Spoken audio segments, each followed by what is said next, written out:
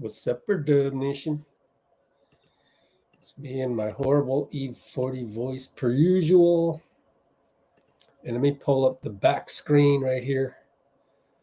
We're going to start out today a little bit early because it's been 3 straight days of no basketball for the Warriors.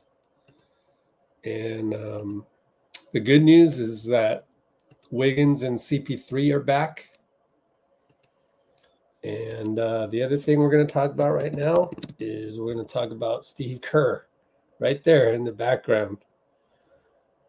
Now we are here, the very few of us that are here right now, you know, we don't fall into the fire Kerr boat. We don't fall into the trade Klay, trade CP3, got to trade. Right now, we don't fall into that camp because we haven't seen our team as a whole, other than the 6-2 start. And then what happened with Draymond? Draymond didn't have training camp. It's just that we haven't been whole. And then Draymond had a suspension. Then Steph got hurt for a couple games. Wiggins got hurt. CP3 now, GP. So I'm not worried about this 9-11. You know, we've had to kind of tread water, and that happens. Pistons have lost 18 straight. Yeah. I mean, I said it in this article. I mean, who are you going to get out there? So the fire Kerr thing, let's worry about that, like when and if we have to. Like right now, that's not happening. Brandon Pajemski's been interviewed. I'm curious to hear what he says.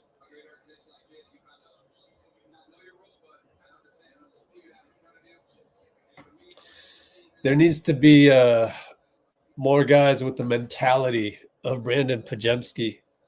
Love that kid in terms of just how strong mentally he is. Wish that more of our guys were like that. And I think if you make a list of all the things that could have been improved to not be 9/11, I would put Steph's turnovers number one, because that's cost us at least one game, possibly two. And then secondly, actually, Draymond has, I mean, his suspension, yeah, but his on-the-floor performance, plus he got ejected out of 2 games, didn't he? His on-the-floor performance has been kind of loosey-goosey as well. And so we just haven't had enough games together. So I'm just not worried about this team at all, like everyone else. The sky is falling for everyone else. And I just got a comment on the website for this from a negative guy, and I just had to block him because there's people out there that just they're never satisfied. Nothing's ever good enough for them, and we're that 1% of 1% of Dub Nation where we're actually we actually have gratitude for this team and the things that we do well. There's huge misconception on how things work. Our ecosystem is very fragile. Why? Because, I mean, quite frankly, what we got in return for Kevin Durant, which turned out to be Wiggins, isn't even close to Kevin Durant, but it's pretty good. But, you know, it's a cog in the machine with him. It's, Wiggins isn't a dominant force like KD. And then you can look back all the way to 2015, 2016.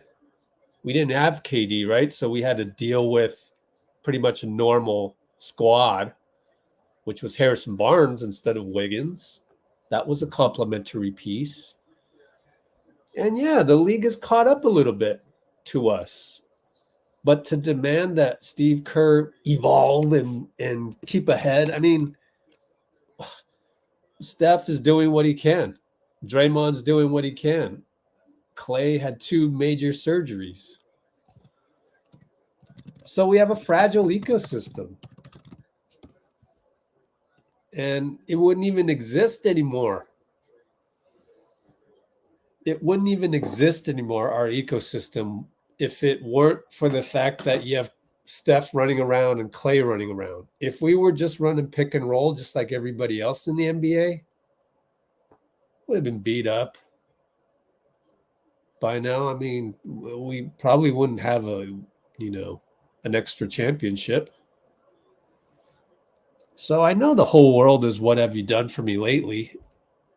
But that's the thing, is we're not. Here on Let's Go Warriors, we're different. We're purposely different.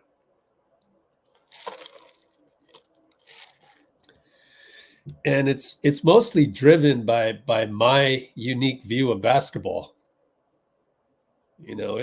10,000 hours in a basketball gym.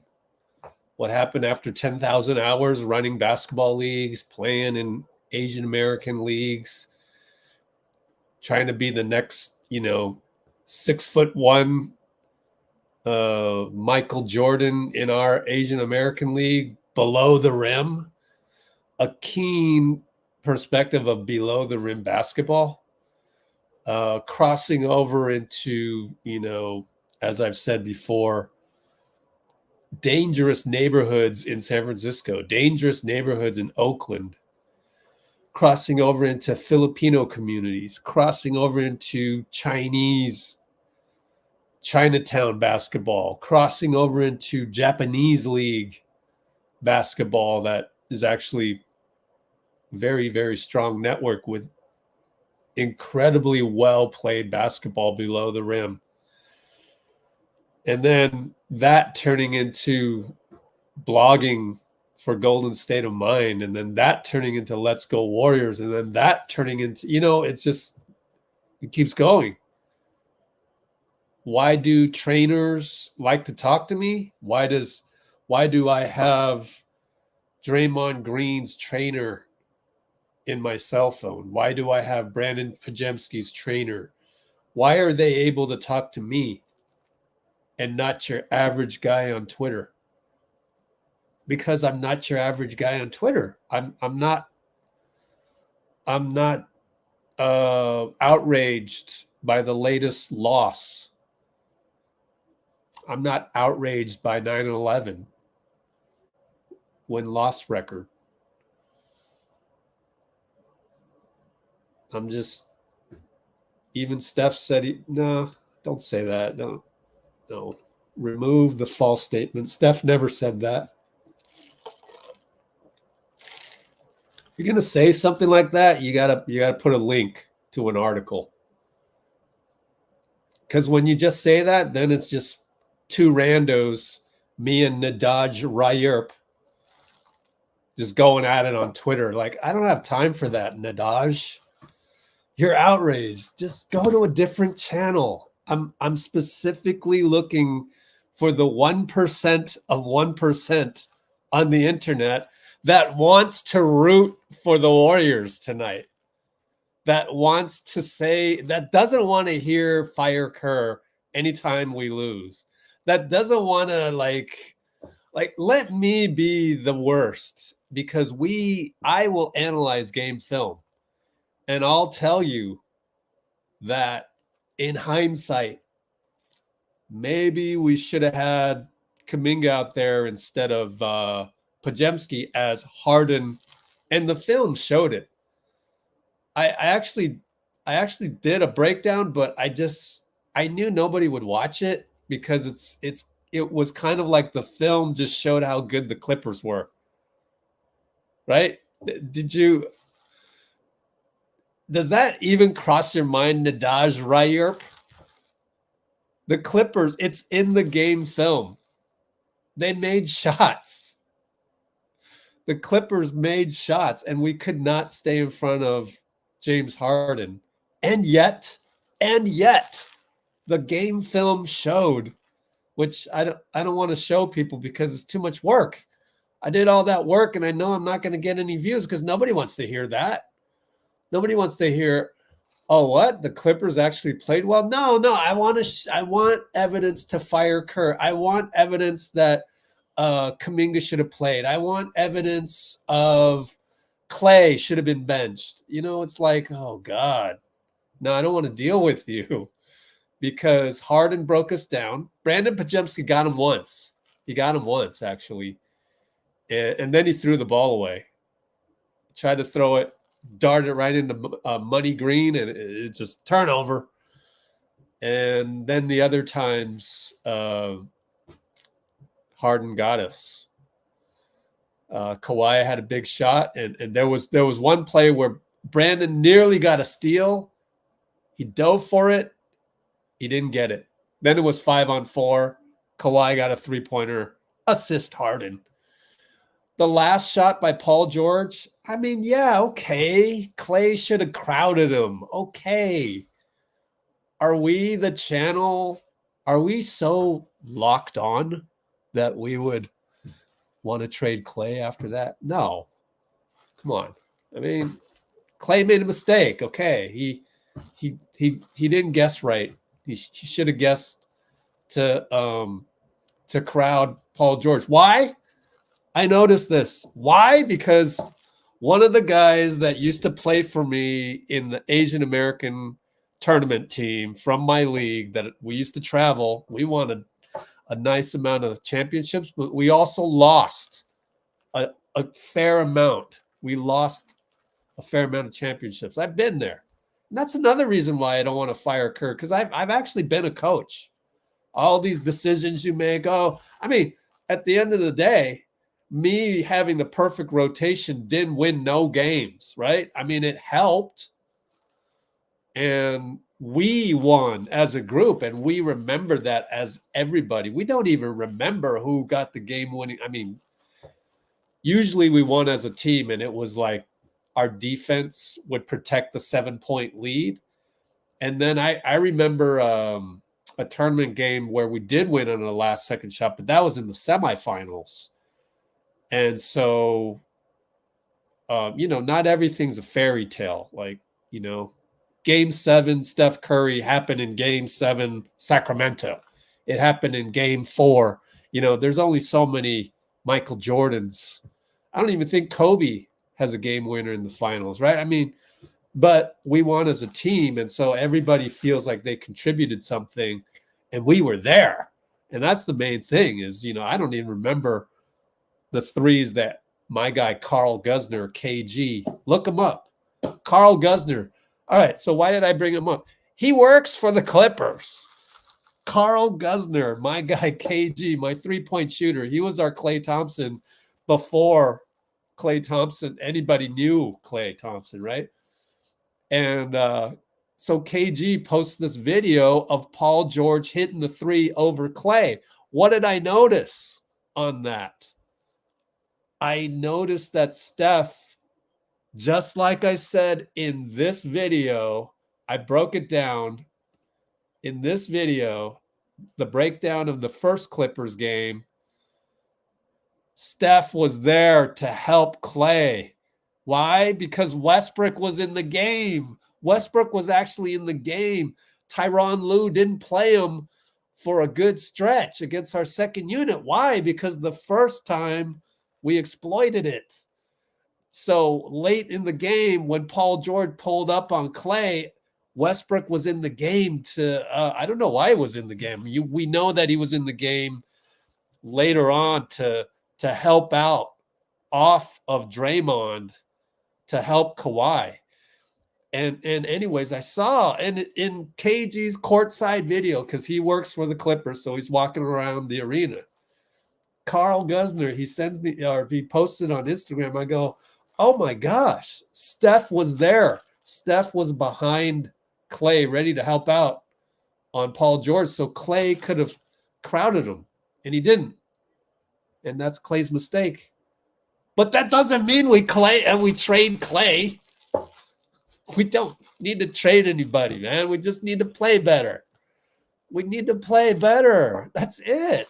And so lo and behold, Steve Kerr goes on the podium yesterday at practice. There's not any video of this, but it's on the SoundCloud.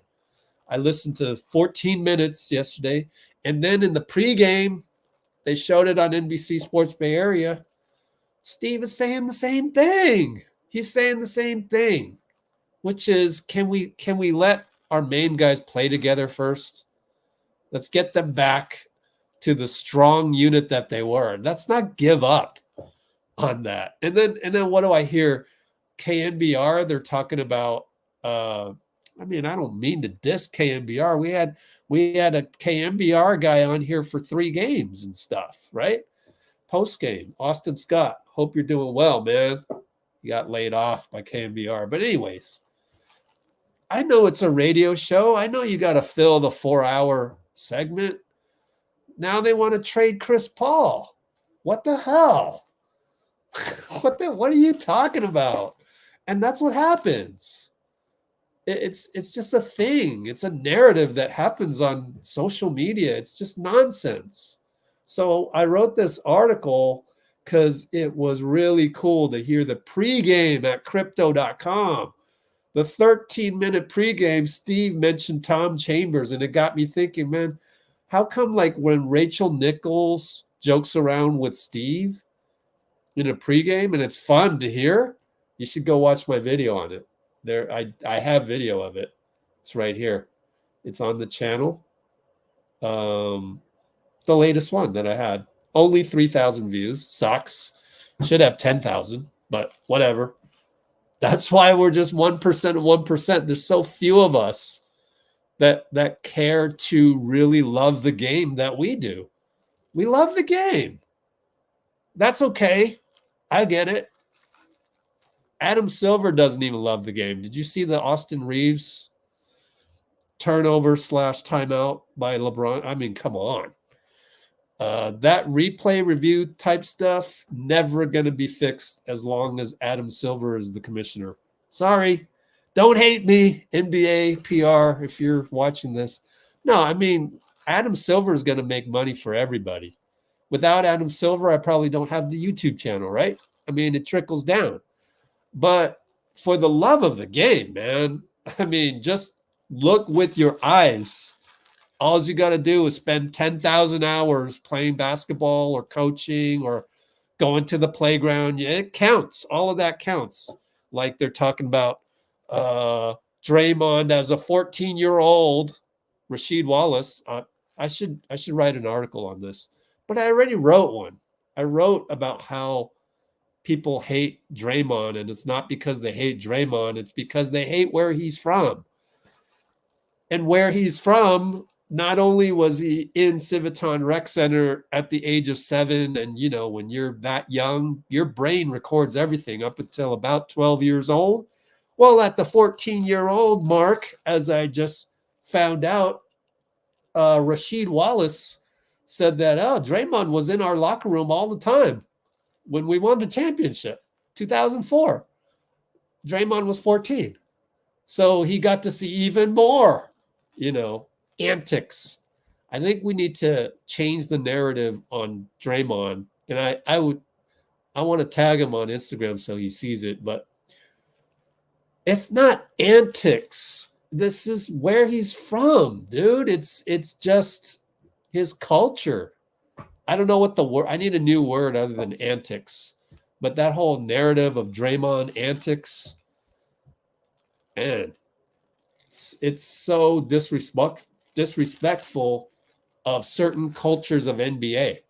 And you had the culture of Rasheed, Rip Hamilton, Chauncey. Chauncey actually talked about it in the pregame. So I'll have video of that later. But anyway, it's respecting basketball. It's showing respect. And all these people, the guy that just commented on my Kerr article saying, oh, Kerr's time has passed and he needs to be this and that, and he's not good enough and this and that, and just basically stepping on the line of, oh, Rich, you don't know shit. It's like, bro, I can read the tea leaves. I know what you're saying. You're trying to insult me through this article. You want to fire Kerr and all that. I get that. But I don't have time for you. Like, you're not fun to be around. I can't reason with you. So I would rather just spend my time with you 40 people, and that's it. And maybe some of you 40 are actually people that don't think, you know, Steve's good enough or Klay's good enough. I mean, during the game, if Klay throws the ball away or dribbles off his foot, like late third quarter against the Clippers, at that moment in time, I'll be like, damn it, Klay. I mean, I just never, it doesn't process trading him, but I do get upset by him. But, I mean, I have enough respect to understand that that's not a tradable thing that he just did. And besides, you make the trades in the off season. You make the trades during the trade deadline. You evaluate. Like, if we're an 11th seed near the trade deadline, then you got to think about it. You just have to.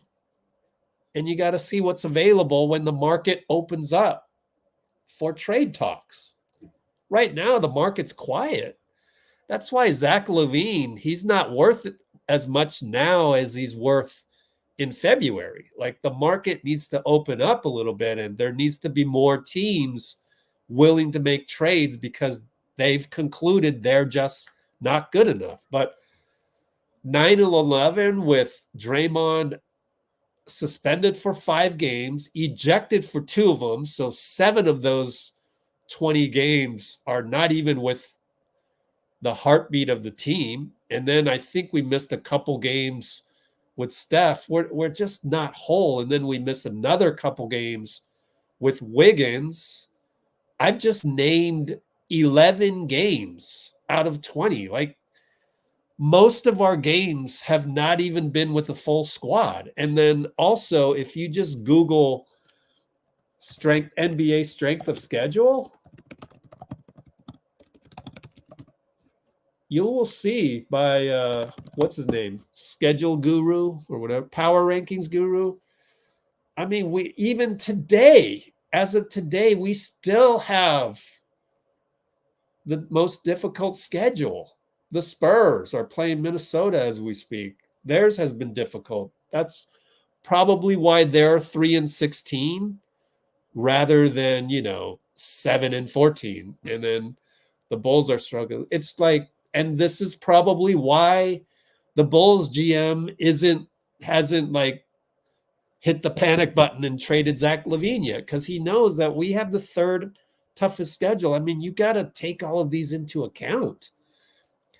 And then we've got to play the Clippers in what is it, 2 nights or 4 nights? And then the Suns. So, no, we got to play OKC on Friday, then the Suns on Tuesday, then the Clippers again next Thursday. This is such a brutal schedule. And the NBA kind of purposely did that. You take a look at the last few champions. If I were Adam Silver, I'd do the same thing. You open up an almanac or Wikipedia and you look up who's won championships over the past, just the list. And then you go, oh, okay, well, the ones that have the most championships, they're totally subject to all the shenanigans and all the tweaks that we need to make with the schedule to make sure that the Houston Rockets still have some viewers by the time we hit Christmas, right? I mean, that's how you run a league. I never scheduled the best team on paper against the worst team on paper the first week of my men's rec league. Why would I do that? Why would I discourage, the on paper worst team of my league, right? So we've just had the toughest schedule. Everybody relax. We're good. What I've seen on film, the last 2 games, wow. I mean, we're executing and we're not doing the really brain fart turnovers. And really, when I say that, it's always Steph, Draymond, or Looney. Always. It's never Wiggins. It's never Podziemski, although Podziemski, like I said earlier, he had the one late. But there was still plenty of time and everything. The Saric turnover, the totally weak entry pass to Draymond, that one makes no sense. Like that just, what? Like Dario, really, right? So, I mean, that was a fluke. I mean, it happens. It happens. The Clippers came back and made a turnover right after Curry made the same old overhead pass. He was trying to hit Moody on the slip. Overhead pass, Terrence Mann deflected it, fast break the other way. But they didn't score. So that one actually, I was probably really pissed at Steph because of all the guys, Steph should really be the one to be able to control that. Rockets are 8 and 9. And they have let's take a guess. Look at the Clippers. They've had a good, easy schedule. Where's Rockets at? 13th. So they're middle of the road. I mean, I'm just not worried about it. I'm excited to watch this team. It's like when people say these things, trade CP3. I mean, then why watch? Why watch the game? Because CP is going to play tonight. And it probably would have been CP out there instead of Podziemski, but then crowding James Harden's space because that's what he does. He's a gamer. He just makes it uncomfortable. You should be excited about this. You should be excited when Steve and Rachel Nichols are in the pregame and they're going back and forth like Rachel Nichols. You should read this. It was hilarious. She goes, oh gosh. Well, it wasn't Rachel, but somebody asked, this whole thing about Tom Chambers came up. Somebody asked Tomer Azerly of the Clippers, see, are you going to get any of this information from anybody else? Like, I mean, I know these guys that are in the interview room. Tomer Azerly of Clutch Points. Oddly enough, though, Tomer is actually a really good reporter. Okay, so he asked a really good question. It's just so funny to me because Clutch Points isn't really known for the writing and really not known for the analysis, and yet Azerly is a good analyst.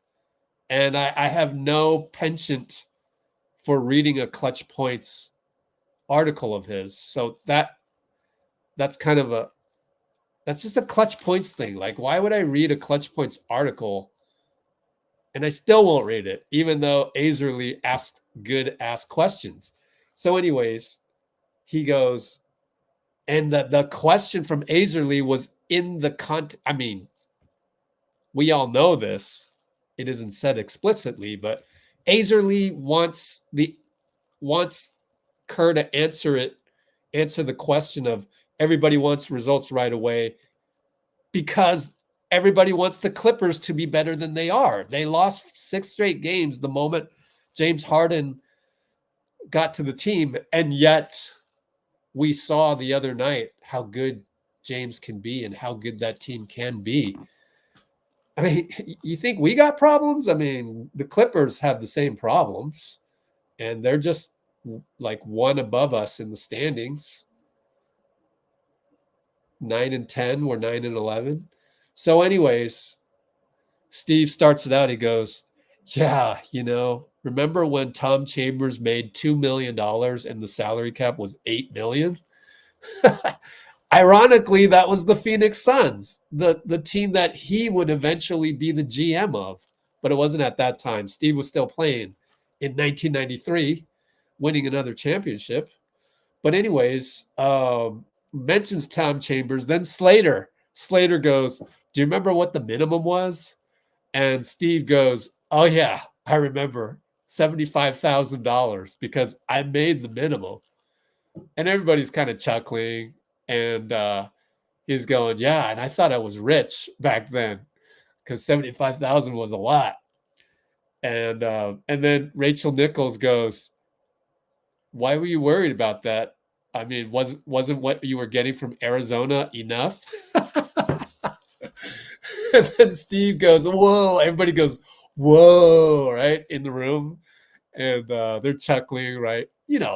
Right? Back in the day, Blue Chips. Everybody see the movie Blue Chips, where Chuck Nolte gives Shaq's character, leaves a duffel bag full of cash.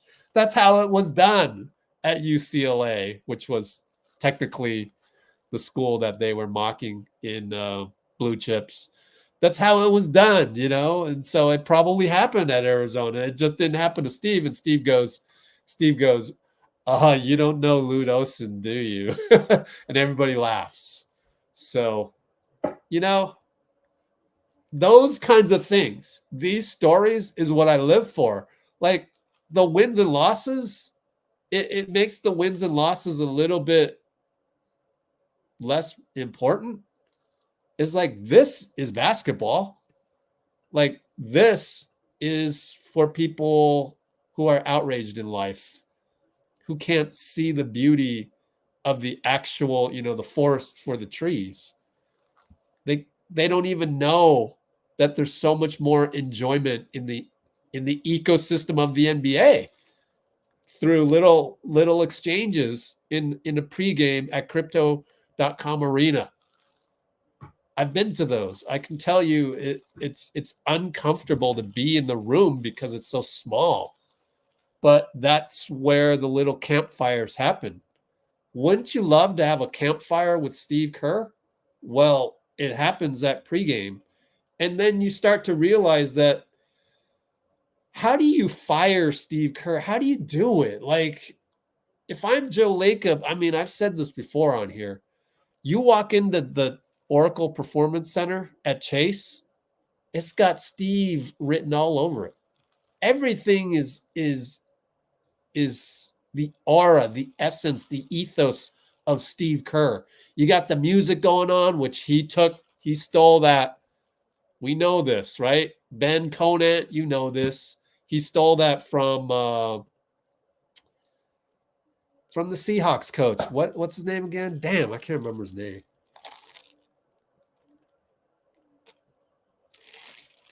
Why can I not remember the freaking Seahawks coach name? Come on. Jeez, Pete Carroll. Damn it. You got the music blaring. That was from Steve. That was from Pete Carroll. You got all these coaches. Steve's going around and talking to every player a little something about something. And it's just such a positive environment. And to fire Steve and to bring in somebody else would be so weird. Like, I know that it's doable. Like,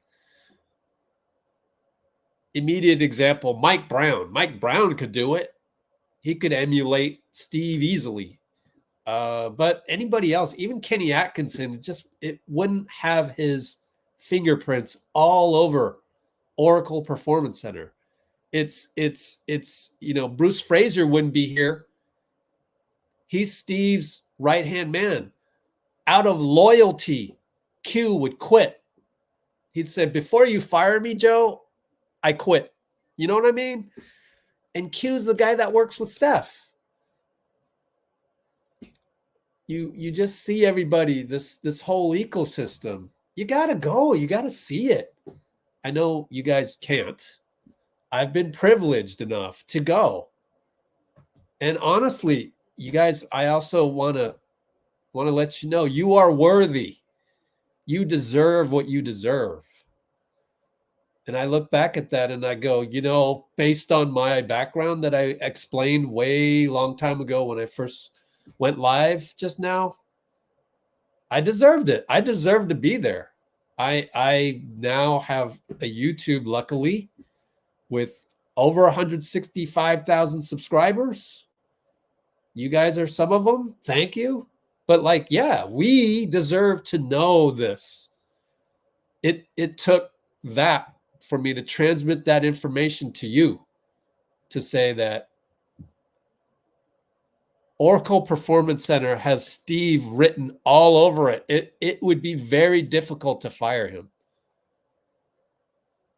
I know that if the Warriors end the season with a 9-11 percentage, then Steve might even be the first guy to fire himself. You know what I mean? Like, yeah, that's the other thing about social media is they act like we're going to be this forever. We call that Sith absolutes. Sith absolutes, right? We're not Sith. We're Jedi. We're the good guys. About to tip off. Klay doing his mock step back jumper. Wiggs with a nice haircut. Good to see him back. They're showing Anthony Simons. Let's see if Looney can win another tap. Portland is really depleted. No Jeremy Grant, no DeAndre Ayton. So they're depleted. Jeremy Grant has a concussion. I already saw that we won the tip, so Looney wins the tip now. My stream is a little behind on my main TV. Oh, well, we knew that. 36-minute mark, man. Wow. Looney wins tip-off. Yeah, I don't even know these guys, and I talked too long. So Klay around a curl, it's not a good shot. We've seen that before. Rushed it. That was with about 10 seconds on the shot clock.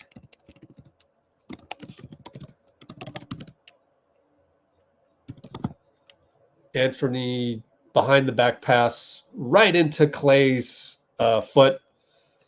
And we've seen that sometimes called not a kick at the worst times, right?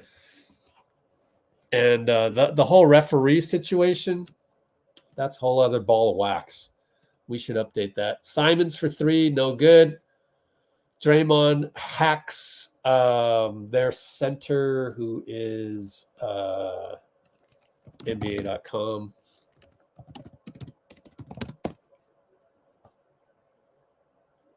Oops. Let's pull this up. I'll bet you Draymond forgot to box out. Or Looney. Let's see what happens. Let me watch the replay. No, it wasn't Draymond. Let me see.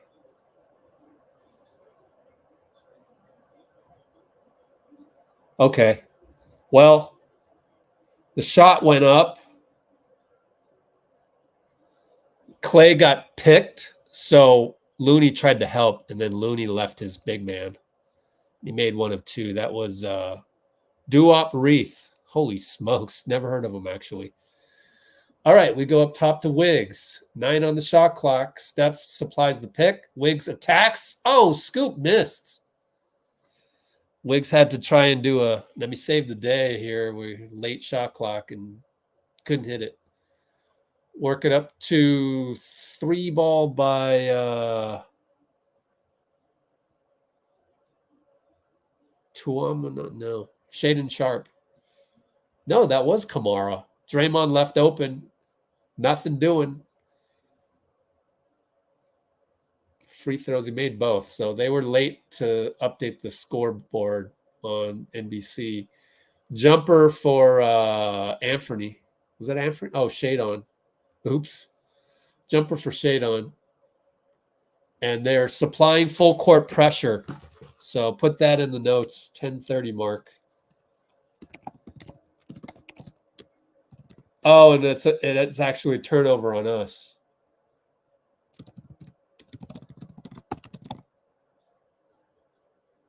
Steph dribbled out of bounds. Come on, Steph. God, please. So let me be the guy that comes down hard on Steph, because ain't nobody on Twitter does that.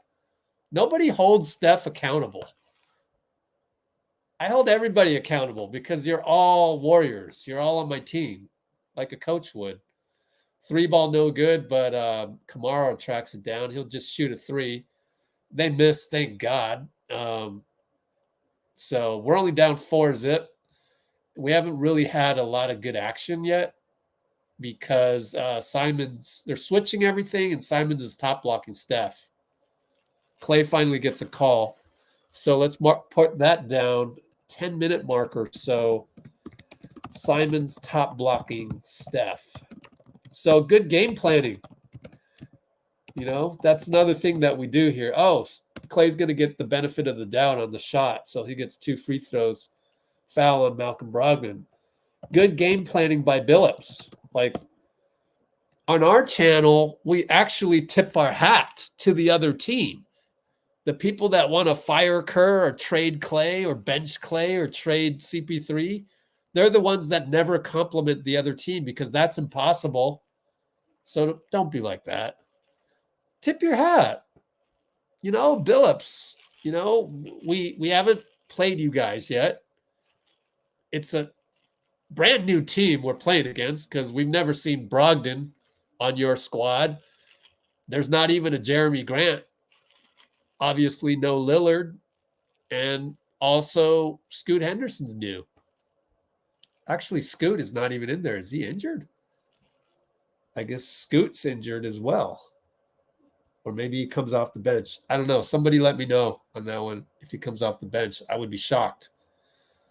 I didn't think he was in the pregame, in the injury report. Oh, Steph threw the ball at Looney's feet, but Looney caught it. Good hands, Looney. Got to give him credit.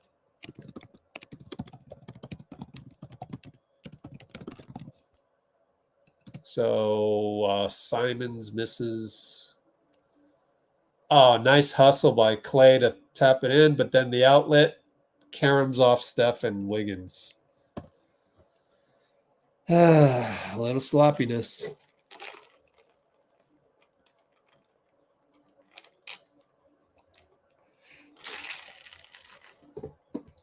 Was that Draymond? Yep, Draymond. I mean, that's catchable. That's catchable. I'm going to call that rust by Wiggs. And that leads to a 3, of course. Because all of our mistakes lead to a 3.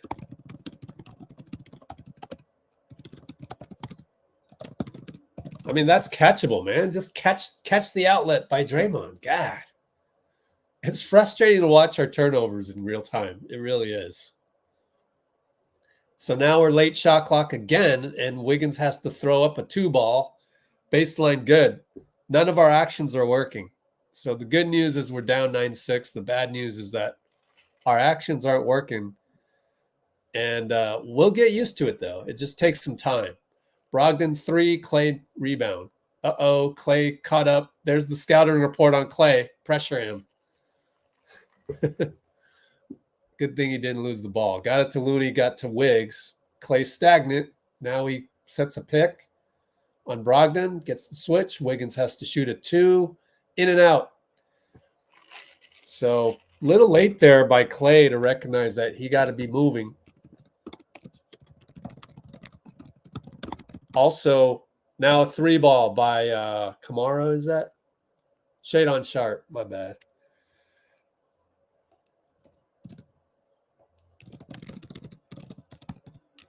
And then Steph throws the ball to the other team.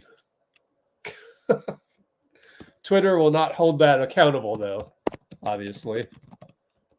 Steph is immune from criticism everywhere else.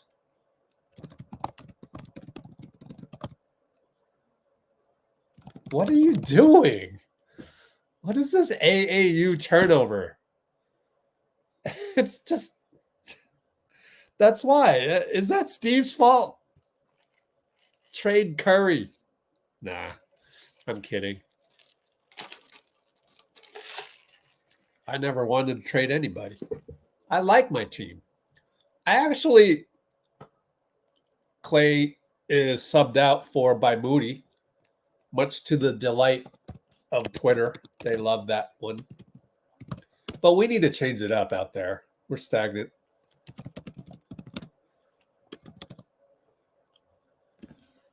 All right, 7:07. We're going to take a timeout. 7:08 to go. Maybe I should take a look at 13:6. Don't worry. We'll figure it out.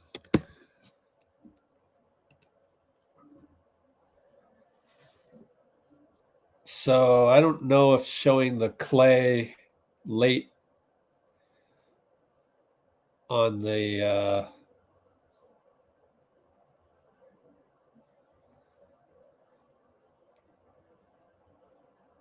yeah, I should show the one where Wiggins got the two-pointer. Let me clip that. See if we can make heads or tails of what's happening right now.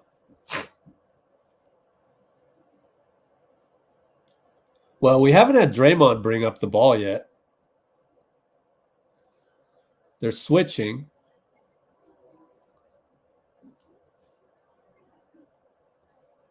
Getting really late into the play.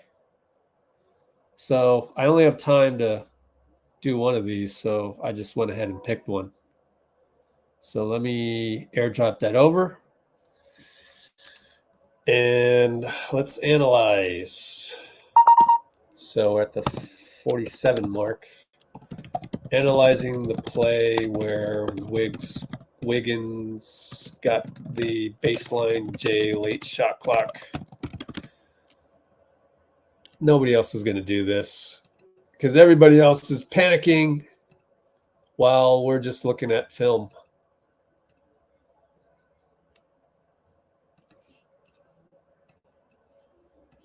Just get lost in the work. This is the grind. This is the work.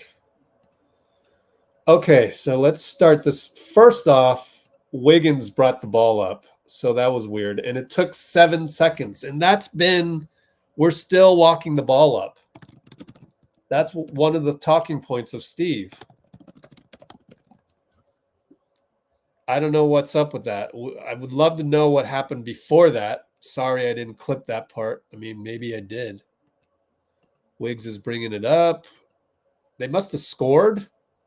I don't know, 9-4. And then look at the good defense. He's going to go to Looney, and then good defense here on the switch. Brogdon is going to switch on Steph. But also, we're not really moving with force. We need to move with more force. By now, this is cut off. Good job by their center. I forgot his name. No, actually, no. Just missed him. Klay was open.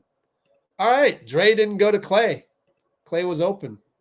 Strange. Anyways, we're back to action. Steph inside, turnaround jumper. No good. Yeah.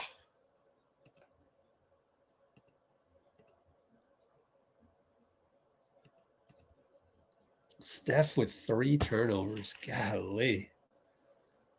All right. Is that a 3 ball by Shadon? Or, yeah. And Moody runs the floor. Draymond, a little too hard of a pass. Finds Steph wide open, top of the break. 3 ball, no good. Moody tip. Oh, it went out. They're going to count it, though. Goaltending and 1 or what? I guess I better turn up the volume a little bit. Steph got a wide open one, but he didn't make it. Tip in, and then we missed it. I don't know. Oh, Reef fouled Looney on the rebound. Good job, Loon. All right, Steph gets open on the pivot. 3 ball, clanked it out of bounds. Yikes.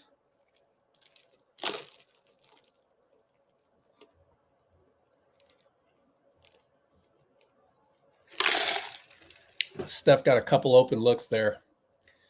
Anyways, Brogdon against Moody, over to Camara, back to Moody. Back to Brogdon. Goes past Moody, blocked by Draymond. Went by Moody a little too easily there, but oh well. Looney misses the layup.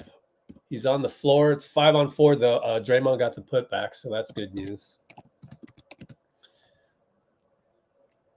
And they throw it away. Camara threw it away.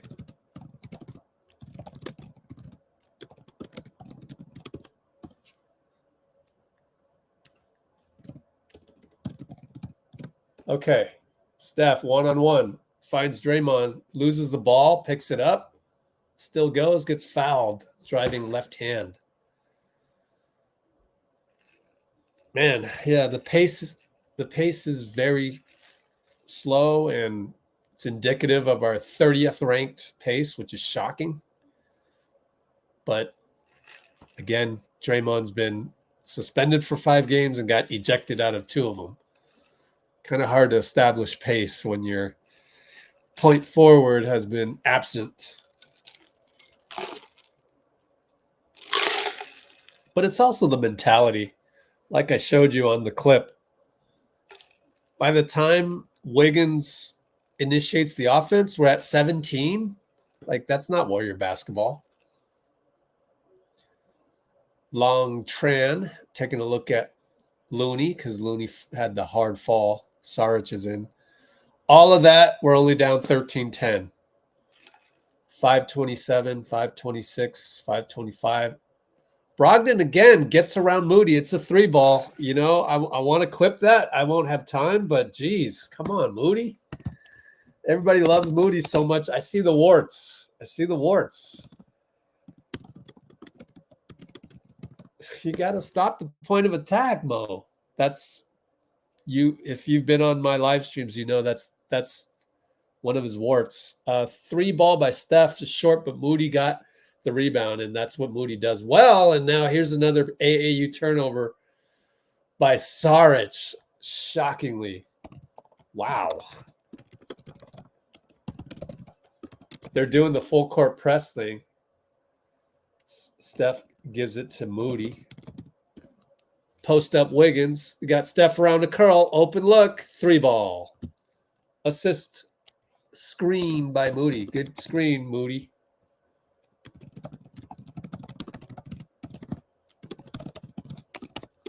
Steph finally hits it. He's 1 for 3. 3-ball for number 34. I don't even know who that is. Good outlet, Draymond. This is the pace that we want. Steph fouled. We finally got a foul call for Steph. Took about a week.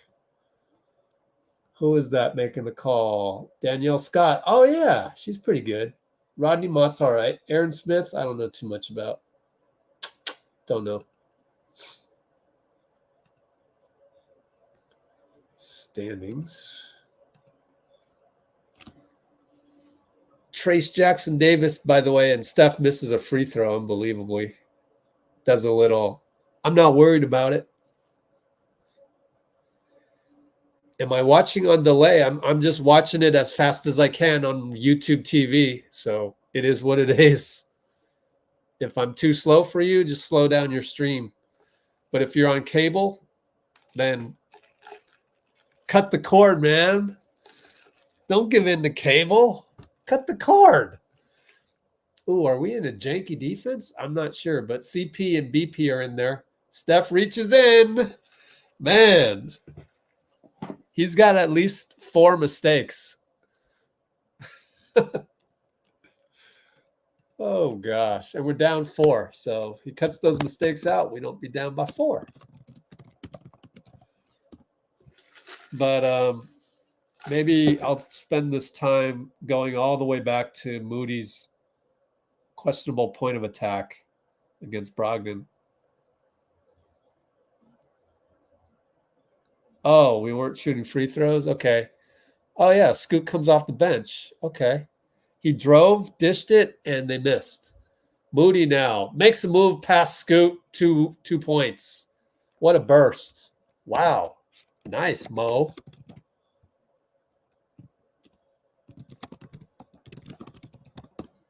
They shoot a 3. Number 4 bricks it. Klay's back in. Who are these guys? I got to memorize their names. Oh, Matisse Thybulle.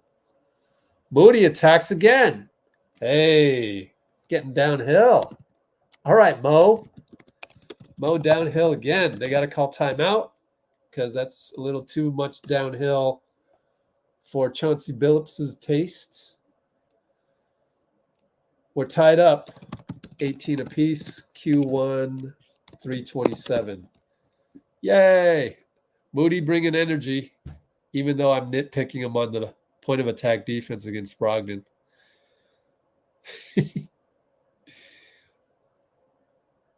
Yeah, so Klay then came in for Steph per usual. Let me look at that point of attack, Moody. Let me put you under the microscope because nobody on Twitter would do that.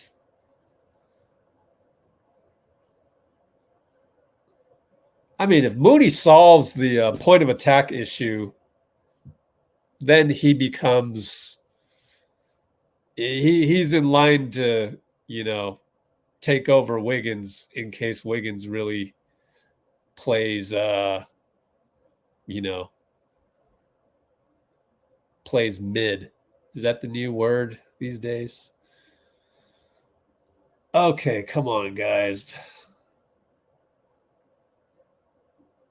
No, it wasn't Brogdon. No, I got to go way back. Jeez. Was it Brogdon? Yeah, it was Brogdon. Here comes Brogdon. God. Mo. Oh, just solve the point of attack, Mo, and you're good. My God.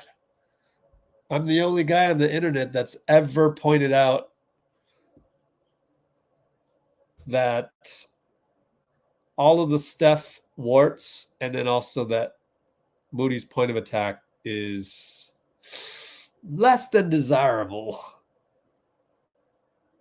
Let me nitpick because, you know, you're not going to find this anywhere else on the internet.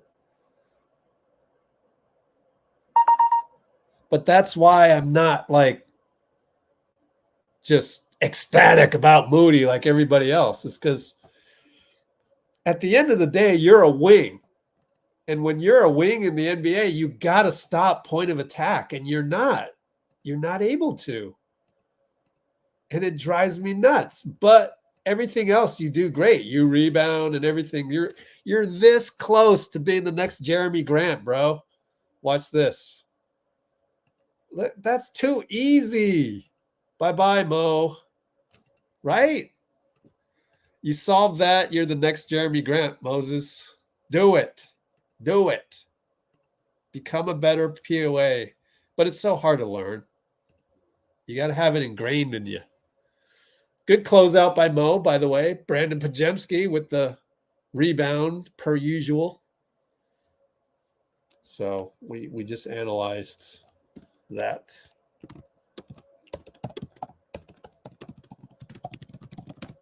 Oh, Saric dribbles out of bounds.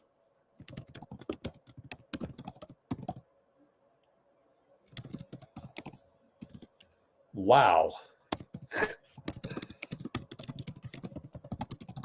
How many turnovers is that? Cut it out, guys. Good thing Portland's missing shots, but they got a rebound. This guy will back up for a 3-ball. What happened?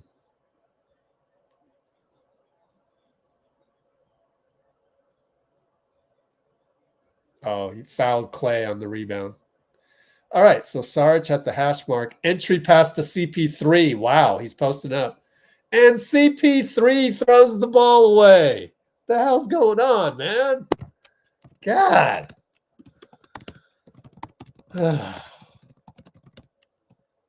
And we can't get the tip, and they score. Simons. Come on. 6 turnovers. Multiplied by 4, we're on pace for 24 turnovers. Sarge getting hounded. Back to CP. This is good game planning by Chauncey. He's like, oh, they don't know anything about us. I'll just full court press wherever. And entry pass looked like a turnover, but Saric was actually held. That'll be the 5th foul on Portland.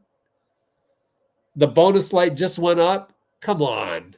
NBC, you got to put the bonus light before you get the 5. You put it on when there's 4. See how nitpicky about little shit? Whoever works at NBC doing that would never work for me in my men's rec league. Never. Like I am so nitpicky about that shit. Like, get some more basketball people in basketball. But anyways, see, I nitpick little things. Malcolm Brogdon blowing by Moses Moody. I nitpick on that. That bothers me. That shouldn't happen. I want Moody to be the next Jeremy Grant. I want him to be. Well, he's not. He's not as athletic. The next Iguodala. All right, fine. Iguodala 2.0. Let's just go there. He's not as, doesn't have as much wingspan, but I want him to be that. Oh, and Simons hits front rim on a 3 ball, but it drops. Typical Anthony Simons. Who's got him, dude? Who's guarding him? Brandon? Check it out next time. They reach in on Saric. He attacks. They reach in again. No call. That was a foul. They didn't call it. Come on, Danielle Scott. Scoot gets downhill on Moody, draws a foul. So we're down 23-20, 1:24 to go.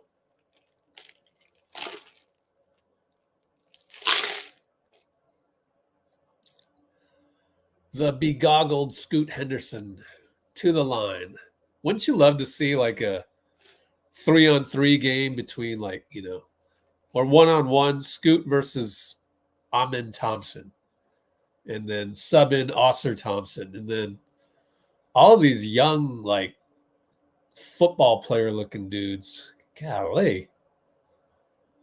Oh, he missed it. Moody rebound, and he hands the ball to Klay, and it's a turnover. What are you doing?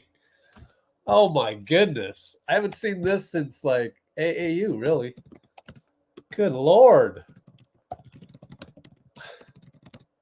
Scoot wants it bet more than anybody else, and he gets the rebound. It's getting ugly. And all of these things, it's really not Steve's fault. It's Klay will shoot a rush shot. Missed it. Pods crashed. Man, this is ending ugly. Simons easily gets by CP, but he blew the layup. Klay up to BP, up to Moody's. Fouled and 1. No, he wasn't fouled. That's no call. Oh, my God. I swallowed the whistle. We're only down 4. 34 seconds. Scoot with the crazy 3. No good. BP rebound. They got the 2-for-1 they wanted, but that's why Scoot crazily shot that. So now BP resets up to CP. 12 on the shot clock, 7.5 differential. Pick and roll Saric. Why keep your dribble? BP gets around and gets fouled. What? Oh, God, man. Rust. We've seen a lot of rust tonight. Wiggins is rusty. CP's rusty.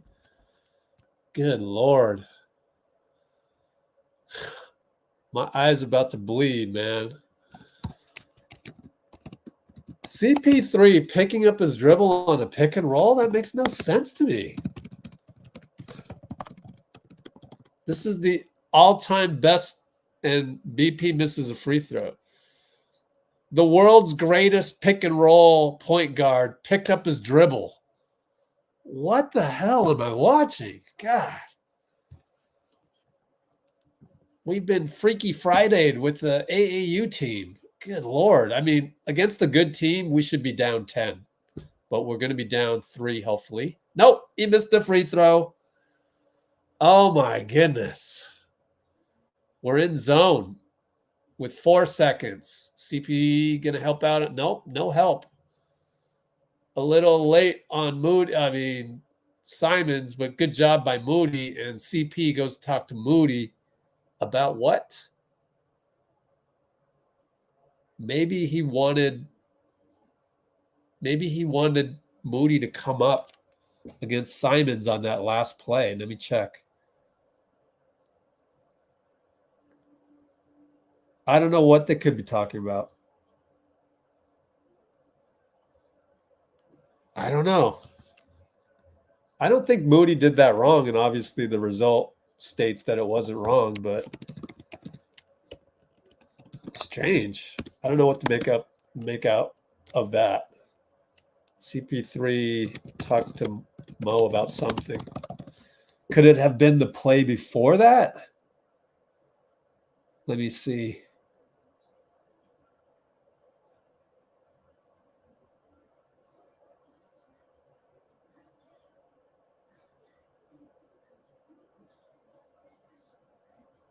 Yeah, I don't know. Let me clip that for you guys. It's probably meaningless, but I don't know. I'm trying to figure this out. Figure my team out.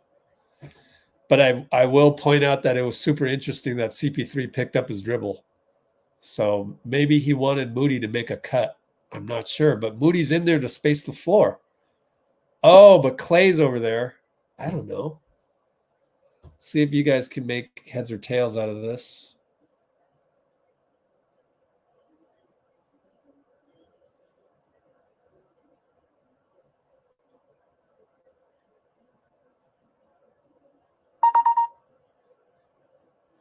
So end of one, we're at 26-22. Could be worse.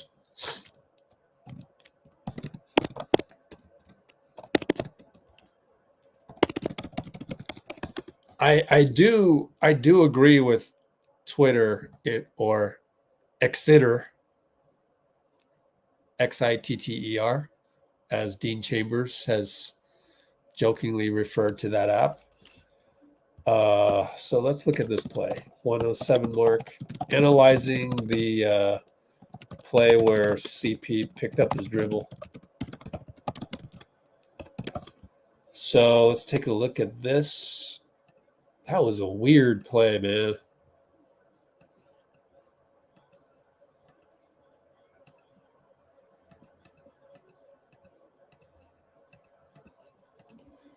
So here, CP, oh, too late, but look at the spacing here. He'll pick up his dribble, and then Klay wants to come around, so maybe Mo was supposed to cut. Anyways, they hit a three from the corner. Young Buck Camara, is that? I'm not sure. I got to learn these guys. Pajemski tries to push the ball and gets his layup blocked. Our ball, baseline inbound. With the second unit that did quite well against the Clippers, by the way. Saric scores, but it's a foul. Saric wants a review. It's a bad screen. Wow, they called a bad screen on that? Come on. Come on, Mott. Rodney Mott. I think that was horrible. Saric fouls, what's his name? Is that Jabari Walker?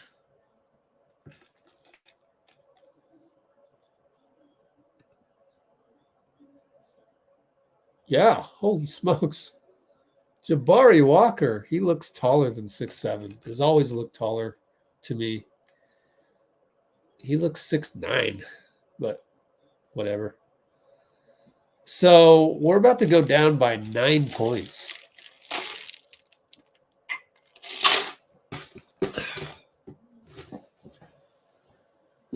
Oh, yikes.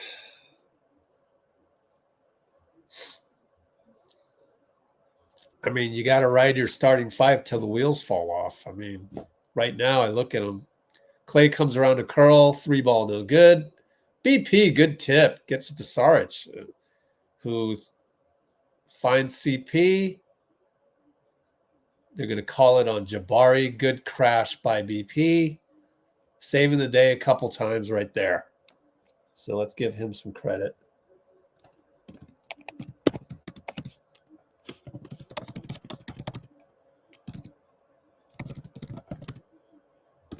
Saric fakes the three, gets doubled. Moody didn't cut. CP finds him anyways, and he gets an and one. Funny how things work out, huh? So that was odd. He cut late, so it's always good to cut eventually.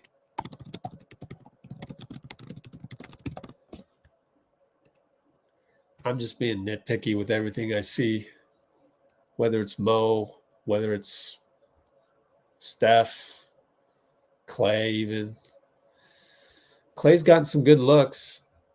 I would say one or two good looks. One of them was not a good look. We in zone? I think we're in zone. Simons. And Moody's hustle gets another rebound, and it's a foul on Murray, Keegan Murray's bro. What's his first name again? Chris Murray. BP brings it up. Pick and roll Saric. Over to CP. A little late pass, but it got in there. Saric, two-pointer.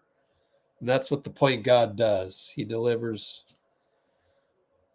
the goods. Scoot will pull up for two. That's unstoppable. Says BP. Nah, you can't cover me.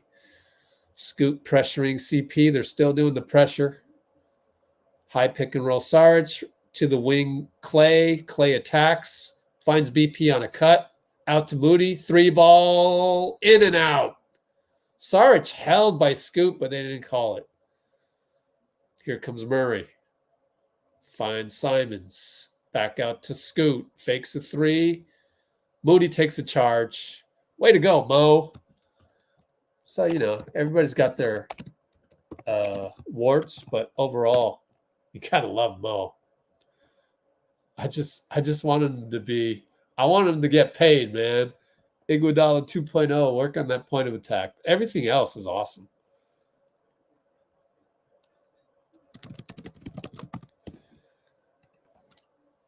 You know, Mo's been the best player so far.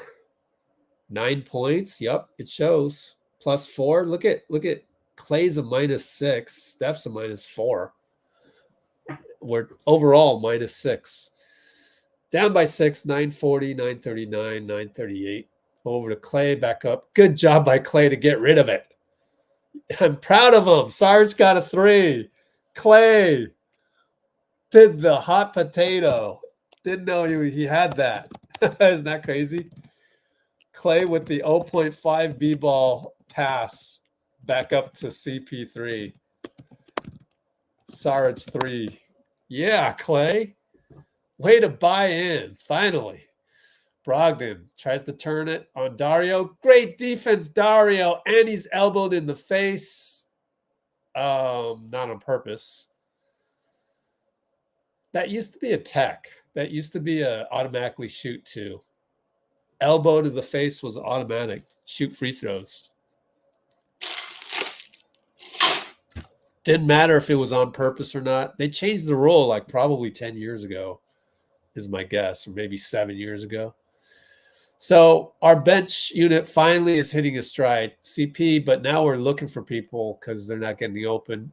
9 on the clock. Moody stuck. Good cut by BP. He's now in the middle. Uh-oh, he's stuck. 4, 3, 2. Crazy hook shot. No good. Looney's in there, by the way. Came in for Dario. Maybe Dario needed to get checked on the elbow to the face. 3 ball again, catch and shoot by, who is this kid?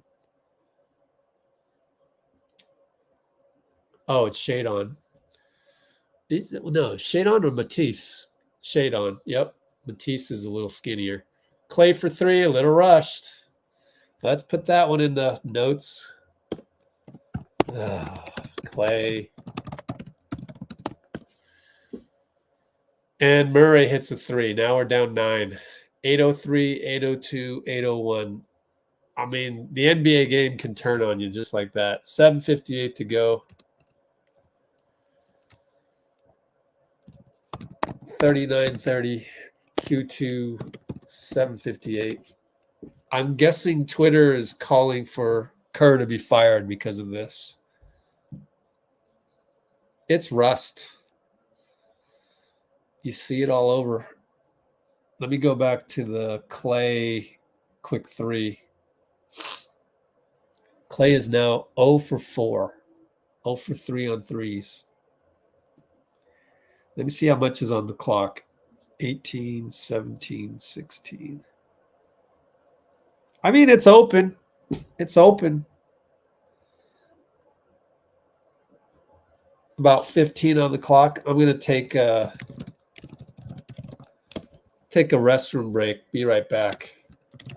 Restroom break, BRB. Yeah, we'll play better. And the game, 9 points is nothing in this NBA.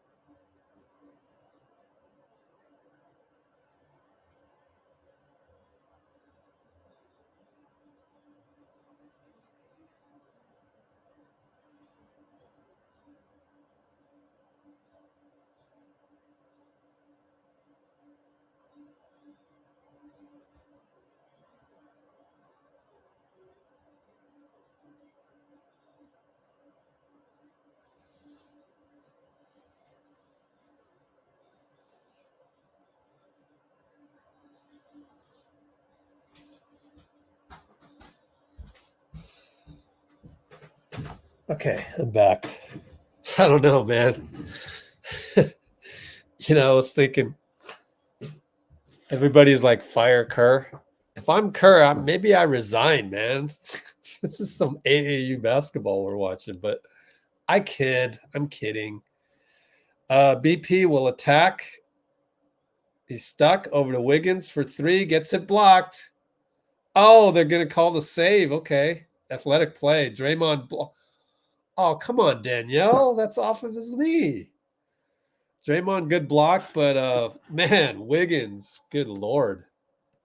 That was a slow 3-ball delivery. My goodness.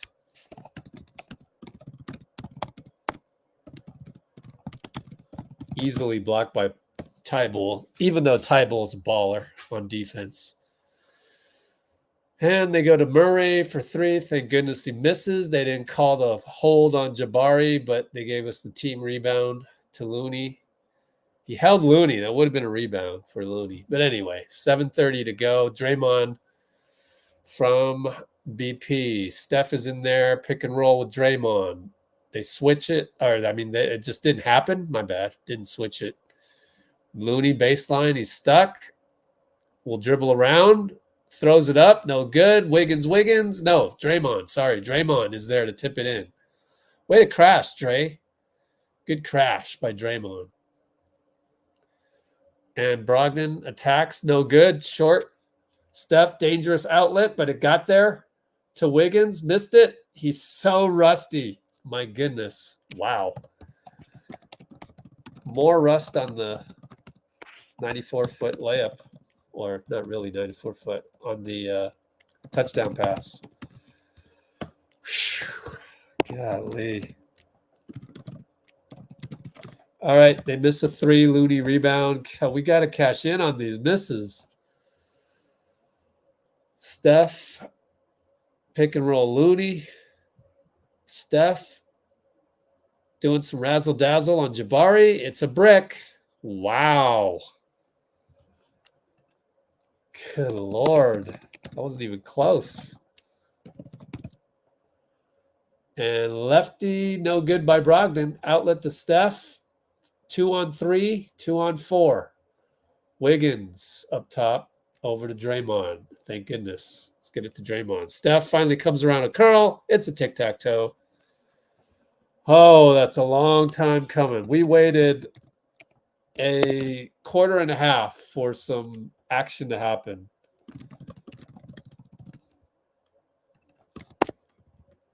I keep doing this every game. I type in Q1 when I mean Q2, and then I got to go and fix it. Drive down the middle by Shaedon Sharpe. Good one. He's an athlete. There. All right, so we're down 7. Wow, entry pass to Wiggins. Barely got there. Now we're throwing the ball way back out. Good Lord. My eyes are bleeding. Wow. And then Draymond with the crazy throw to Wiggs. What the hell? What kind of basketball is this, guys? Moody back in to settle him down. Nah, just kidding. He's in for Projemski, which is a normal rotation. 5:07 to go. 2.6 on the shot clock. Eyes are bleeding. I think I could find better quality basketball going to the Steph prayer. No good, but hits rim. Looney got the rebound. Finds Wiggins. Wiggins can't catch it again. Wow. Oh, my God.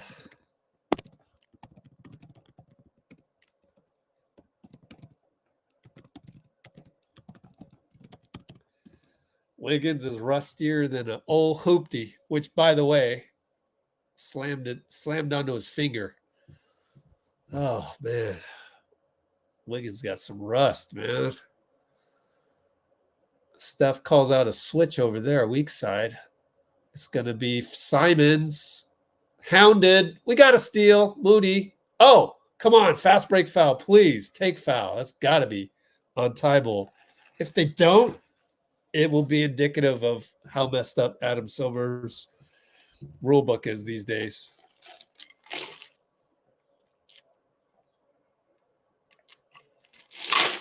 Oh, my God. They did a take foul without having to watch a replay. Good job, Rodney Mott. Good job. Let's give him a medal. Medal of honor for Rodney Mott for not having to do a replay. Finally. This guy understands the rule. He understands the intent. Yay.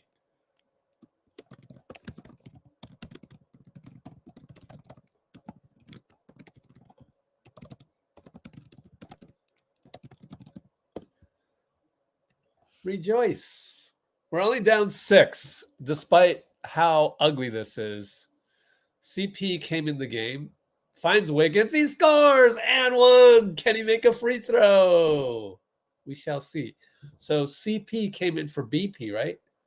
Is that right? No. Moody came in for BP. CP is now in for, I don't want to look at the play-by-play because I can watch my replay here. CP came in for Looney. So we go small. Hey, he made a free throw. Wiggs. Way to go, Wiggs. The rust is gone, I hope. So we're going small. I think we're in zone. I'm not sure. Check it next time. The Camara misses a dunk attempt. In and out for Jabari. Oh, come on. What's your name? Forgot his name already. Foul on Wiggins. He's going to complain to Aaron Smith. Mini Vin Diesel. That's Aaron Smith. So it's side out. They're going to post up scoot on Steph. Left baseline. Found Shaedon. Swing pass to Simons. Why are you leaving Simons? Don't leave Simons. Let me look at the replay.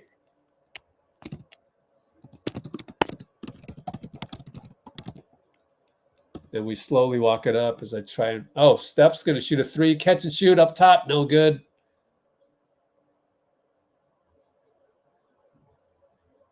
Yeah, that's Moody. Moody left Simons. What? Come on. I don't understand it, man. He'll do some great things and then a brain fart. Great things, brain fart. But that's how we roll. That's basketball for you. I need to find that perfect player. Oh, my gosh. Anyway, Steph got fouled, so he'll go to the line. Bonus. Rust after 3 days? Yeah, absolutely. There's nothing odd about rust after 3 days. Really?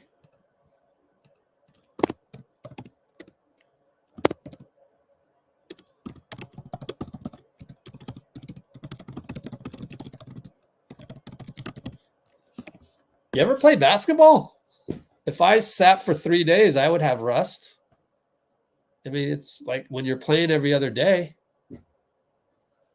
I vehemently disagree with that. I mean, what would you call it? Incompetence? So Wiggs is incompetent? I mean, what are you watching then? Right there, number 33, attacked. Man, I don't like that bucket by them. That was too easy.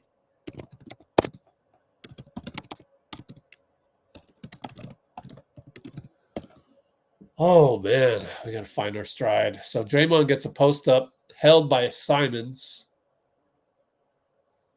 Simons is hurt. No, he's all right. You held him. I don't understand why he's complaining. Held the hell out of Draymond. Just pushing him back. I mean, that's what happens to smaller guys. That's a foul on you, even in the pickup across the street.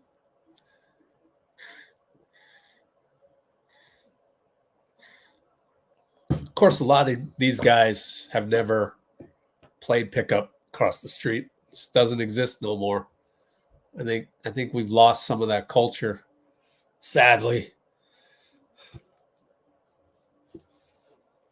But it is what it is. So we're in that zone again. We leave number 26, and then they get another rebound. Same dude.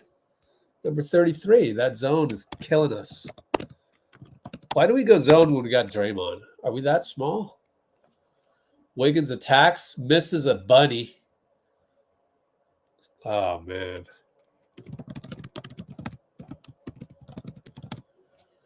We're only down 6. Feels like we should be down by more. Wiggins, good defense. Who is number 33? Camara. Yep. I'm going to clip that because it's troubling me. It's 2 straight buckets for Camara on a crash.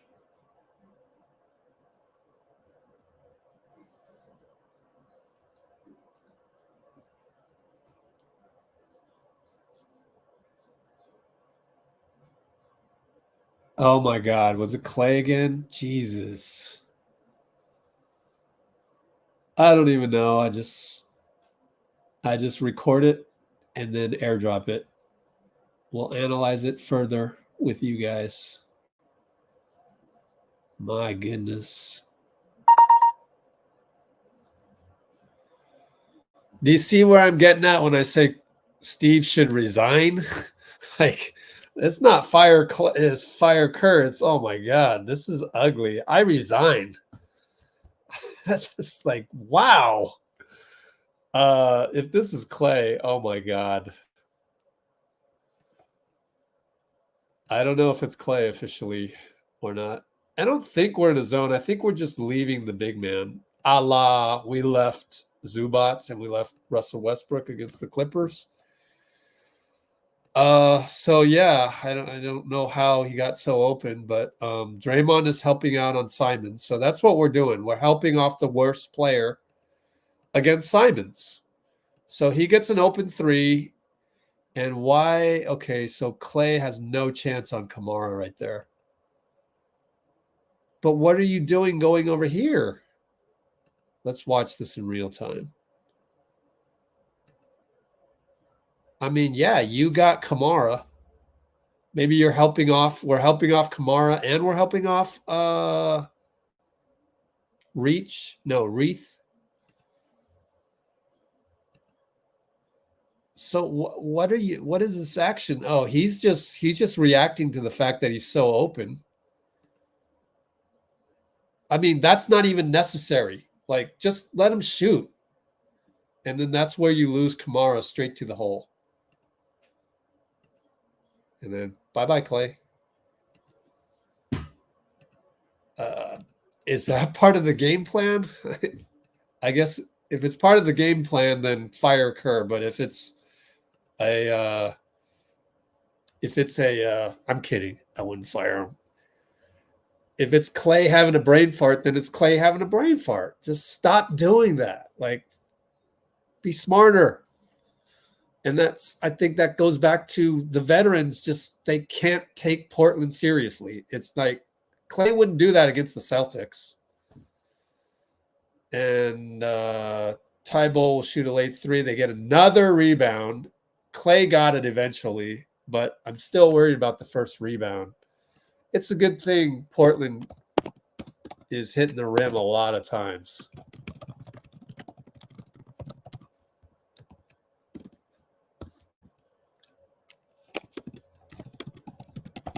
CP3 for a patented 2-point elbow shot. Yay. We're only down 4.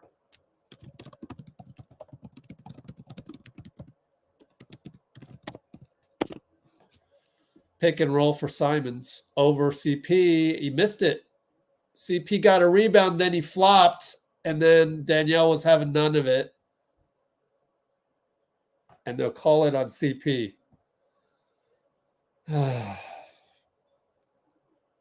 Let's see if he actually got fouled. Look at Klay. He's a good rebound.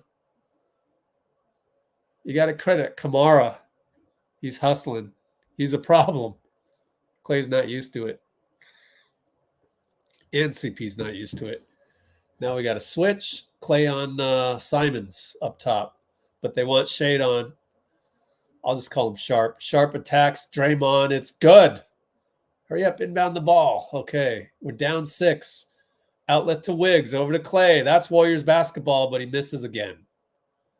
Sheesh. At least we saw Warriors basketball. Finally.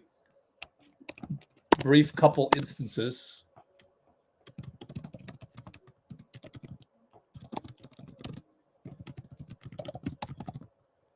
And then Steph fouls this guy. Let's see. Watch the replay.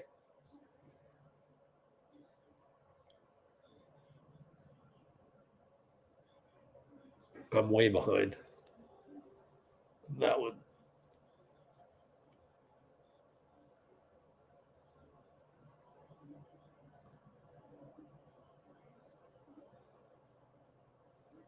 Just take a charge, Steph. Maybe not. All right, I accept the little reach in up top. You're 6'3", you're not, I mean, don't even bother with that. But BP would have took a charge and I would have been okay with that. But there's sometimes when you're beat, just get out of the play. Like, just don't foul. Just get out of there. Finally called one on Camara. He's active though. I give him that credit.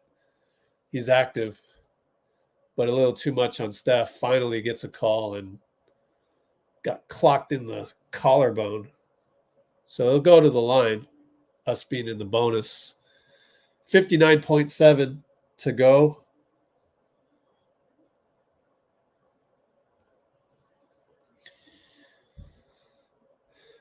We're just feeling him out. I'm not worried. Luckily, the bottom hasn't dropped out, and we've kept it to single digits. So there's at least a little bit of pride. We've seen Draymond play some pretty good team defense. Let's put it all together, guys. Get a couple stops in a row right here. Steph against Simons, high pick and roll. No, Reith goes away from it because they want to do a dribble handoff. Finally get it to Sharpe. Draymond attacks that. And so a 3-ball for Reith, and he hits it. That's the one we're giving up, and he got it. Make or miss league. Klay and Steph. He gets the switch against Simons. Step back 3. No good. Make or miss league. We'll take a look at the stats, but they're shooting better than Splash Brothers. Hate to say it. 9 for 25 is probably still better than Splash Brothers. We're in a 1-2-2 defense. Simons against Steph on the left side. Corner to the guy that just hit the 3. Air ball. 9 seconds left. CP brings it up. Over to Draymond. 5 seconds. Over to Wiggs.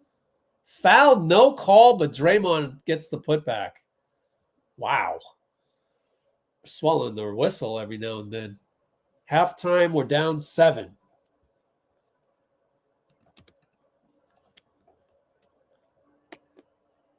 Uh, 55-48, Portland. I disagree. We're not settling too much. No. We're just not making shots.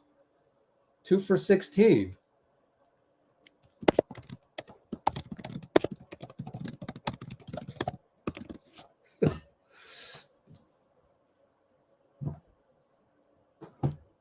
They just got to make shots, and they would have beautiful Warriors brand of basketball. I mean, we're 2 for 16. You don't see that every day. 1 for 10 by the Splash Brothers, whereas Shadon and Anthony are 5 for 9. So halftime stats. Sharpe and Simons are 5 for 9 on threes. Steph and Klay are 1 for 10. Right there's the difference, right there. If you had to name one thing, it'd be that. They're getting their shots. I mean, what? Steph had maybe one bad shot. I mean, right? Klay, what? The one I criticized him on, he was open. That one was 15 on the clock. Came around a curl. That was open. We've seen Klay make a bunch of those. Well, and miss a bunch of those, but he usually makes those. I mean, you gotta focus. We'll get there. We've had 3 days off. We gotta put this one in the win column, though. I mean, we got OKC coming up, then Phoenix, then the Clippers. You don't want to get into a point where you're swimming upstream.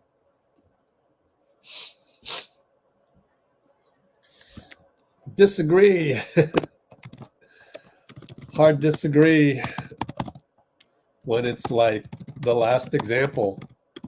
Steph, step back, open 3, missed. It is what it is.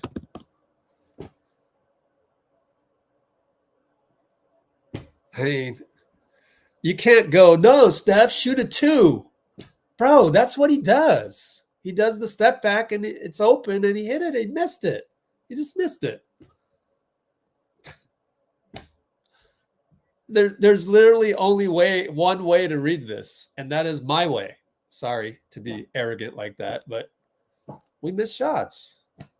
You can't be mad at Steph doing a sidestep 3 on whoever was. I mean, let me just go look at that play again. I mean, I'll clip it for you since it's halftime and we got plenty of time. That's what he does.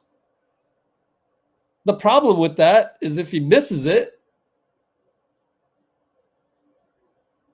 then you know you're gonna go, oh, we should shoot twos. I mean, that's open. That's over Simons. Now, if he does that next quarter, then in the fourth quarter, you would kind of have to go, all right, Steph, the entire game, you're not hitting that. So that's not there today. So just abandon the 3 and go for 2.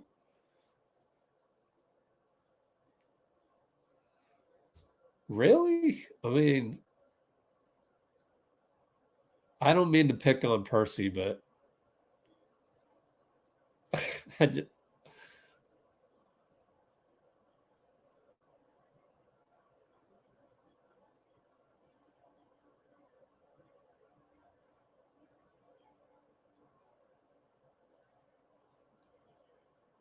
now the airdrop isn't working. Shit. Gonna have to use Google Drive. For Christ's sakes. Why does it do that? Do I have to restart?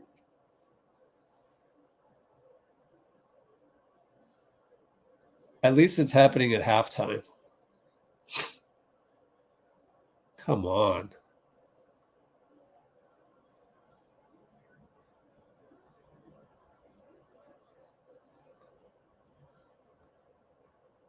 How does airdrop just suddenly not work? How's that even possible?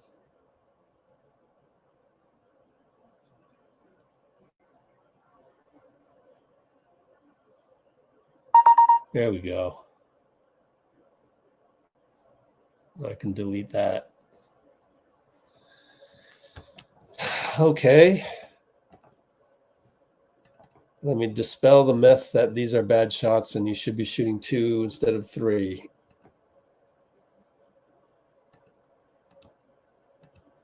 It's what I do. I'm a myth buster. Okay, here we go. It's going to be either Matisse or Anthony. We want Anthony. We don't want Tybal on Steph. Therefore, Klay causes the switch. So he causes the switch. Okay, now you get to go against Simons. Steph against Simons? Percy doesn't want this. Percy doesn't want that. I mean, that's bread and butter, bro. Really? You don't want this. I'll take that every day, all day, Monday through Sunday, and then some. He missed it. And you're mad because he missed it. We are what we are. I mean, that's our bread and butter. It doesn't make sense. No ball movement on the last play? There's been ball movement, but we're 2 for 16. Like, Wiggs is rusty. We'll be fine. We'll be fine. This isn't. I'm not seeing the actual Warriors, which is why I'm not worried. That's why I keep saying if I was Steve, I would resign, because this is not you're not playing like the actual Warriors. First of all, the first quarter was riddled with AAU turnovers. Saric can't play a couple minutes without turning the ball over. He's got 4 turnovers. We're trying to get these 5 guys to play well, and it hasn't happened yet.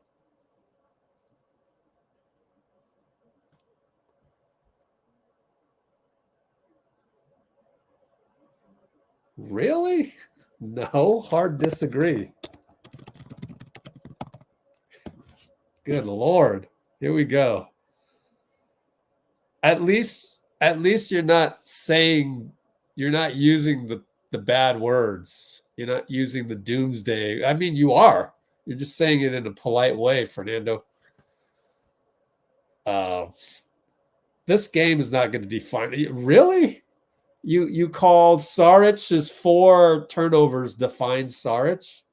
Steph's 1 for 6 defines Steph. Klay's 0 for 4 defines Klay. Come on, man. Good Lord. Stop it with the trade. Good Lord. Anybody that does the trade thing, I'm timing out. Even though I had a timeout Fernando for the doomsday scenario. Come on. This defines us. No. GP2 is not even back. Good Lord. God, man. That's why I created Let's Go Warriors, so that you would keep rooting for the team and not have all these doomsday thoughts. Oh man, some of you just you're not a good fit for here. I mean, it's like I'm the 1% of 1%, but maybe it's the 0.5% of 0.5%. Good Lord. I mean, what I'm watching is making my eyes bleed. Yeah, but what else are you going to do? You just hope they play better. And they can. They just have to. There's no other way around it. And if they don't, then it is what it is. Then we go into the trade deadline. We go into January and February with a, whatever record it is by then, 18 and 22. If we're 18 and 22 at that point, I mean, then you think about, it's kind of hard with Klay not signed to an extension. Kind of hard to trade him at $43 million. No one's taking that. But today, I mean, give it a chance. Trading people doesn't make sense today. Talk about it when you need to talk about it. Like, we don't need to talk about, we don't need to talk about your last day on earth. What are we going to do with your will? What are we going to do with, your family is going to be worried? Like, we don't need to think about stuff that's like down the road. Like, a lot of stuff can happen between now and then. Like, so by the same token, there's no need to talk about trading people right now.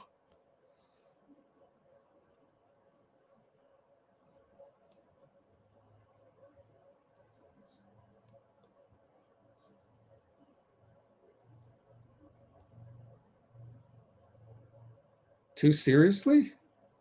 Jabs, I mean, if somebody says we should trade Kuminga, what, that's a joke? He's not joking. He's thinking about trading Kuminga. He really is. Who, by the way, is out of the rotation. Crazy, isn't it? But that's because Moody and Podziemski have been playing well. Man, whatever happens, happens, man. That's what you gotta. That's the real lesson here. I mean, you're thinking doomsday. I'm thinking, look, if we're 18 and 22 by February,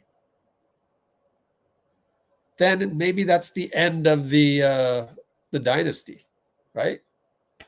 Is that all that bad? I mean, we had a good run. You gotta go through these things in life. Like my basketball league, Dream League, we had 125 teams at once. Right now, 0. It doesn't exist. I mean, I still have the Instagram handle, but I don't do anything on there. Do I have guys that used to play for me running their own league now. Do I want them to carry on the Dream League legacy? Nah. Do whatever you want to do. If they wanted to extend the Dream League legacy, because it was the best game in town for a few years. Things come and go. You got to be willing to walk away from certain things. I covered the Warriors at every practice, every shoot around, every game. And then I even went to do that on the road. Did that for 7 or 8 years. That came to an end. There's very few things that last forever. Hopefully YouTube will allow us to keep doing this. Hopefully. Then again, you never know. But I don't look at drastic change like that as a bad thing. It's just change. So people can talk about trade and stuff. You know, it doesn't faze me, because if we're actually deemed to be this bad still 2 months from now, all right, let's look at some trades. Why not? That doesn't faze me. It's realistic. It's also not throwing anyone under the bus.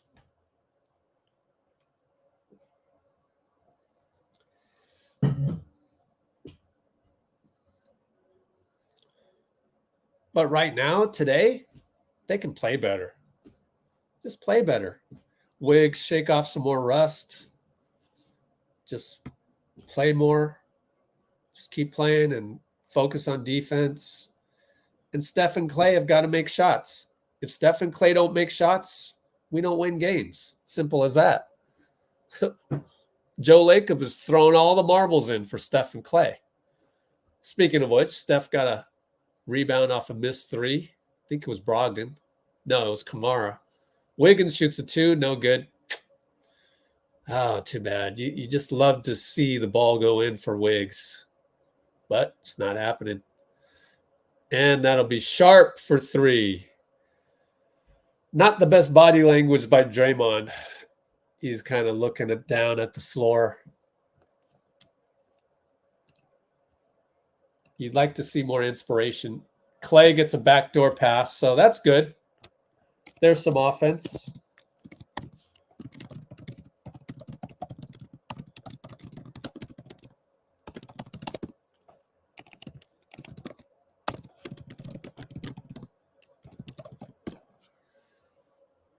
All right, so now it'll be late shot clock. They go pick and roll. They go down low to Camara, and he scores over Wiggins. This kid's not bad. What is he, 6'9"? Pretty tall.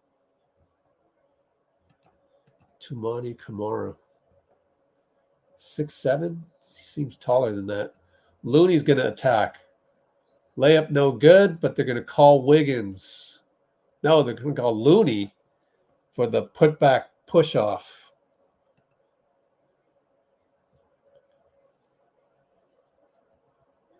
Box score.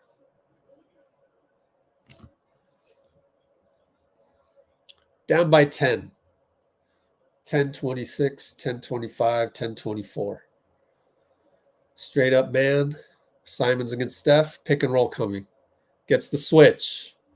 Swing it over to Tybal. Back out to Camara against Klay. Camara over Klay. It's short. Good job by Klay to maintain ground. Give him some credit. He'll shoot top of the break. Nope. Missed another one. But Draymond got the rebound. Over to Steph. Reload. 3-ball good.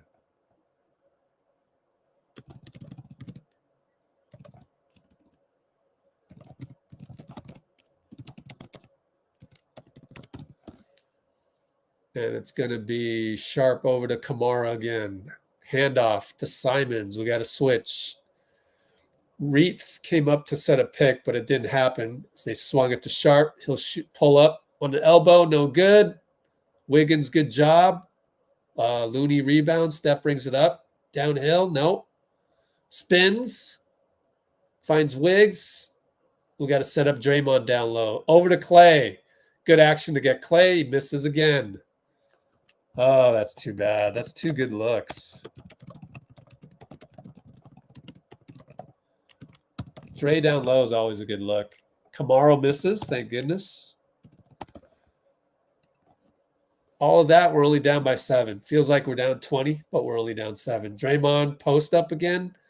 We'll get Klay going. Oh, and he wheels around, and that's the extra. But he missed it. God.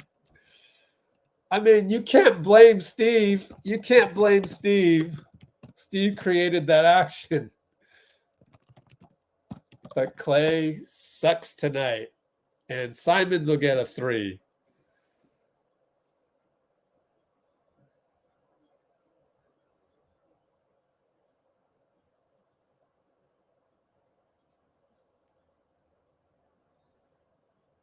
Yeah, we got an off-ball foul.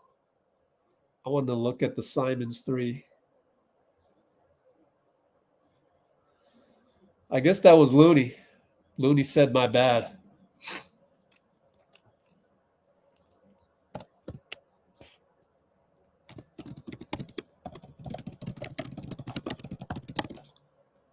So we'll go side out, down 10 again. Looney up top to Draymond. Finding Steph around a curl. It's not there. We slip it to Looney, and he misses the layup, but he got fouled. Klay tries a layup. Oh, man. Now I'm going to look at the comments. Am I going to see carnage?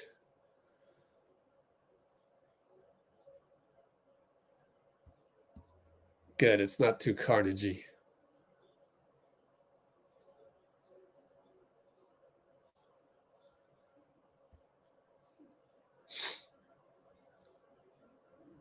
Oh, earlier on when I was talking about if we're 18 and 22 in February, I guess the big 3 are not tradable because Klay's contract isn't tradable. So I guess the dynasty wouldn't be over. But then I don't know what you would trade. You'd have to do a desperation trade. I don't know that there's anybody at Kuminga's salary level that we could get back. It'd have to be CP3.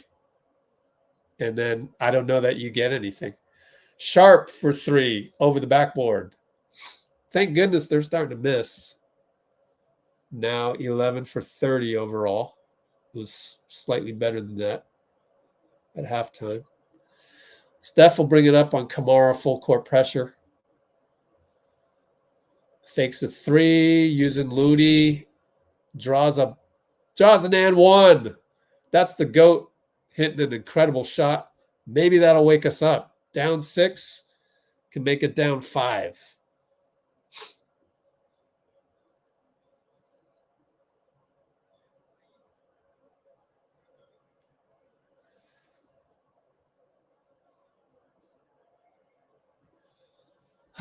Klay getting paid. Well, I don't know that there's anything anyone can do about the second apron. So we were going to get a discount anyways. We were going to get him. He can't make more than Draymond. No way. Like, no way, right? It just doesn't make sense.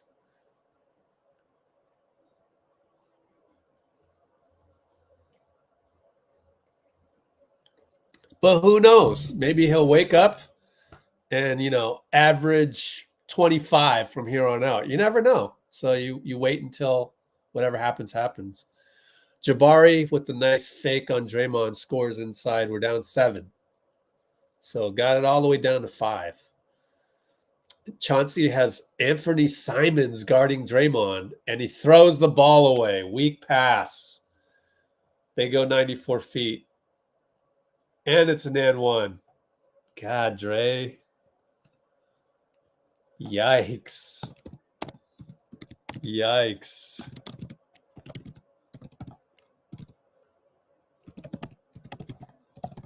We'll go down by 10 pretty soon.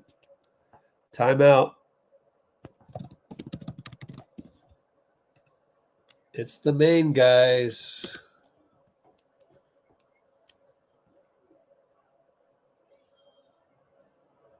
Oh, the box score is late. So it's 66-57, or what the hell is it? 67-58, 7-16. Why is the box score so late? 67-58, Q3, 7, about 7 minutes, we'll just call it. Let me look. 7-16. Yeah, they just screwed up. There it is. Now it's updated.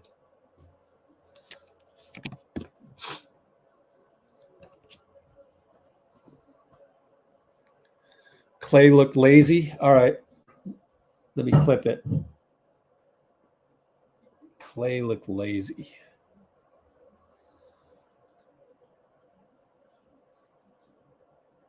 The sad part is it's either Klay or Draymond. It's our first unit. Our first unit sucks. Let's see what happened. I mean, good. I like the good counter by Billups. No, that's not Klay's fault. What do you want him to do?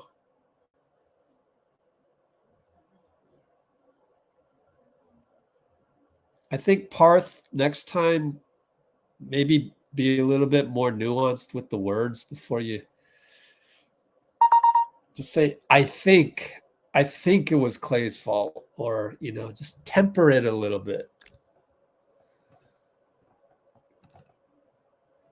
Klay's people tuning in right now aghast. What? I don't know, guys. Let me look at it again. So I've seen this 2 times now, and I don't think it's Klay's fault. I think it's Draymond's fault. Let's look at it one more time. I like the fact that Chauncey, I mean, for Portland's sake, Chauncey is, you know, pressuring our point guard. So do that. He looks over there. I mean, maybe he could cut now. Maybe he cut too late.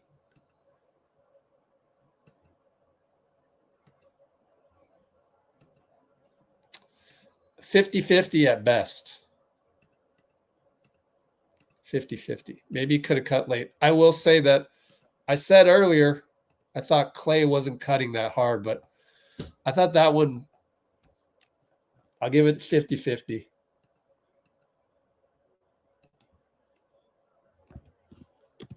Klay cut late or not hard. Yeah, this is hard to watch, man.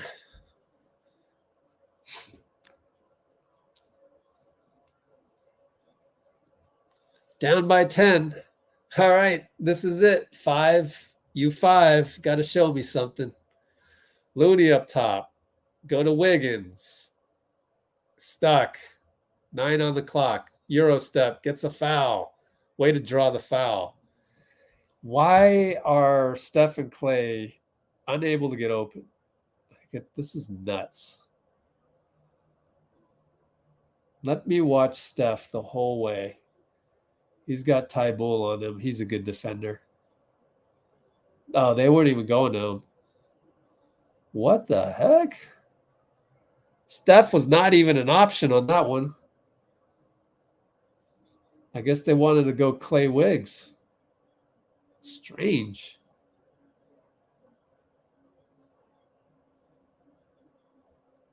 Wow. Okay. I don't know. Maybe they figured that the attention would be so much on Steph and Klay that Wiggins would probably be able to break his man down, which he did. Steph and Klay were not even an option on that one. And Steph didn't do anything. He just stood there. So it's weird. And look at this. Klay's a -16. Oh, it's carnage over there. All right. Well, we're down 8. They can run pick and roll to Jabari. Attack Saric. Scores again. I think now's an opportunity to see if Trace can do some defensive stops. Wiggins throws the ball away. But I didn't think that cut had a chance, but they give it to us because they say out of bounds on Jabari, luckily. Man, risky pass by Wiggins that was. All right, Steph has the ball. Pick and roll Draymond.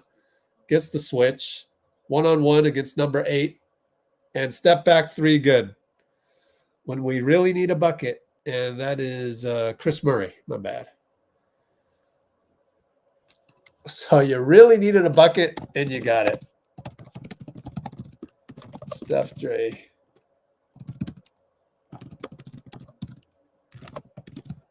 Draymond with some good defense, but couldn't save it. So baseline inbounds for Portland. Just need a couple stops. At least still got Steph and Dray in there and Wiggins in terms of getting some chemistry. But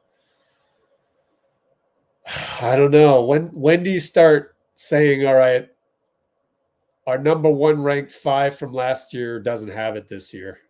When do you do that? I don't know. Another game or two? Simons missed a 3. Steph left hash mark against Jabari. This is the matchup we want. They double him. 5-on-4. Moody wide open. And it's a bad screen on Draymond. Aaron Smith called it. I couldn't tell. He said he got hit on his shoulder.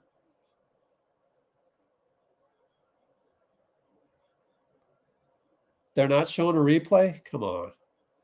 So I'm going to have to do the replay on my laptop because basketball people aren't employed in basketball unless they showed it. Maybe they showed it. I don't know. I'm abandoning the play-by-play to see if Draymond. Man, this league calls some really soft shit. I put it that way. The 550 mark, that was.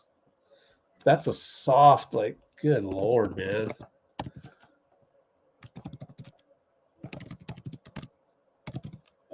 Dray missed, got his own rebound, out to Moody for 3.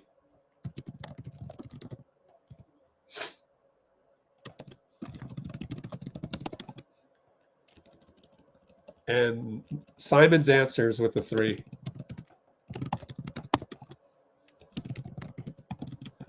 Down by 9. 4:53 to go. Draymond loses the ball again. BP tries to take a foul, but they don't, and it's a 3-on-1 fast break. Curry slams the ball in disgust, and it's yet another terrible performance by the number 1 rated 5, and Draymond as well.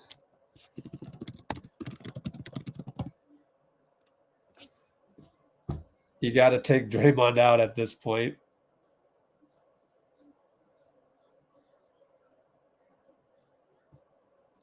Wow, this is very disappointing.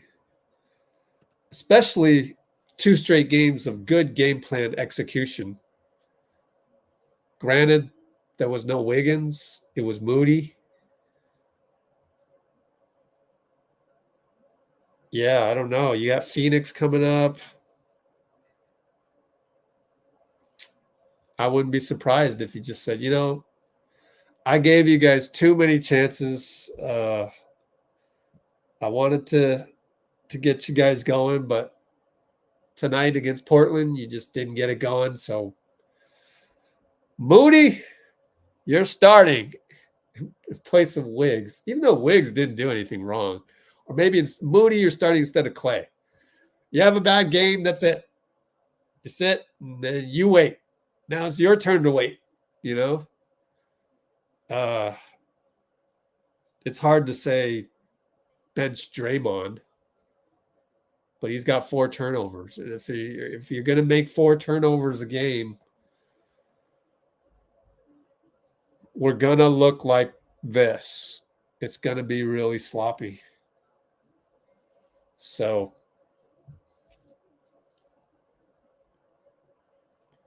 I don't think the coach needs to be fired. This is not his fault. I don't think anybody needs to be traded. It's not time for that yet. That's what the trade deadline is there for.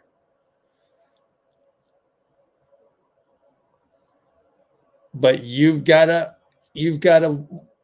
figure out what your leash is for these guys. And if it's like, hey, look, I gave you guys a chance, or we're going to ride or die.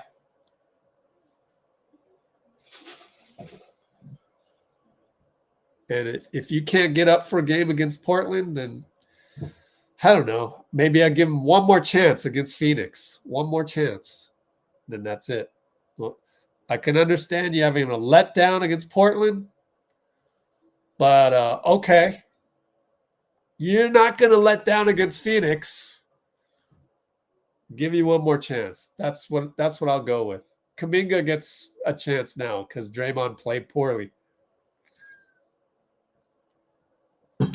Even though Dre's got 10 rebounds, 5 assists. So at least Kuminga gets a chance. Run up the floor, kid. Let's go. Steph will bring it up. 4:38 to go. Step back. Doesn't shoot the three. Then shoots it and hits it. So now we're down by 8. Wow. Got to 11.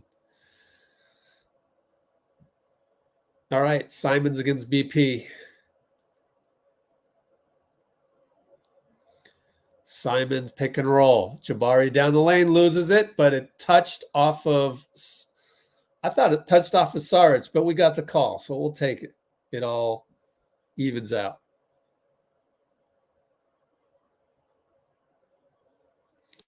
Yeah, I agree with this. Draymond has missed 7 games. I mean, I think that's the toughest part. I give him another chance. I say, guys, if you suck like this against Phoenix, that's it, man. I can't wait any longer. We got the Clips after that. Maybe I'll wait till for the Clips too, because we played well against the Clips. Steph with an and one goat. Rodney Mott finally calls a foul. Steph is pissed because it's like, finally you called one. Chauncey's like, what? What foul? Yeah, he slapped him. Chris Murray got him on the wrist. Good call. That's why Steph was pissed, because it's like he felt that. Yeah, definitely. No doubt. Come on, Chauncey. That's 2-time MVP, bro. We're down by 5. Can we ride this momentum? It's too bad Draymond and Wiggs are not, and Klay aren't part of this comeback. Anyways, they go high pick and roll. Jabari, hand off to Tybalt, but he's not an offensive player. And he throws it away. JK will get a dunk. Thank you. He didn't mess it up. Whew. So it's good pressure. Good job, JK. Bench Draymond. Oh, gosh. Now you got to give JK minutes, huh? Honestly, Saric hasn't played that great today, right? So if you had to actually switch it up, I don't know. Is that what you would do?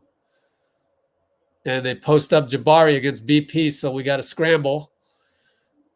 And Sharpe finds Scoot for a 3. Missed it. Saric rebound. So we got to go with this unit because they're good luck. Down by 3. 3 minutes to go. Steph and Saric. They double Steph. He's fouled. We're in the bonus. Steph tells Chase to wake the hell up and cheer. Oh, man. What?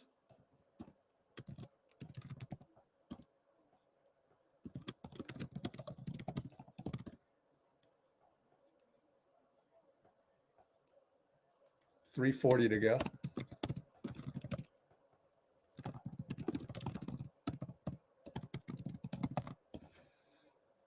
Man,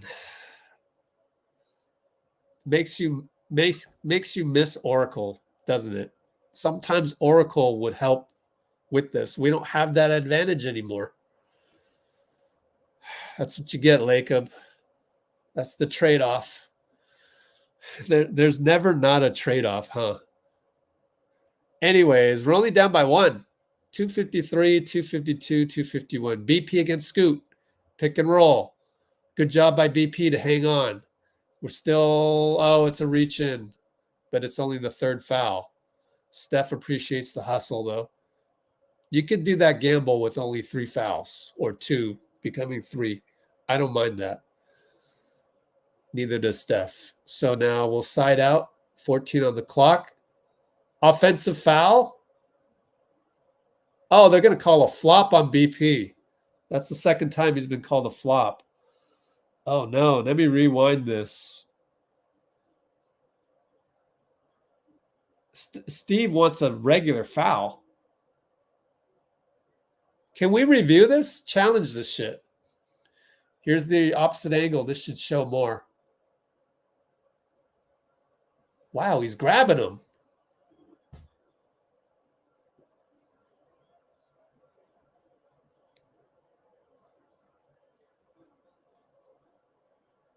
Good Lord. Come on, Rodney Mott. So he took away, did he take away the flop? So they didn't shoot a tech. Scoot, nevertheless, goes down the lane and does what he's destined to do, which is stop runs. All right, BP stuck on the left side. 11 on the shot clock.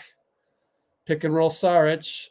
He's against Jabari. Now download of Kuminga. Attack! Go!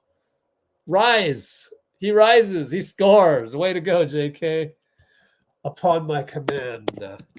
I would have been happy with the jump shot, but he went further. Great power, late shot clock. Oh, and Chris Murray hits a 3. Damn you, Murray. Down by 4. They trap Steph down to Saric, and he throws it away. We can't play Saric tonight. Golly. Just go with Draymond. This plus Draymond. Jabari scores. Good Lord, Saric is not good tonight. Shockingly. Crazy. It's 2 straight games. Steph for 3. Back rim. Oh, boy. Down 6. That the end of the run? 116, 115. Pull up for Sharpe. Oh, that could have been a nail in the... Oh, that would have been a dagger. BP throws it away. That's 2 times in a row. 2 games in a row he's done that. Man. The Derek Carr pass. No, just kidding. 2 straight games he's done that. Timeout. I don't know who called it. 84-78. What do we got? Q3 110. Still plenty of time. Oh, boy. How many turnovers? 5 on Saric, 4 on Draymond. That's 9 from the 4 spot. 16 turnovers. Gee whiz.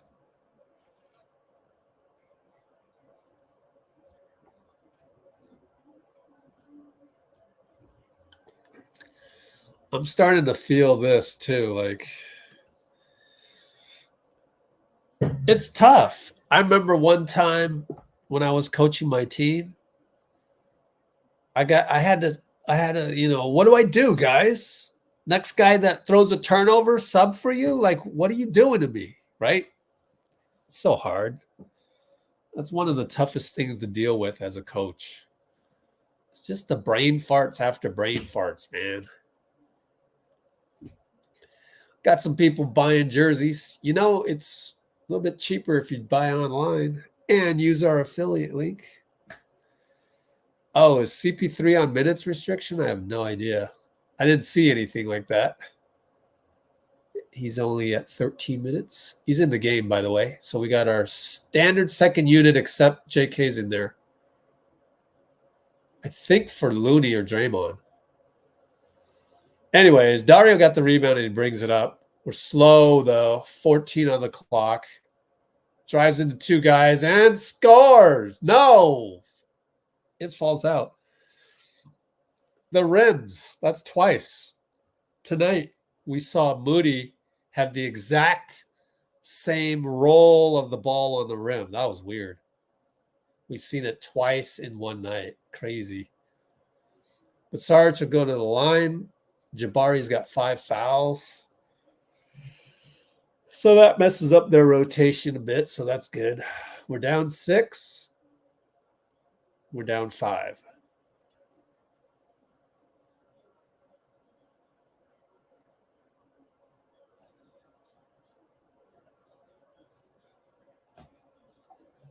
Let's take a quick look at Hoops Hype to see if hoopshype.com, Chris Paul, see if he's on a minutes restriction. Nope, there's nothing on that. Wow, they're a little slow today. Hoops Hype is on all that stuff. Missed a free throw? Saric missed a free throw. Are you kidding? 36 seconds. Simons draws contact, no call. Good no call, but he made it. 33 seconds on the stop clock on a made basket. BP brings it up. 30 seconds. Actually, 18 shot clock, so there's 9.5 differential. BP got the switch he wanted from Saric, but they're in a zone. BP's going to wind it down. 7, 6. Shoots a 3. Got it! Wow, BP. Just when we needed one to fall, he got it to drop. By the way, Corey Joseph is out of the rotation now that CP's back. Now we trap. We trap Scoot. 5 seconds. 4. Don't foul him. Throws cross court. What a pass. 3 balls late. I think it was late, but he missed it anyways. So we salvage 86-82. We're hanging in there. End of Q3. I'll take a restroom break since there's nothing really to review, and you're seeing the replay of BP's 3. So I'll be right back.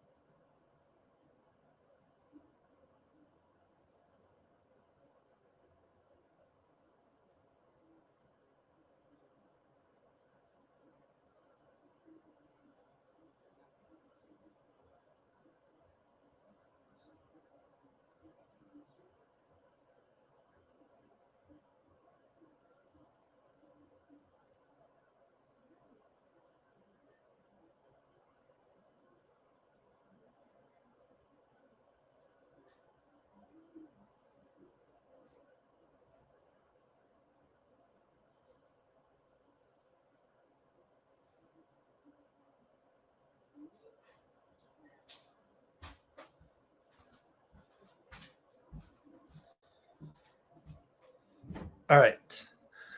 I was just thinking, first of all, Parth, I was thinking that I don't know that Chris Paul has a minutes restriction because it doesn't play that many minutes.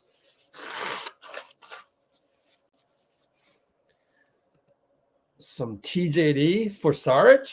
I hope you mean for Saric.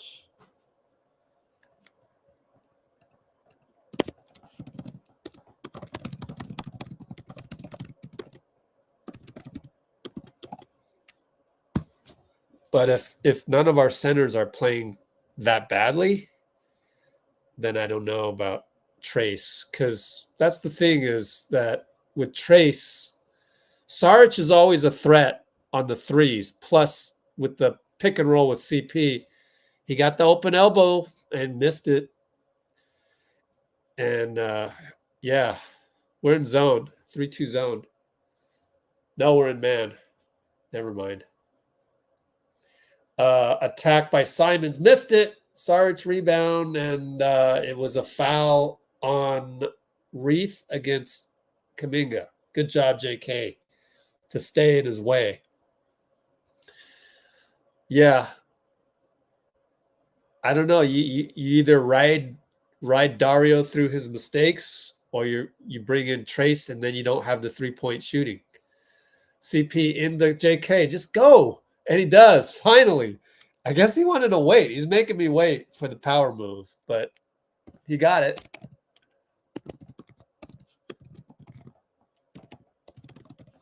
JK's got it. Now you got to play JK all the time. Yeah, I don't know. I don't know what you do. Maybe you promote JK to the 4. But then now Dario's playing well suddenly. Simons misses. Good closeout by JK. Ah, it's a foul on Saric? Damn, I missed it on the replay. Kuminga is playing so well. Golly, these calls are nuts, man. Let him play, refs. Jeez. Sharpe for 3. Missed it. Thank goodness. He was open off the curl. CP gets it. Pick and roll Saric. Saric was open, but he went to Moody. Now Moody finds Saric. He fakes a 3, drives, misses a layup. Got his own rebound. Double fake, and he scores. So you can't take Saric off the floor, even though he's got 5 turnovers. So congrats, Saric. Played his way back. And Moody's going to foul Scoot, I think. BP called for a foul. Yeah, they're calling everything. It's unbelievable. He goes, why was that a foul? Exactly. These refs, good Lord. Every game, crapshoot left and right.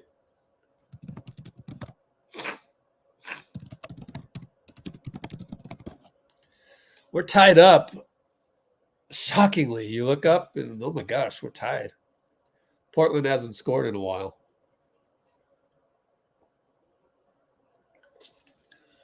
BP's going to switch the inbound to Scoot. So he's on Scoot. 11 on the clock. He finds Sharpe. Sharpe can't shake Dario. Wow, good job. Scoot up top. Oh, extra pass. Kuminga gambled. Why? Why would you do that? Why would you leave Simons? God, JK.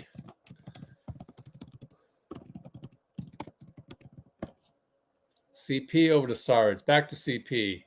Fakes it. Goes down to Saric. Got the mismatch. Went to Moody for 3, and he misses it. BP, strong rebound. Goes to CP, and he didn't attack. Man, he's rusty. Moody for 3. Nope. CP got the ball, even though Reith could have got it. Wow. Over to Saric for 3. Our third look, and he makes it, and we've tied the ball game up. Oh, man. How about let's just switch the second unit with the first unit. Just kidding. Second unit's not going to get us, win us playoff games. So we're scrambling off of Reith. Reith misses a 3. Good gamble by Saric. Just leave Reith. Let him make it, and he doesn't. JK gets downhill. Oh, missed it. I thought he could have dunked that. JK playing out of his mind. Other than the brain fart of Simons. Don't do that again, JK, please. So, I tend to expect perfection on defense, and when I don't get it, I nitpick. But JK's really, really earned more minutes tonight, right? It's just that who would you take off? Oh, but he misses a free throw. I think you just got to go with the same strategy. And then if they screw up again, then yeah, you bring in JK. So whoever screws up, then you get the play. And if they don't screw up, then you don't get the play. Such is life. 4 Hall of Famers. What are you going to do? We're actually up. We're up 1. Shocking. I don't think they've scored in a long time. Simon's getting downhill. He wants to break the drought. He does. over Saric. It was a nice layup, and BP gets the ball in. I like that of BP to hurry up and get the ball in. And CP and Saric, 3-ball, no good. Over the backboard, good Lord. Him, Wiggins, Klay, and I guess Steph broke out of the slump. And Moody need to shoot 1,000 free throws after the game, right? That's what they should tweet on Shitter. Xitter.com. Check it out. Pick and roll. A good job by BP to trap. Scoot is left open. Bricks the jumper. BP another rebound. That is 6 rebounds. He's on the left side. Tells people to go somewhere. Over to Saric. Fakes a 3. Keeps it. Waiting for somebody. Moody can't get open. Now it's CP. 9 seconds. Pick and roll Saric for 3. Short. Rebound Sharpe. Sharpe brings it up against Moody. Uh-oh. Point of attack. Uh-oh. He did it! Moody got point of attack! Rejoice! I'm happy. I'm like, I don't even care what happens the rest of the game. Moody did what a coach asked. Oh my gosh. Yes, Mo. Okay, we can call you Iguodala 2.0 again. Yeah, Mo. BP has to sit. He wants to keep playing, but it's Steph. I wonder if Klay's coming back. Because you got to think that he is. Steph for 3 on the catch. No good. Catch from CP. Here they come. Steph got back, thank goodness. Scoot, pick and roll, lost it. They're going to call it on CP. Draymond comes in, which means we'll see Klay to close it out. If our starting 5 screws this one up, oh my God. Oh, yeah. No compression pants for JK. That's the difference. Yep. Sarge sits down. Draymond in. Please don't turn the ball over. Steph falls down, but he's okay now. Scoot against Steph. 11 on the clock. Oh, Sharpe got around the screen. Scored. That's too easy. Let me see if Moody can get around that screen on the replay. Yep, he went the wrong way. Oh, well. It's tough to demand perfection. Steph over to CP, over to Kuminga. Fakes it. What a move. Oh, my God, he dunked it. Oh, his moves are on point tonight. Wow, JK. Wow.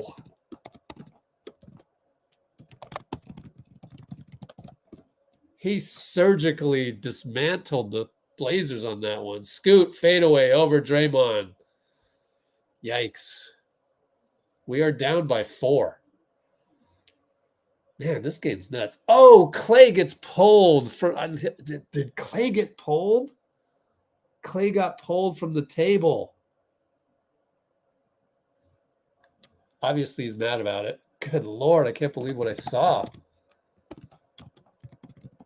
Oh, and Steph loses it.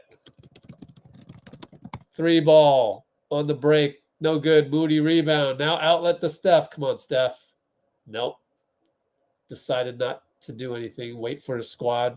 I think good choice. Over to Moody. Over to Draymond, low post. Over to Steph. Over to Moody. Missed a dunk. Oh, my God. What the hell? You got to convert. Shaden with the Euro. Oh, my God. You can't miss a dunk. Not right now.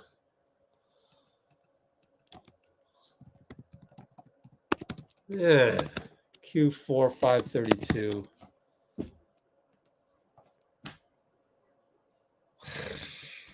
Well, now you bring in Klay. because Moody missed the dunk. Good Lord.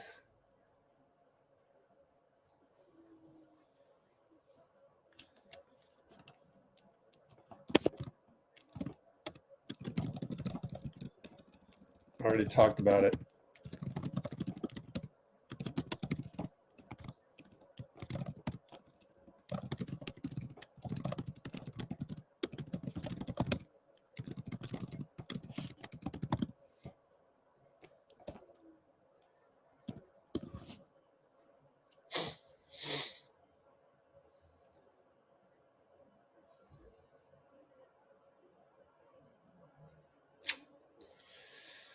Yeah, I don't know. I got it. I don't know that I want to give up on him based on this first 3 quarters yet. Right? That's essentially what some of you guys are saying.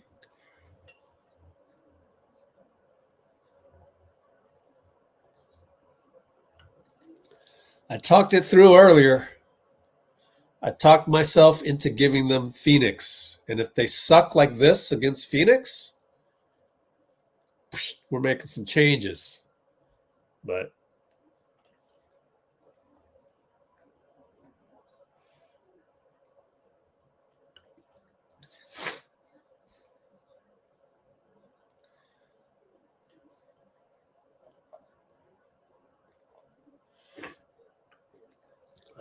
oh boy. What else are you saying up there?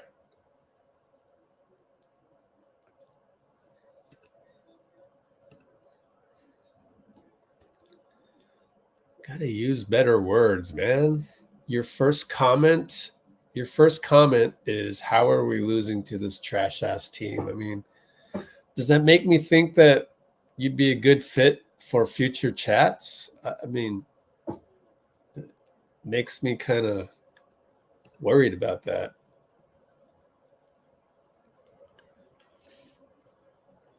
We already talked about trades. Doesn't make sense to trade anybody when there's no trade market right now, number one. And I already talked at length about it. So if you're late to this and you say trade, then this is not the channel for you. Just go to Twitter. You'll get 50 likes over there anyways. Wiggins is in, tries to initiate the offense. Draymond over to Klay. So we got Kuminga instead of Looney. He hands off to Klay. Klay finally hits one. We're down by 3. Halved the 6-point lead to 3. 507, 506, 505. Good handoff, JK. And they lose the ball out of bounds, but it's their ball.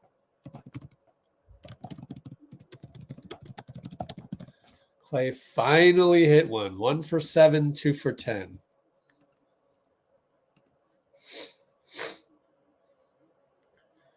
They try to inbound. Good switch. So Klay against Camara. Handoff. Up top, JK against Simons. Good defense, guys. Klay gets open. No. Missed it. It's off of Scoot Henderson thanks to Draymond's tap on the rebound. 4:47 down 3. Baseline inbound, 14 on the clock. Very, very winnable game. Let's see our set on the blob. It's over to Draymond. Found Wiggins on the pet play. Wiggins missed it, but he tapped it in. They'll count it. God, Wiggs. Good Lord, making people's hearts jump. We've run that play a million times. Well, not really, but you've seen that before. Simons, Wiggins, Klay on the pick. Simons, Klay, over to Camara, back to Simons. Draymond helps. Good help.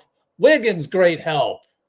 Good help, Wiggs, when Draymond shifted over. Hey, we're showing a little bit of life on defense. 1.2 on the blob coming in.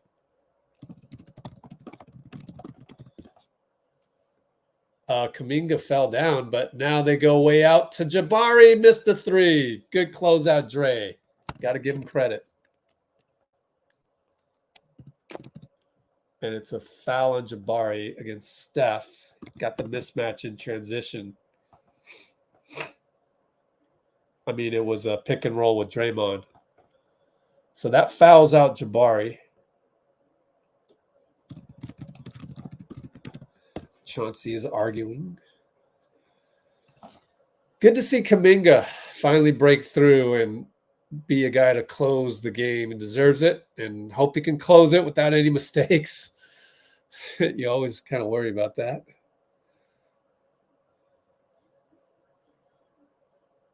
Tweak the rotations.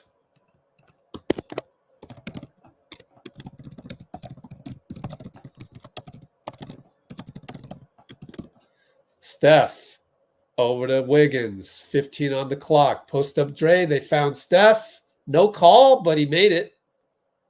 Chauncey's going to take timeout as we take a lead. And this one's totally old. I forgot to make that disappear. But we finally lead. This is like the reverse of the Clipper game, which is weird.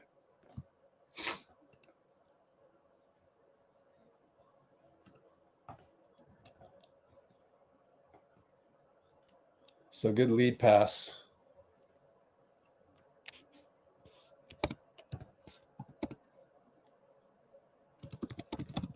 Finally. Why can't we come out like this? Our main guy is showing some life. At long last.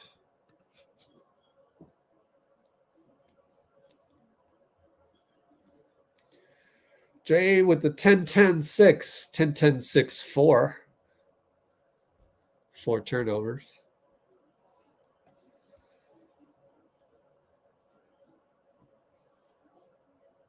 I think it just takes a little time. So we're at that point, right? I mean, can we agree? Can we agree now that the main guys should be good? Or do we have to get fancy and say that they're only this good when they wake up for the fourth quarter? I mean this we've seen it, right? This is enough, or is it not enough for you guys?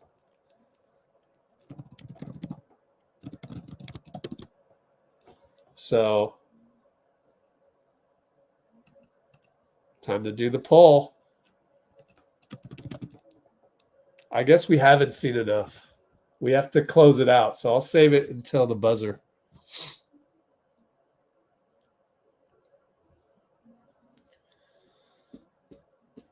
Yeah. Well, the turnovers, some of the turnovers for Draymond, oh man, gosh, it could have been costly, but oh well. They heard the threat of the Phoenix game, yeah.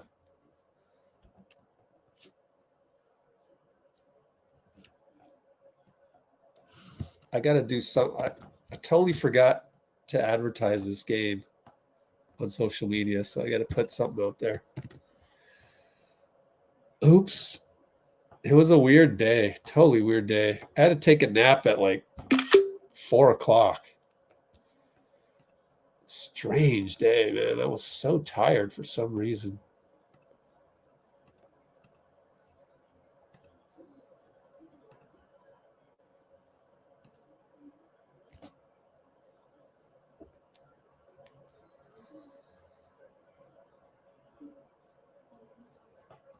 I don't know what are you guys arguing about? I thought we're good. But anyways, all right, 353, 352, 351. Scoot against Klay.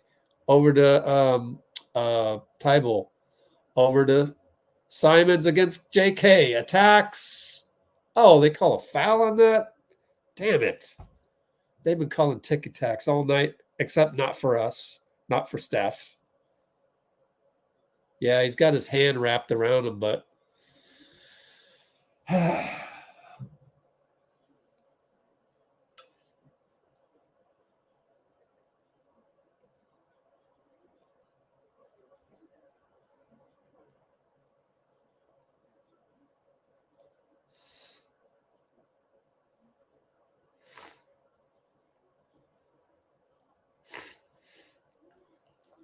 all right.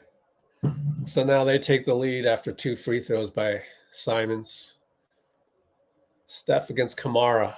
Interesting matchup there. And he gets it to Draymond. Back to Steph. Had JK in there for interference. And he's got another switch. Goes down the lane. Scores on Sharpe and one. No, they call it travel. They call it travel. Let me see the replay. Oh, my God. You might want to challenge that. I don't know. Did you see it? Might want to challenge that. Why do you not challenge that? I don't get it, man. Good Lord. Steph travel, no challenge. That's critical. Camara charges into Draymond, so not calling the challenge doesn't matter anymore because we got the charge. Dude, what is going on, man?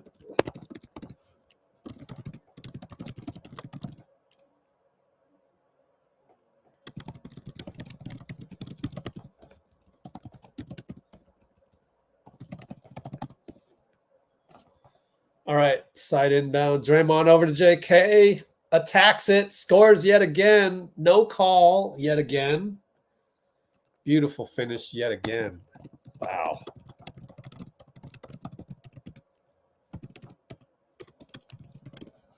All right, Simons Klay. Pick and roll. Steph's there. Good no call. Step back. Missed it. JK jumps. And it's off of Tybal. Draymond says, run 4-4. Interesting. We'll see what that is.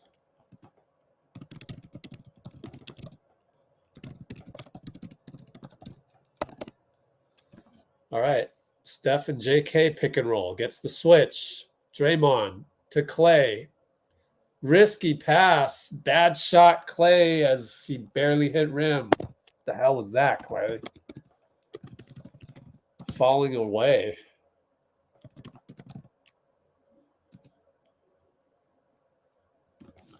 Now Scoot for three. Bricked it. Man, his shooting is not that good. Steph got the rebound. Outlet Klay. Over to JK.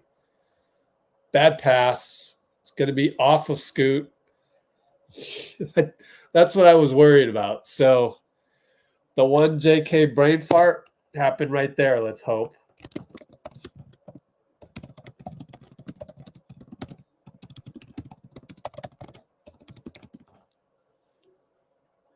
Kuminga side inbound. Over to Draymond low post. I like Draymond low post. It's reliable. Told you. Find Klay. Oh, Draymond low post is so much more comforting than anything else.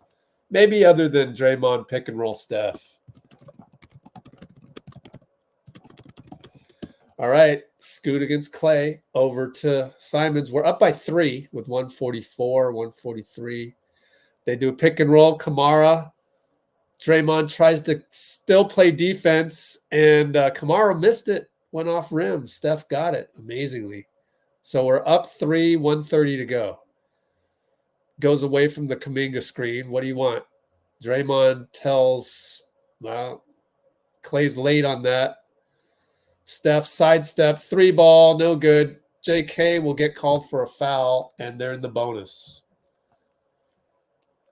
So something went wrong there, and Draymond didn't like it.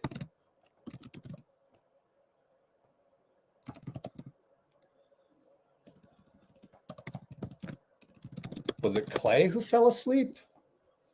Well, we'll shoot free throws, and I will clip this since we're shooting free throws. Try and figure out what went wrong there.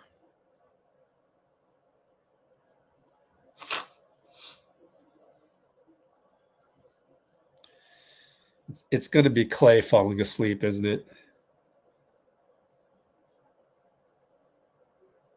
Yep. Draymond's mad at Klay for not going. Oh, my God. Oh, my God. Klay. What is up with him, man? He just falls asleep in games. I don't get it, man. God. Anyways, Steph down the left side. Camara's all over him. Good screen by Wiggins, who finally came in. And Draymond finds JK upstairs. Wow. Who did we take out? Wiggins. No, Wiggins is in there. Yep, it's the same 5. We double Simons over to Tybalt for 3, and he hits it the one time. What's up with that? Oh, great.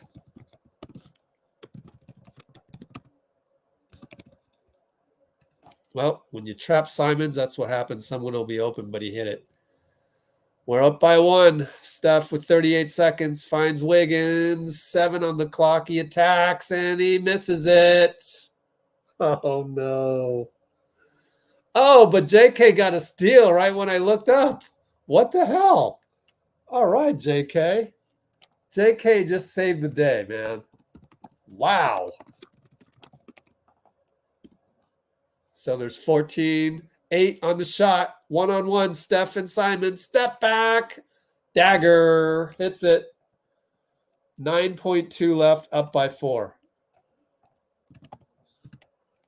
108, 104, 9.2.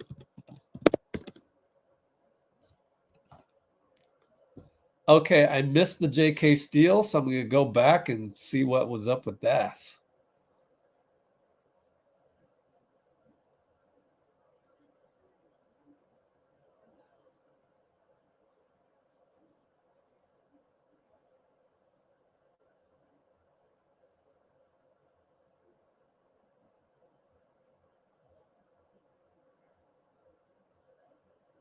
Ah, yeah. Way to stay with it, JK. JK's pointing for Steph to pass the ball to Klay, who's open. Nah, man. Steph got it. All right, so let's take a look at Klay falling asleep because that just happens to be the clip that I have available. Oh, man.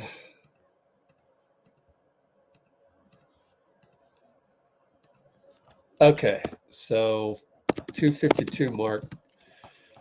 Analyzing Klay falling asleep. Man, check this out. Okay, we run this offense. Okay. Draymond had said we're going to run 4-4, right?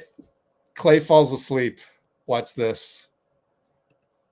He saunters, and he goes, get out of here. Go, go. Oh, my God, dude. What is up with him? Oops, I might have ran too much highlight there, but I don't know, man. Still love him, though, but I don't know, man. All right, 7 seconds. We give up a 2, which is good. Simons. Now they foul Steph. Simons wanted the foul earlier, but they just didn't call it. So 3.4, we're up by 2.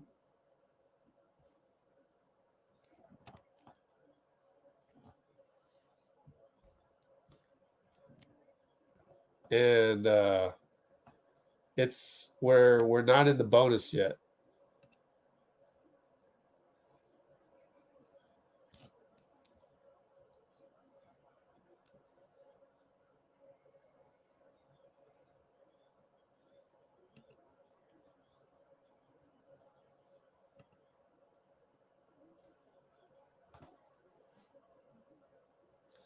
Kuminga out because of free throws. Not the best free throw shooter.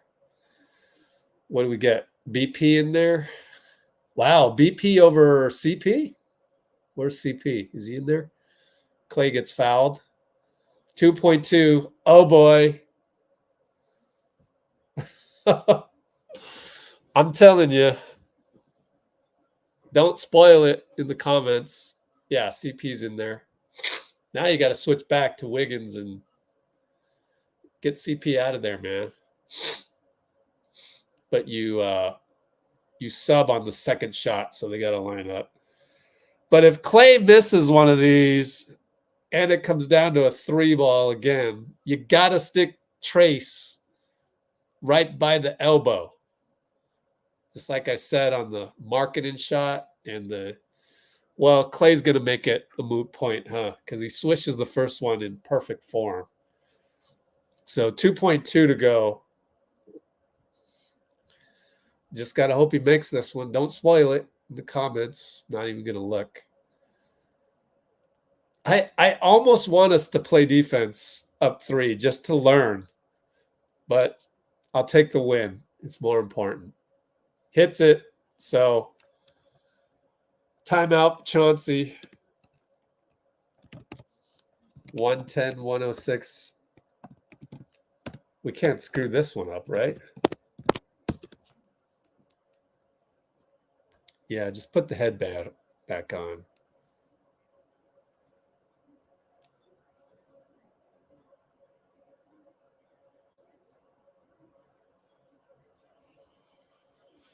Splash the like button. Yeah, what do we got on the like? So it's probably really bad because I've done a really poor job of promoting this. 49 concurrence.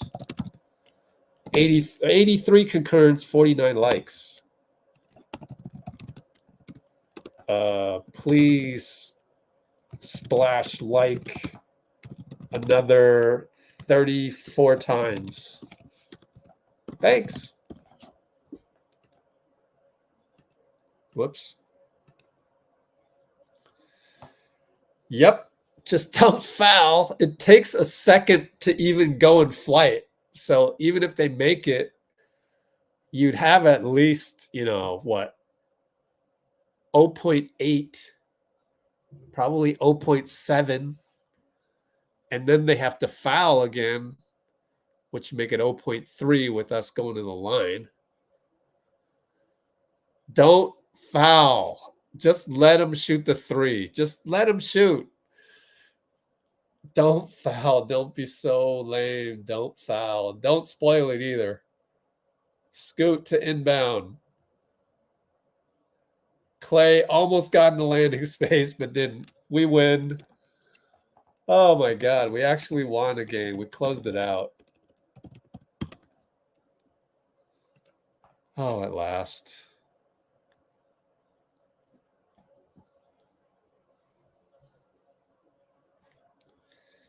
But I don't know. They just look rusty. I give them Phoenix same rotation. Give them one more. Also might have been let down.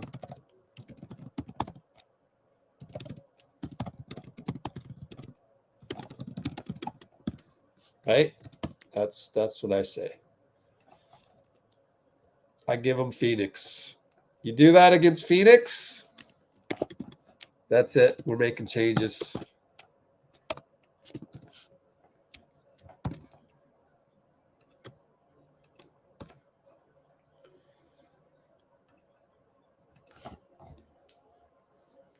Stop it with the Kerr's towel. You just come on here and said Kerr's the problem with no evidence whatsoever. Like, how about these 4 turnovers? That Kerr, 4 turnovers. Is that Steve? This is not the channel for you. We're the one channel on the internet that actually doesn't think Steve is the most to blame. And if you're not with us on that, then just leave. Just stay as the casual sheep out there that don't understand how the system works. It's an ecosystem.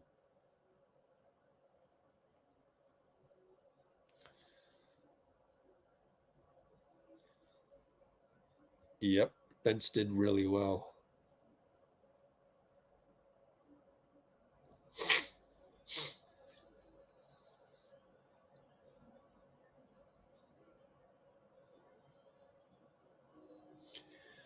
All right. You know, sometimes the best comments are those. Woohoo! All right. I didn't post anything on Twitter or Shitter. I mean, and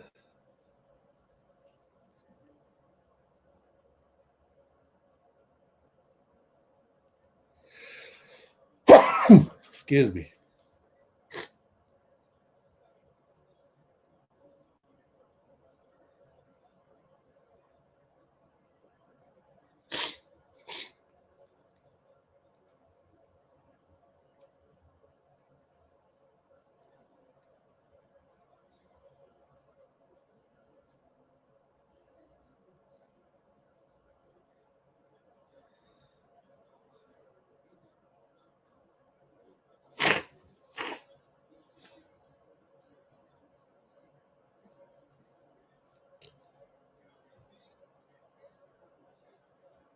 Okay.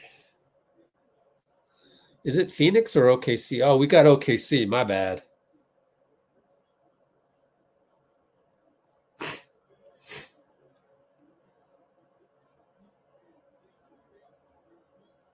I still think Phoenix.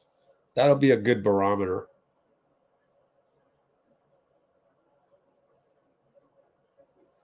We got OKC next, so I said the wrong one.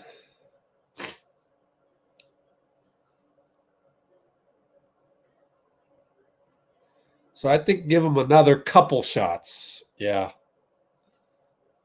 I'm patient.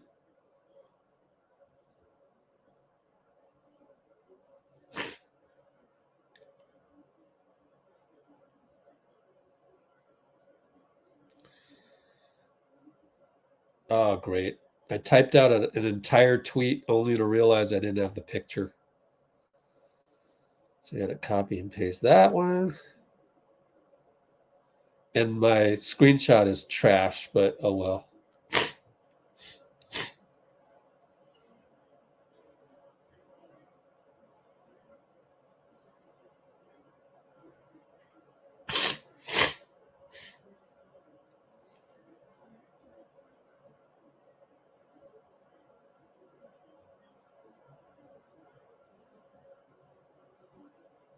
There we go.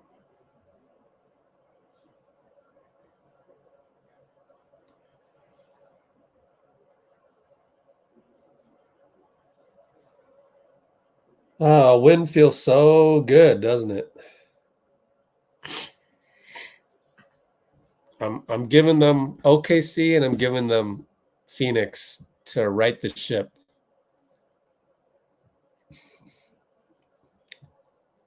But if the main five cannot figure it out after those two games, then we're making changes. But anyway. Why is it what?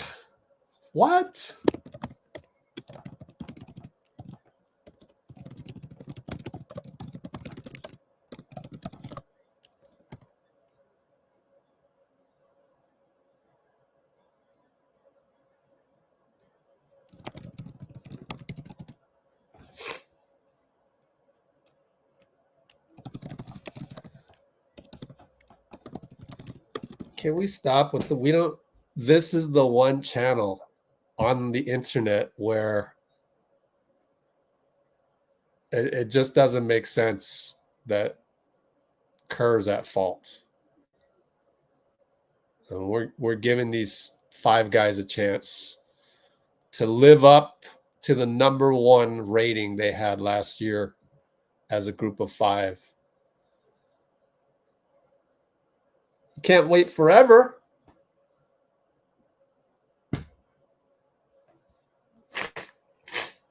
Why is it whoever's in charge of lineups? Why isn't the lineup?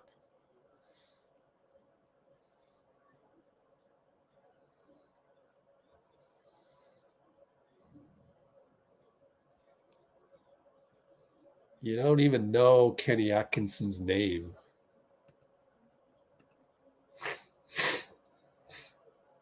You said Moody and Kuminga should start, but you haven't said who sits. So you want to give up on Klay and Wiggins is I guess what you're saying.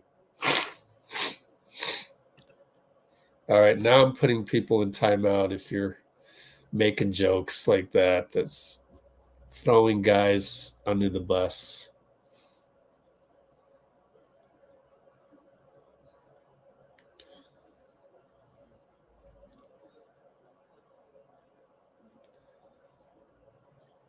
Right? There. Thank you, Nicole. Seriously. Good Lord. Some of you guys really can't say anything positive, huh? I mean, again, this is not the channel for you. Like, we don't welcome that. And it gets a little tiring because I've already covered everything. So I've already covered everything, the whole live stream. So if you were in a happy place, first of all, you weren't stressed out by the rigors of life, you'd come on here and you would listen to me the whole time. But you're stressed out and you want to complain somewhere. This isn't the place for that, man. That's why there's Elon's app. Shitter. Xitter. Go shit on Shitter.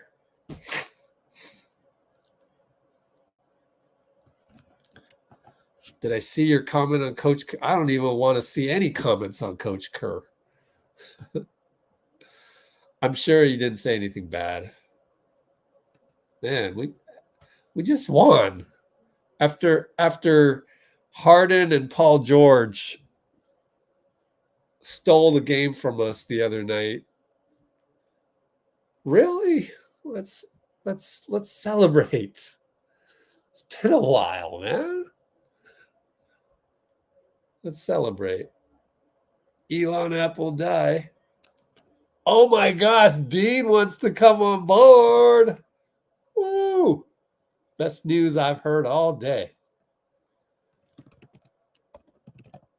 Let me email him. Hold on while I pull up my Gmail. Dean Chambers. Yeah, Dean. Oh, by the way, Dean, here's some breaking news. I still haven't figured out if there's anybody that wants to go to the All-Star game and cover it for Let's Go Warriors. So if you know anybody, maybe somebody who lives in Indiana, I mean, I don't have anybody. I need a tissue paper. Tissue paper alert. Know anybody?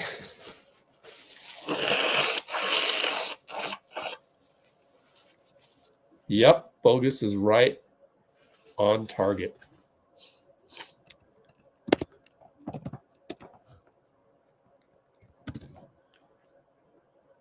Where's the target emoji? Boom. Kuminga deserves to start. Gosh, we covered that.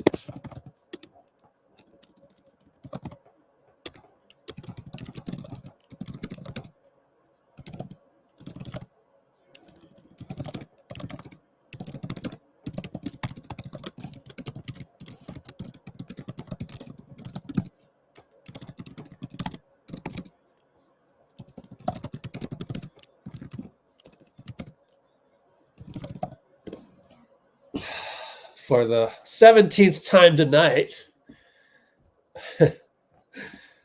I'm going to say let's give them OKC and Phoenix. The reason why it's not just OKC is because Phoenix is a legit championship contender. And if you can't get up for that, OKC is great, but Phoenix is definitely going to be in your way to the championship. So whether it's with Beal or without, it's just all these teams, with the big three. Like Phoenix is very similar to the Lakers, which is very similar to the Bucks, which is very similar to Boston. So if you can't play better against OKC and Phoenix, then maybe it is at that time. Let's say we beat OKC and we lose to Phoenix, so that we would be 11-12. I don't even know that 11-12 is that bad, but if you have 3 straight games where you just can't bring up the energy to make hard cuts, and how many times did we see Klay not make a hard cut tonight? Twice, in fact, we saw him. Then, yeah. Man, 11-12 isn't all that bad either, but I get it. I mean, I guess I'm saying that I would understand the gripes more after that. Yeah. I mean, Steve said that yesterday. He said that yesterday at practice, where at some point you got to make a decision on basically whether it's working or not, that you're giving the main guys a chance. So he knows. But yeah, this was an ugly game for like 3 quarters. So I get it. I get the angst. I get it. I'm just glad we're not just throwing everybody under the bus. And we're actually enjoying a win. Yay!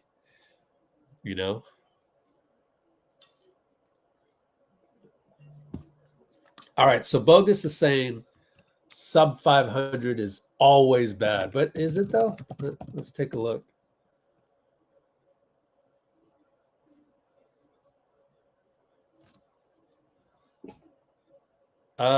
Houston's not going to last that long. But do we really think the Clippers are going to stay 9-10 after 82 games? They're going to finish what, 40-42 or 39-44?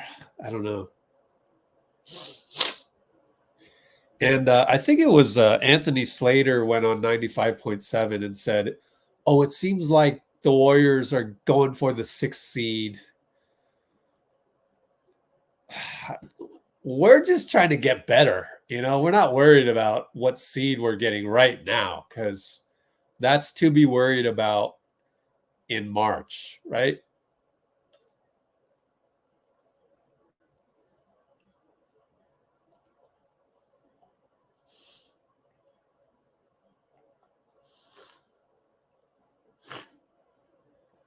So shockingly, this is not updated because a billion-dollar company has not hired basketball people to do basketball.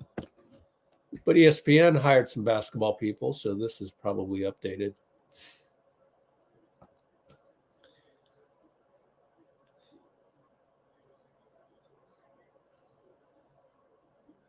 See, Sacramento is 3 games above 500, and they're 6th. So being under 500 in 5 days or 6 days or whatever it is, I don't know that it's that bad. Obviously, you want to win every game.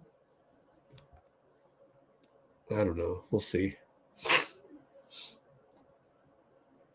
Uh-oh. We dude, we just said that we didn't want people like you spoiling our win. Pretty standard, that YouTube viewer, wasn't it? Can't hear you, Dean. Say something. Oh, I thought it was just that fan. Wow, you're very low. And I've got my microphone or my volume on high, so that's weird.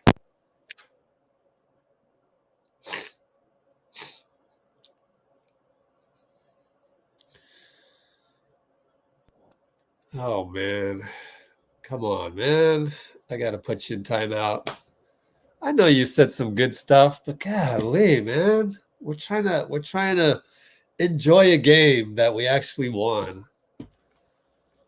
We already went through all the angst during the game. Yeah, And we really. talked about like, so again, this channel isn't for everybody. It's the 1% of 1% of, I mean, just look, go to work tomorrow, do a poll, go give me, yo, Jack and Jill and Wendy and John, I'm doing this poll just out of curiosity because Rich on Let's Go Warriors channel said to try this. He said to just try it. He goes, give me your honest answer. Are you happy right now? I'm going to guess everybody at your work, unless you're working at a cheery place, the majority are not happy people out there. So that's why you can't even enjoy the win that we just got, because you're already not happy. And so you're looking for things to complain and you're addicted to it. Why? Because the shitter app, spelled Xitter, thanks to Dean, it encourages you to be in a bad mood. So stop that and come join us, and maybe just don't comment for a while and watch our, happy comments come through and try and change your perspective on life. Try that. Go ahead, Dean. I'm done talking. I agree. I mean, you just watched, an undermanned Portland Trailblazers team make a great run in this game, leading. I think they led almost the whole game.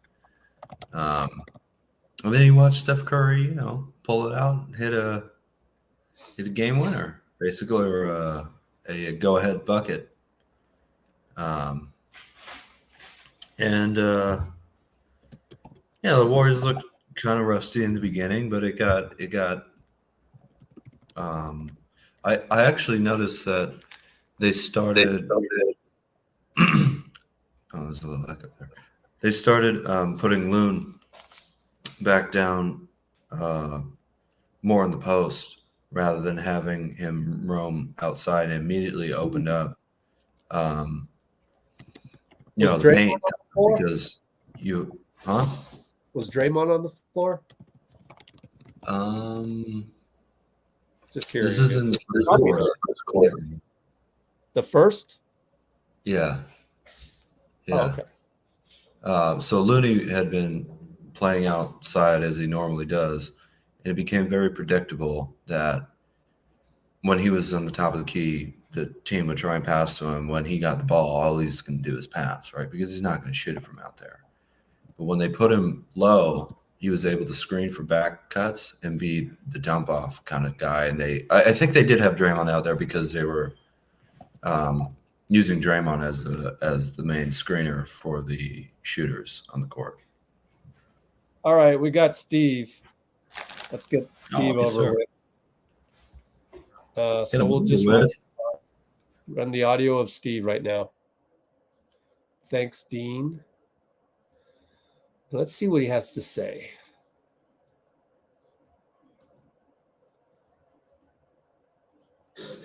He was great. He was the key to the game. He stayed ready. He was out of the rotation just because it's hard to play 10 guys. And, frankly, Brandon and Moses have earned the minutes they're getting. And we obviously needed him. The game called for JK. Just with Portland's youth and athleticism, we needed to be able to match that and be able to score against their switches. And so I was so happy for JK that he stayed ready and, came in and produced the way he did. How much does this shift your thoughts on him being in or out of the rotation moving forward?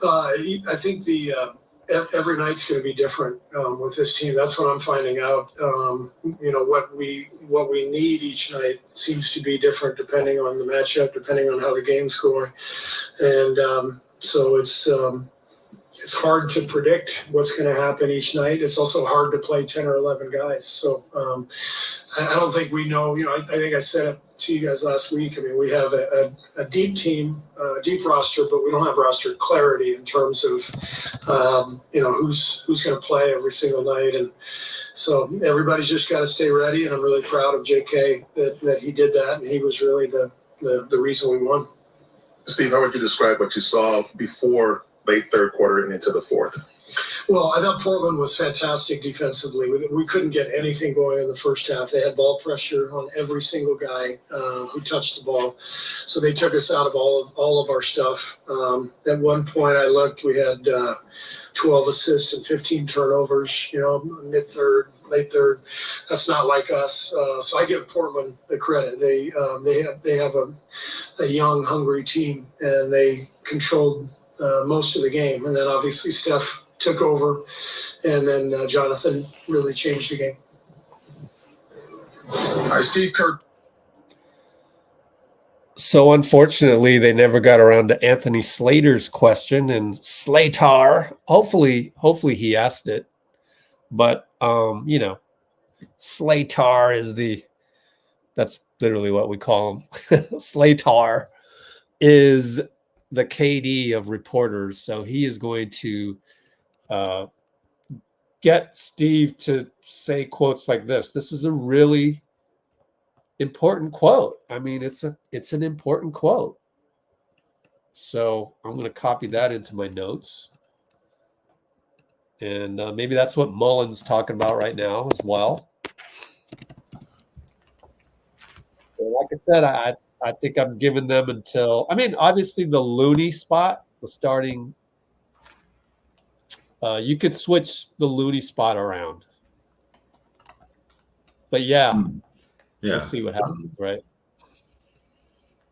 Yeah, I wonder, what do you think? Do you think Looney deserves a break?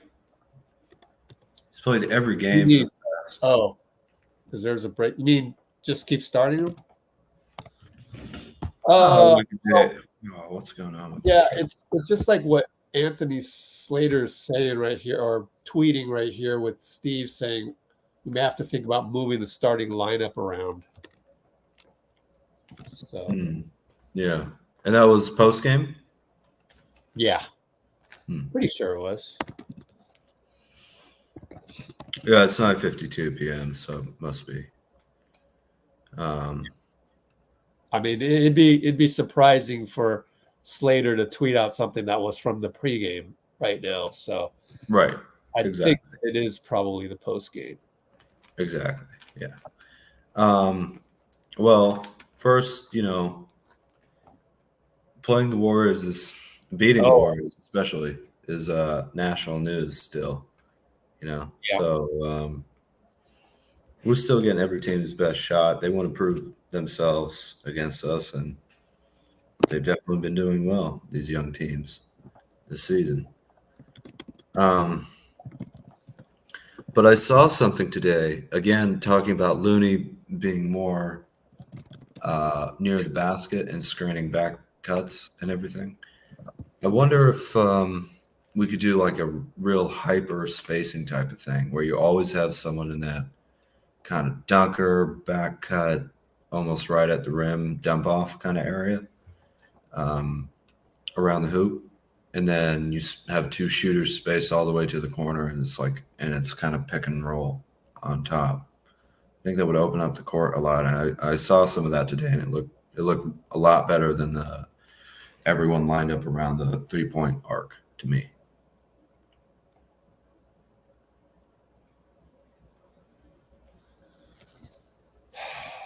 Say that one more time. So you have the hoop here, and thank you, and you keep someone in the dunker spot like Looney, right? They can set backdoor cuts between the corners down by the hoop, and they're also in the dump off position. And you have two guys who can shoot corner threes. And then you have like a Steph and Draymond, for instance, playing the two-man game at the top of the three. And it's kind of really hyper spaced out, but you do that by not having everybody line up around the 3-point line, but by putting a good finisher around the hoop. Okay. You get what I mean? Well, I mean, Kuminga was in there, so. Yeah, Kuminga is great at that. Gary, when he's back, Looney started really becoming a threat when they put him low. I think more than when they were playing him high, just because it's become a little bit. I think it's become a little bit predictable what Looney is going to do when he's at the top of the 3-point line with Draymond, same area. Yeah, honestly, it depends on the matchup. So yeah, might be okay with the Zubats type in there, with the Jokic type in there for defense, and then when we switch around on offense, I just pretty sure the coaching staff will figure something out to not make it too stagnant. Right. But my main thing is that it's usually us playing good defense leading to offense. So. Oh yeah, absolutely. That's one of the reasons our pace is so low, right? Is we're not getting the transition opportunities from the level of defense that we're used to seeing from the starting lineup. Yeah. So actually, RJ is a little bit off in terms of everybody was playing good. Well, first half was kind of ugly, but yeah. You went from your eyes bleeding to celebrating a win, though, Rich. That can't be too bad. Yeah. That was some AAU ball that we saw for a little bit. Hey, they turned it around. Also, credit the bench too, but also credit Chauncey Billups. Great game plan. Definitely, yeah. Mm-hmm. We got some young stallions here. Let's take advantage. Well, that's what I was saying. Everybody's going at us. They want to prove that they can beat the Warriors, which is exactly what they should be doing. That's what you want to see. It means you've made an impact on the league. If no one cares about you, you haven't done anything. But I don't know, man. I'm happy about this win. People, I know what I'm going to hear. I'll be right back, but keep going. I know I'm going to hear, oh, they barely beat the Trailblazers. They almost lost, but Kerr finally put in Kuminga. Like, yeah, that's all somewhat true. But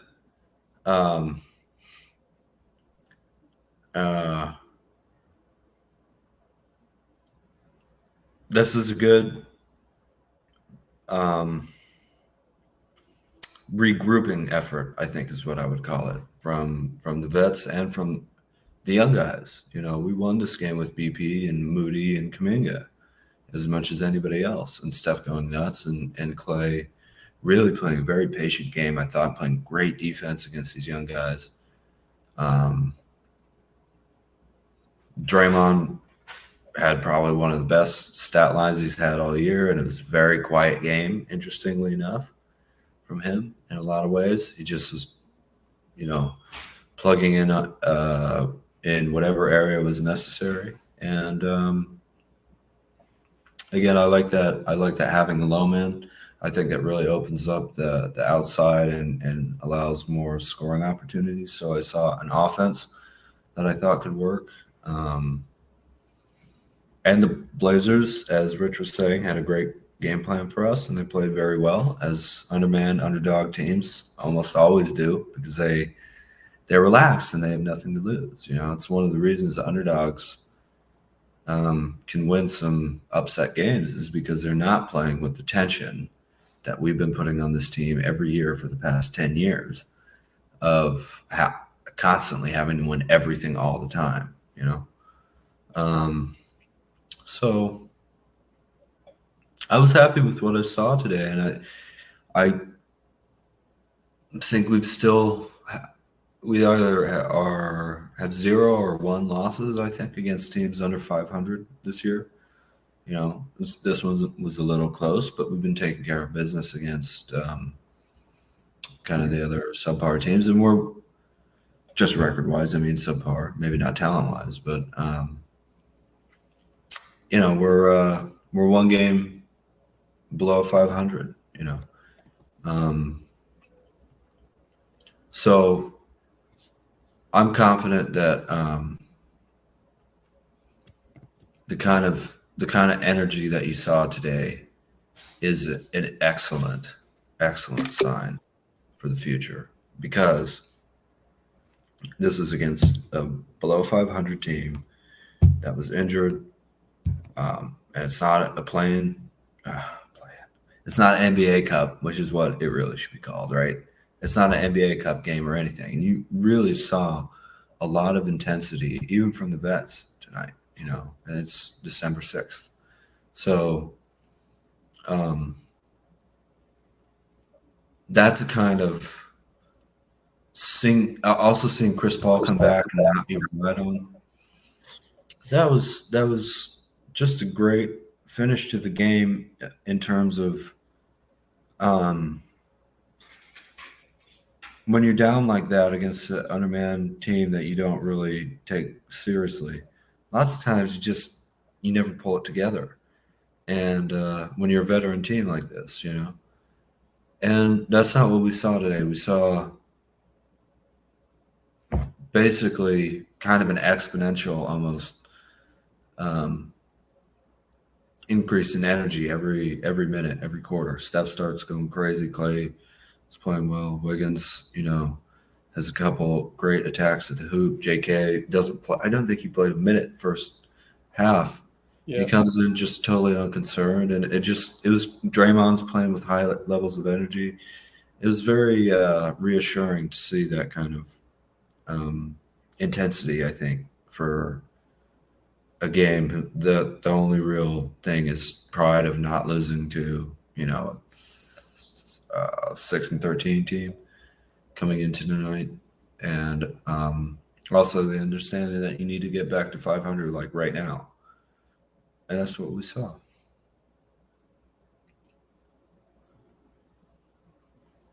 Do we want to hear Moody real quick? Yes, sir. It's just real quick. All right.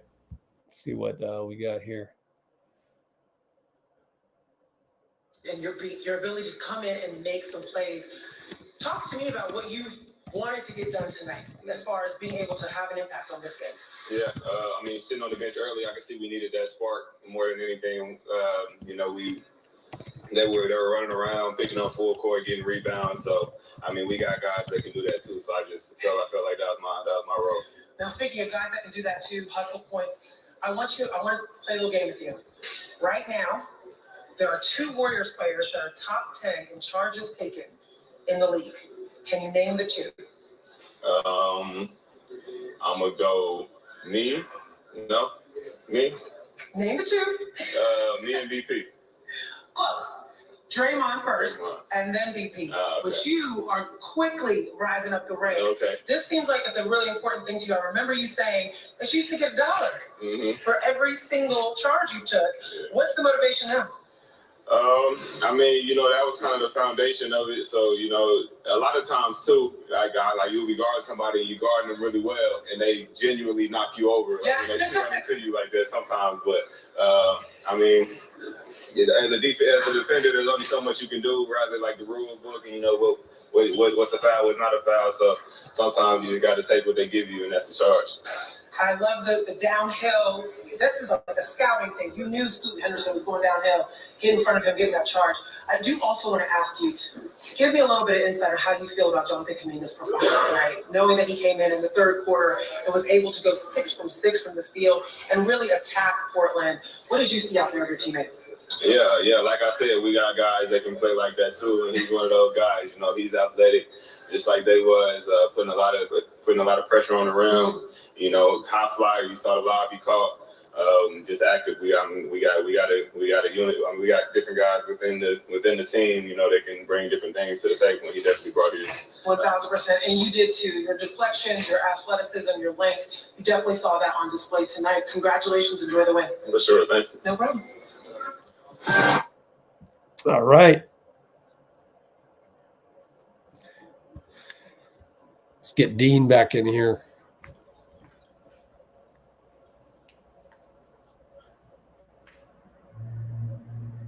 Come on, Midnight Express. Stay positive, man. Midnight's all over the place. Yeah. It's like a, crazy train.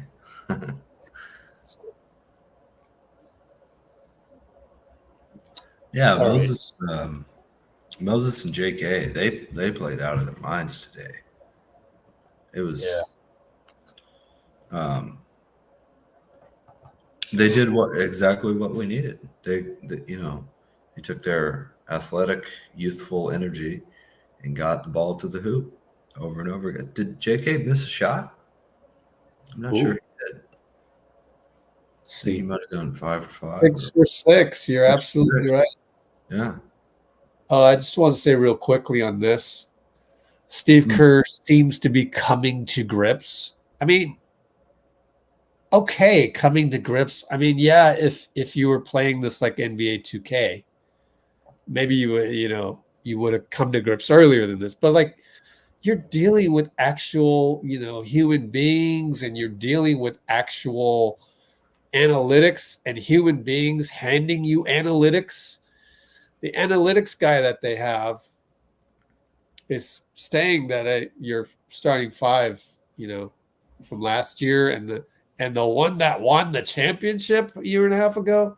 Mm-hmm. So like, is he coming to grips? It's like he missed the time frame. And I know that there's not a whole lot of words that describe it the right way. And Marcus Thompson is a better writer than I am. So, but everyone is so impatient. Everyone. Like, Draymond even said it on the podium. Not only did he miss 5 games, but he got ejected out of 2 of them. That's 7 games. And he was injured to start the season. And he was injured. It's like we played 21 total, and we really, barely reached 10 games with Draymond. And that's why I just thought we were a little rusty coming out the gate. Just like, Wiggins was, couldn't handle the pass, and then missed a layup point blank, but got the putback and ruined an assist probably for Draymond. So he probably should have one more assist. Yeah. Draymond played great today. Oh, yeah. I think Wiggins actually blew a triple-double for Draymond on that one. It doesn't matter. We got the win. Let me see if I can locate when that was. That was early on, though. How many blocks did he get? 2? Oh, okay. Yeah. 6 offensive rebounds, too, man. Nice. I can't find it. Bay Area media has been disappointing. Yeah. Oh, my gosh. Well, you guys are kind of high-strung, man. I think they have. Bay Area media. I understand why, but nah, just. Well, I don't mean to throw anybody under the bus, but the ones that we had at Oracle, man, we had a squad. What, Mark Medina. Yeah. Mark Medina would have some good stuff, Connor Letourneau was every day. Nowadays, it's a little more skeleton crew, it feels like. So you're just not going to get this. Yeah, it's just a totally different makeup. Mm-hmm. Even though I'm some sure of the COVID era is different, in that too. Just a little bit. With the amount of people employed and some of the changes in locker rooms and things like that. But, that nice building in downtown San Francisco is paying for the luxury tax. So exactly. I'll take it. I'll find the one. All right, I'm going to go try and look for the one where you got the putback. Do you, while you're doing that, Rich, do you guys really comprehend that we could probably create a max salary slot to go after free agent this summer? Wow. Hadn't thought of that. Yeah. Cool. And that's Please, that would probably please expound. Well, the CP3 contract, the okay. over 38 rule. That would. So I was looking at this article. What about the over 38 rule? I forget. Over 38 rule means that I think whatever you sign that player to is not really fully guaranteed during the off season, at least. It might be guaranteed later on in the season, but it's not during the off season because they're kind of too old to have. If they're over 38, there's a risk that they get hurt and retire, and you're just on the books for that. Or they're just out and not playing. So, I mean, you don't want to talk about that while CP3 is on the team and we're trying to win with him too much, because you don't want to say, "Oh, just get rid of him." But that flexibility does allow for somewhere around, I think, a $30 million slot or so, especially with Klay being a free agent, assuming they don't get a deal done. And if you want to open something even bigger, then that might involve a Wiggins trade, just with the 24 or so million. But basically, there's a fairly substantial amount of free agent money that the Warriors might be able to play with a little bit this summer. So that could be fun, man. That could be very fun.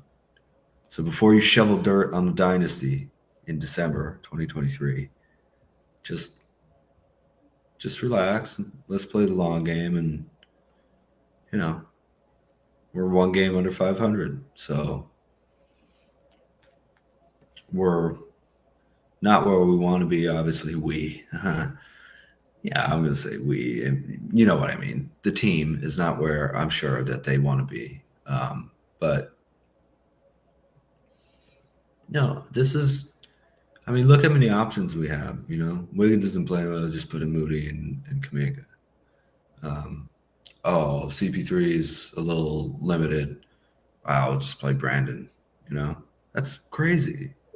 Looney's struggling. Let's put out Saric and have him and have him hit a huge 3-pointer with, what was that? 4 minutes to go in the fourth, something like that. This is an awesome team to root for. Do any of you feel bad rooting for this team? Because if you do, I have nothing to say to you, really. This is an awesome team. Not like a little worried about the future, but like, you can't get behind this kind of group of players. Of course you can. They're playing, they're playing a very tough part of the season. But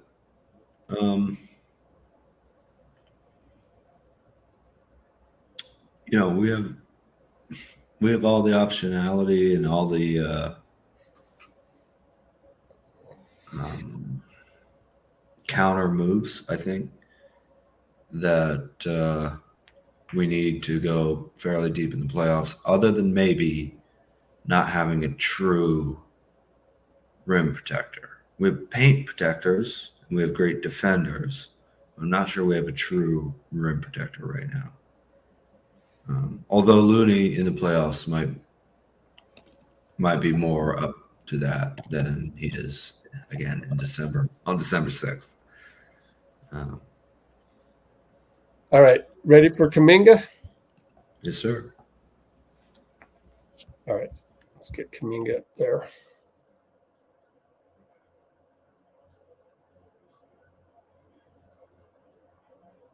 Okay. For us, for us mere mortals, what does it look like up there? That dunk, like, what was it like? What's the air like? Shit. I don't know. I think it always happens. Just that connection with me and Draymond. It always happens. Like most of the time. It feels great to be out there also. Coach Kerr said you were the story of the game. Obviously, you came in pretty late into the game, but gave them an obvious spark. Just kind of take me through what that was like for you going in, feeling like did you feel like you were going in late, or did you feel like you needed to go in and get the team a spark? I mean, doing whatever I just did out there, I mean, that's our job, young guys. I mean, you see Moses, you see the things he's been doing lately, you see BP, and obviously the things I just went out there and did for the team. I mean, we're the young guys. I mean, we're supposed to help our team, bring energy in. And I knew somehow it was going to be me, hitting me, Moses, or anybody that was going out there and lift the team up. And obviously I ended up being the person. And so, I mean, that's all that matters. Hey, Jonathan, along those lines, how do you just stay ready? You may be in the rotation one night and not as much necessarily the next, or depending on matchups. And do you just have this frame of mind that says I'm going to be ready whenever my number is called? I mean, it ain't the first time it happened. I mean, so obviously I know what it is whenever I go in a game. I mean, it's not the first time. So if it was the first time, I'll be asking myself, like, what do I need to do? So I actually know what I need to do when I haven't played and when we really needed to get through that type of hunt. I mean, that's obviously what the young guys out there supposed to be doing. But, I mean, I'm always ready. So regardless, anytime if my name haven't been called, but like I always say, I'm a professional. I know my job, I know my role. All that matters is just go out there and finish the job. Have you grown into how you learned to do that? I mean, definitely. I'm going to keep it real, definitely, because the first year I was just surprised, but it's just a learning experience. I mean, we all go through that phase. So I obviously grew out of that, and I know what it is, so that don't faze me at all. Were you surprised when you learned? I mean, you wouldn't be in the rotation? I mean, I don't know. I was just chilling on the bench. I was just being a good teammate and bringing the energy up in my teammate play and just encouraging them. I didn't really know that I wasn't going in. But obviously I ended up going in, but I didn't really know anything, so I wasn't really surprised. Generally, how do you feel like you've been playing, the first however many games this season? I feel like I've been playing good. I mean, like I said, it's a deep team. You don't know what's going to happen. It's not. All that matters is just be happy for ever playing good out there. So that's obviously what I was out there doing. I was happy the way everybody was playing. Moses, BP, and just the rest of the guys.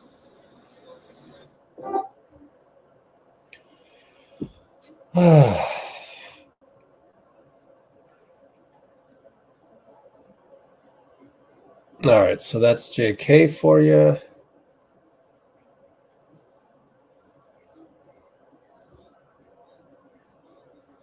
Let me get Dean back. No, not yet. Okay.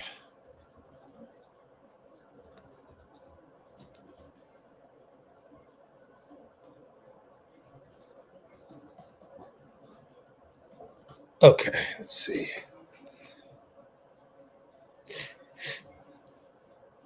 The other guy? Oh, gosh. Who's the other guy?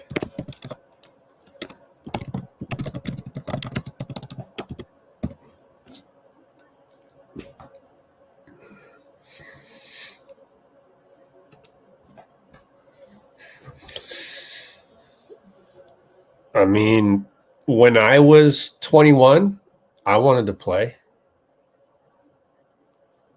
I mean, don't hate Kerr. Hate the starting five. I mean, if you've been in battles with the main five, you're not going to not start them. So why be mad at Steve? Be mad at, I mean, he's just the easy target every single time. I would advise Kuminga. I would advise my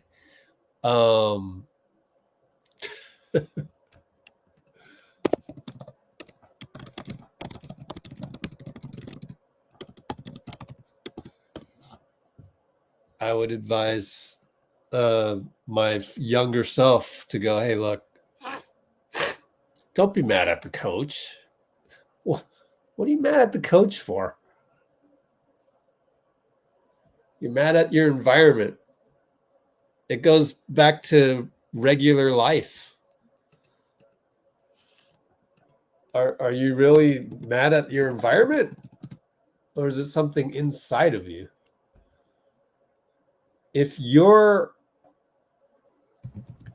good enough for you inside of you, then nothing in your environment will really affect you. And that's what I loved about Kuminga on the podium just now. He basically told Slater, the KD of reporters, he said, my environment doesn't bother me. You're not playing. Did you really want to play? I was just being me. And my number got called and I was me. Brilliant answer. And we're already doing everything we can to keep him. You don't think every day Steve talks to him and says, hey, look, I want to play you, but just look at our squad. Our squad is so deep. It's tough. And JK is probably like, yeah, I feel you, man. It's all good. I mean, I do think John's gonna the more minutes he plays at this level, the better the team will be. Like, we need to find minutes for him. But you said, oh, I got over that. I got over like worrying about that, grown out of it. And you have to admit, he's always saying the right things, and it seems legitimate, It seems true that he really isn't letting that bother him. And when he's put out there, he's a winning player right now. He is. So, thankfully, that's not something we really have to worry about. It seems like just watch him grow, watch him keep earning more and more minutes, more and more trust. And,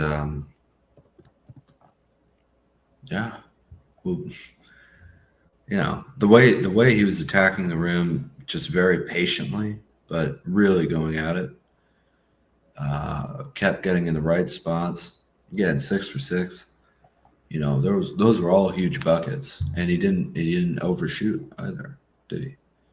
So that's exactly what you want to see from a 21-year-old, especially lottery talent with a championship already. Like, he's 21, right? That's, man, 13.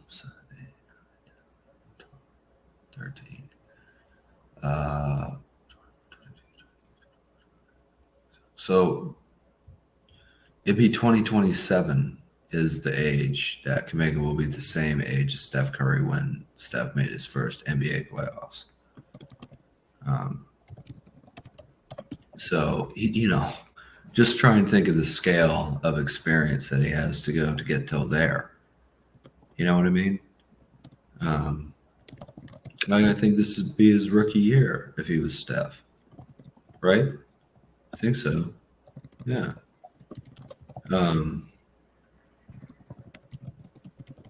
So I'm just very proud of the way that, Kuminga and Moody and Podziemski right now. I think Trace, when he's been out there, TJD, I've been very proud of the way that they have handled themselves on the court. Whatever the outcome, whatever the results, whatever the minutes, I've been very appreciative of that. I think it's set a good example for everybody, really.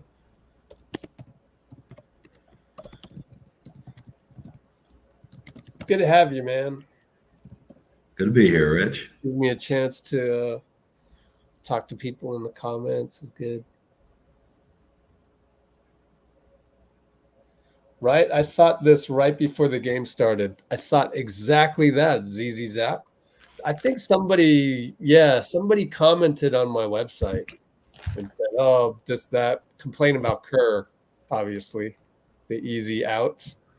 And then I was thinking, bro, why don't you just root for another team? Like, it's not a bad thing. Like, the NBA is full of great teams. Just go root for Boston. If you're that fed up with Steve, just go root for another team. I won't hate you. Boston is totally respectable franchise to root for. Right? Like, you have control over that. Just stop complaining about it. Then go somewhere where there's none of that. Mike Brown, he's obviously perfect, and yet he's not. I mean, what's their record? They're not like barnstorming. They're sixth. I think they're sixth seed and 3 games over 500. I wrote that on my website right here. The whole about Steve. I said Mike Brown might have us at 12-8, but does it really matter? Like, it matters that we probably should get the 6th seed or better, and then it matters that once we get into the 7-game series, are we back to our championship form? And Steve doesn't get credit for that. He doesn't get credit for the fact that game 3, 4, 5, 6, and 7 against Sacramento, minus game 6, because that's where, again, I thought the dark underbelly of our main 5 guys, again, games just couldn't close them out. Like, just didn't have that killer instinct at home, but then it came back out. So 4 out of those 7 games, the Steve Kerr method worked again. Then it didn't work against the Lakers. And so if we end up, again, getting bounced in the Western Conference semifinals, then, we'll have the discussion. I mean, I'm not afraid to have that discussion, but that's in the future. What discussion? Sorry. That would be, do we need to make changes? Are we stuck at the Western Conference semifinals? But nobody can predict that. I'm not saying we should predict that. Yeah. Let it happen. I want to enjoy getting there. And then we'll figure it out then. Like, we don't need to figure out everything right now and say that this team is a Western Conference semifinals loser. This team right here. Like, you can't really say that yet because Draymond's been gone for a while. GP2 is now hurt. And sure, I mean, if we play 82 games and game 82, we're kind of like still in flux, like people taking turns, main guys taking turns being hurt. Well, you still evaluate all of that at the end of it. And the one before that is if we do still suck by the trade deadline, then the movable piece is Chris Paul. You could move him. But then let's worry about that when we get there. We're not even there yet. And that's one of the reasons I brought up the salary slot, that you lose that if you trade Chris Paul. And sometimes it's easier to get a little bit more high-level talent in the free agent market than trying to find the right piece back for CP3. Pascal Siakam. He's a free agent. He's an unrestricted free agent this year, right? So I don't know. Maybe the trade would help us win this year, but might as well take a swing in free agency. Oh, right, because there's a lot of moving pieces, right? You're including Klay. The CP3 thing and Klay becoming a free agent. You assume they would look. But that's still you'd still have to do the calculation under the tax. So. Well, this is from information that I got from an article around the beginning of the season, or maybe around the CP3 Jordan Poole trade. but I think it Yeah. still holds true. I don't know. Yeah. Luckily, we don't need to worry about that for a while. So Yeah, that's a good point. That's a good point in that, man, you just got to give a team time to develop and grow. yeah, You know? I actually my gut sense is that we can't just because Klay goes to free agency doesn't mean we can sign somebody else for whatever. Let's just even call, obviously not 43 million. Let's just even call it 20 something million. I don't know that we can even do that because the rest of the salaries add up to the salary cap. So, Well, it's so complicated that it's not worth really diving into right now. But yeah, it's the CP3 contract that allows that. Not okay. And then you sign Klay after you go after a free agent because you have Klay's bird rights. You have Klay's bird rights, but CP, you can't just let him walk, right? Because no, that's what you do to create the salary cap. You would waive him, which kind of sucks, but that's how it would work. Yeah, I don't know about that. Like, I would need to read that same article, right? Yeah, I could try and send it to you. So far over the cap that losing CP3 slot, which is right here, it's on Phoenix right now, but you lose this slot, he walks, it could be gone because then you add up all these salaries and you're still over the cap. See? So then you'd have to trade. That's why you trade for him, because this is originally Poole slot and we homegrown Poole, which is why we were able to create, the salary slot of 30 million, because it's essentially Jordan Poole, who we drafted. So we had the rights to give him a fat contract.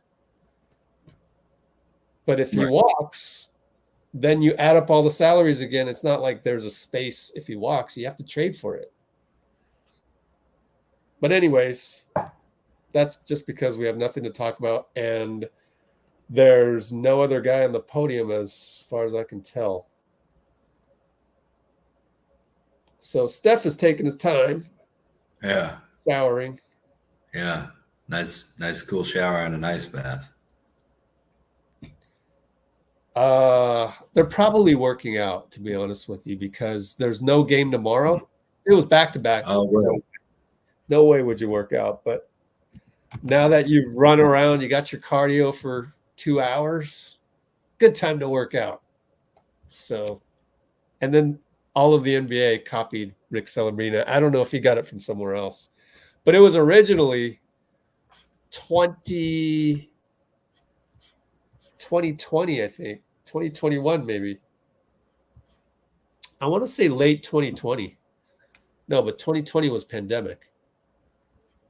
It was in Denver. They were working out right by the locker room. I just went up to Rick Cellerina and said, "Why are you working out right now?" And he just said, "Well, it's a good time to work out right after the game." So that was unheard of back then. Now everybody does it. It's copy. Yeah, well, you're warm. Yeah. Yep, exactly. Oh, that's a great pass and a great dunk. He's so high up there. Yeah. Let's replay that.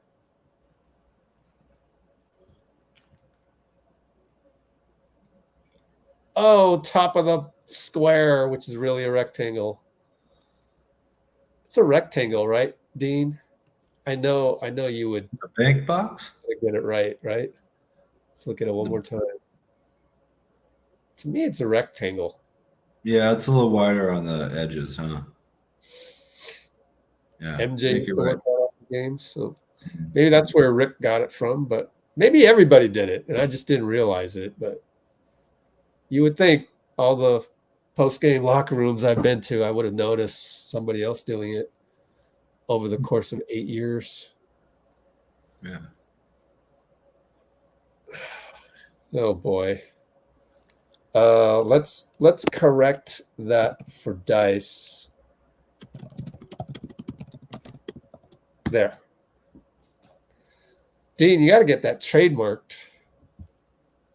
Oh, I don't want to deal with Elon Musk, man. I just don't care. You can do that, Rich. Go ahead. No, I don't like to deal with corporate America or egotistical Silicon Valley entrepreneurs. Chris Paul is at the podium. Hey, there we go. Nobody's called him since the incident with Scott Foster. Of course not, because they don't care. If I were running the league, I would have had another meeting. But Adam Silver doesn't love the game the way I do, but you know, it's different. But he knows how to make billions. So it's different. For me, I'm all about the product that's on the hardwood. And is everybody participating on that hardwood? Are they pleased with the fairness? I was always about fairness.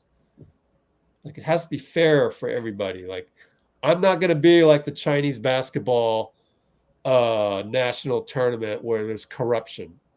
Yup. People who know anything about that, knack bait. Man, imagine paying money to go play in a tournament and it's literally rigged on you. There's biases. They don't want you. They want the same teams that they've gotten from New York, Chicago, and Boston and anywhere else in San Francisco. And so the newbies like me, we don't stand a chance unless I was to get, Jeremy Lin out of the blue and he's my ringer. But it's hard to find guys like that. So I was all about fairness because I'd been in I'd sign up for tournaments where there was corruption. Hate to say it, but a lot of Filipino tournaments also, you get into that power thing where the guy running the tournament has his own team. That's a problem, right? And people you're human. You get a little greedy. Same thing with the committee for the Chinese American tournament. And so I was all about fair. I went the extra mile on fairness because I had been shown what unfairness is about. And so also, that bleeds into the referee issue nowadays. And I just think all the refs aren't as good as you can possibly get them in the NBA, but they're not biased against us. They're just not good. We got Moody on the podium. They're reffing in a totally different era, with the replay and with, I guess, just the emphasis on, it's a very difficult job, but there's an emphasis now on it being totally by the book rather than relying on the ref to make the right, I guess, split-second decision, kind of, where, look, actually, there was a good example today. I remember you pointed it out, Rich, and it slipped in my mind what the play was, but they didn't review. Oh, it was the Moses Moody. It wasn't clear path. It was a fast break foul. Yeah, right? They didn't take foul. Right. Yeah, they didn't review that. They just it looked like a take foul. They called it later. But that used to be refs all the time. They would trust their instincts until something really was said or shown on a replay or whatever that really caused them to go back. But they were reffing based on kind of their experience. And I think now it's so letter of the law that I don't know, maybe they have to constantly justify it to the league or something like that, I think that kind of hurts because it's overly there's too much minutia when there should be rhythm and flow, Mm-hmm. But it's very difficult. It's very difficult with the kind of position they're in now. And as you've been pointing out, the lack of deep experience, you get a lot of 5-10 year vets reffing, which sounds like a lot because sounds like a lot for players, but for refs, it's not. You know, you want like 20, 30 years, as you've been saying a lot, Rich. All right. Should we listen to Moody on the podium? This looks like a long podium visit. So let's put Moody on right now. See what he has to say.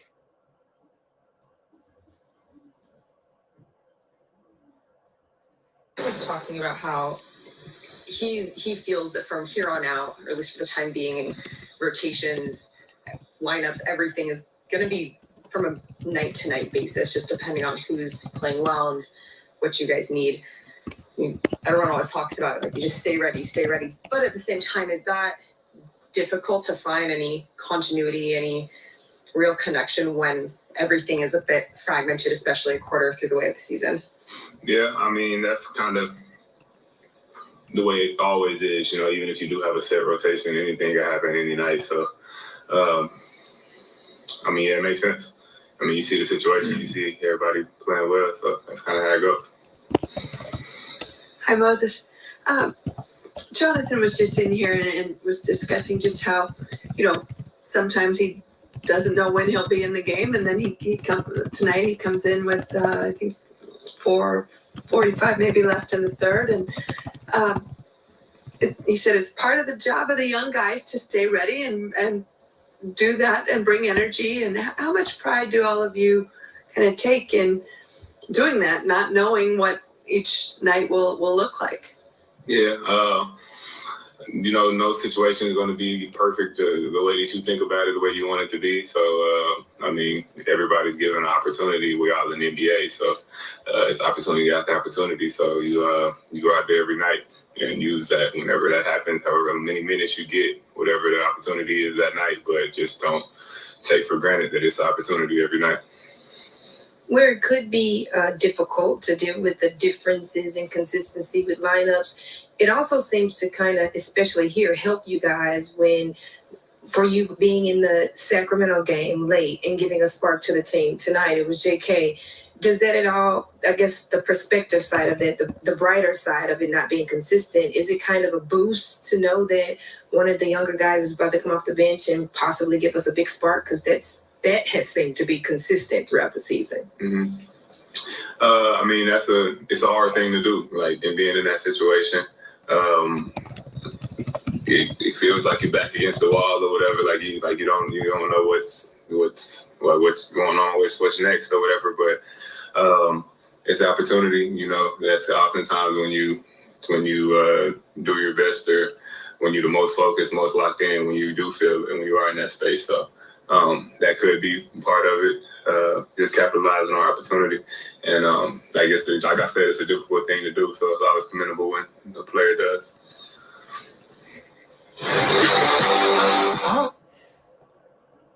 All right, that's Moody. And we got CP3 at the podium, but that one's not ready yet. We got entirety of Steve Kerr, 11-minute interview as well. So that's coming up.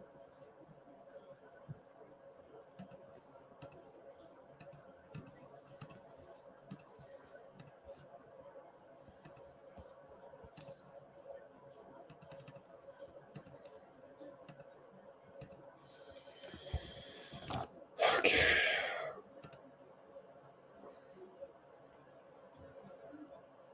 I wasn't aware that Adam Silver had commented that he'd talked to CP3 and Foster, because CP is saying, nah, we haven't. That would be awesome. I'm hoping that you do find out that they did. Oh, please. I would love that.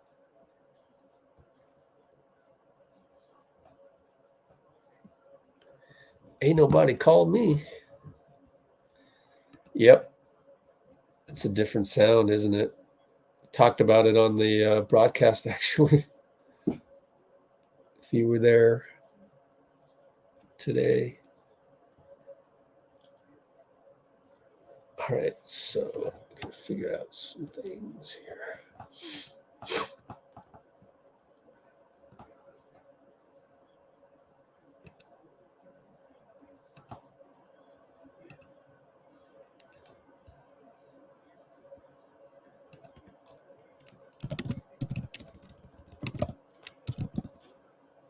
Hope we get Dean back. Ooh, already got Kuminga.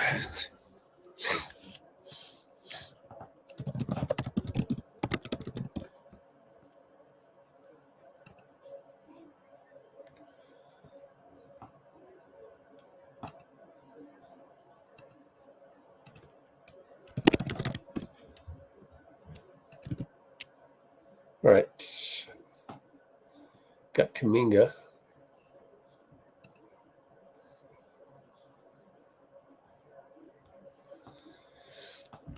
Depends on if Dean comes back.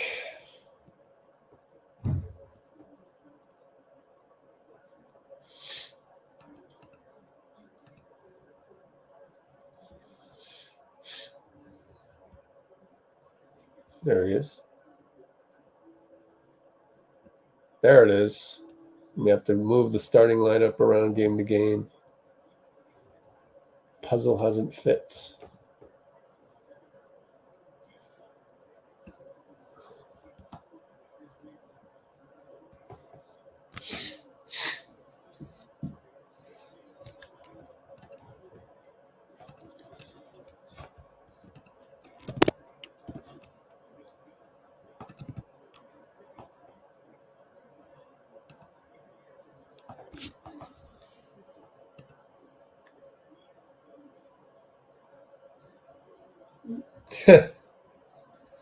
The article. Silver did not say that he talked to. Oh. Huh. Like a puzzle. Hey, Dean, you got it right. To be honest, the puzzle hasn't fit this year, and you're talking about puzzle. Or did you see this already?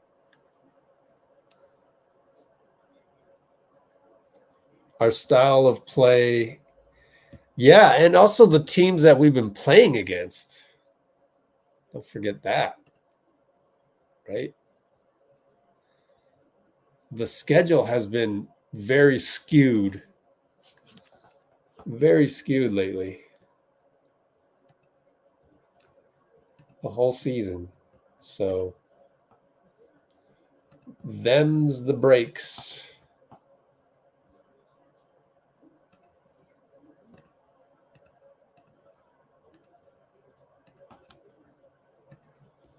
Wonder how long Moody talked for.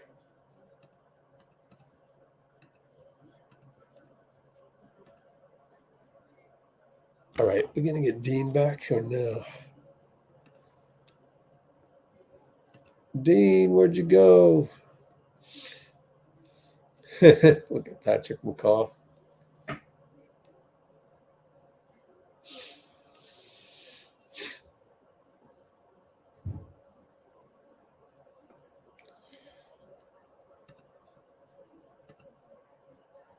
Okay. Yeah, got that part.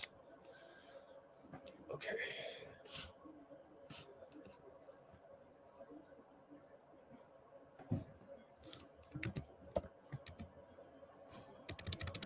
Okay.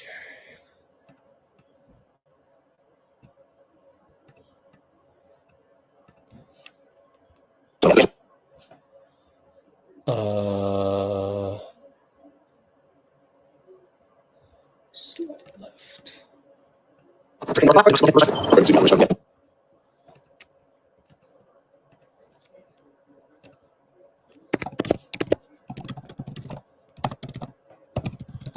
But Billups. I got Billups as well.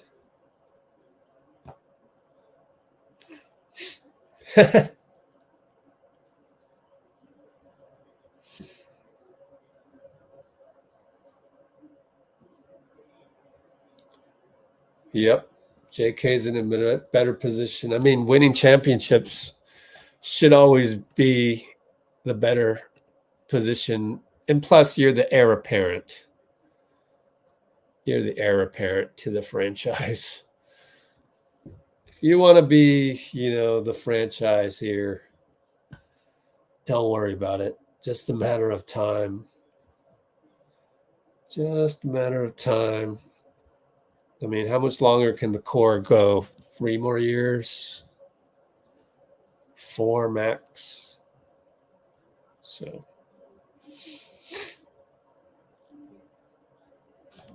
we're going to take a look at the entire Steve Kerr post game as well as Chauncey Billups, assuming all goes well here. And I do want to advertise it on social media as well. So let me get to a point where I can free up some processing here to do that. And we'll be in good shape.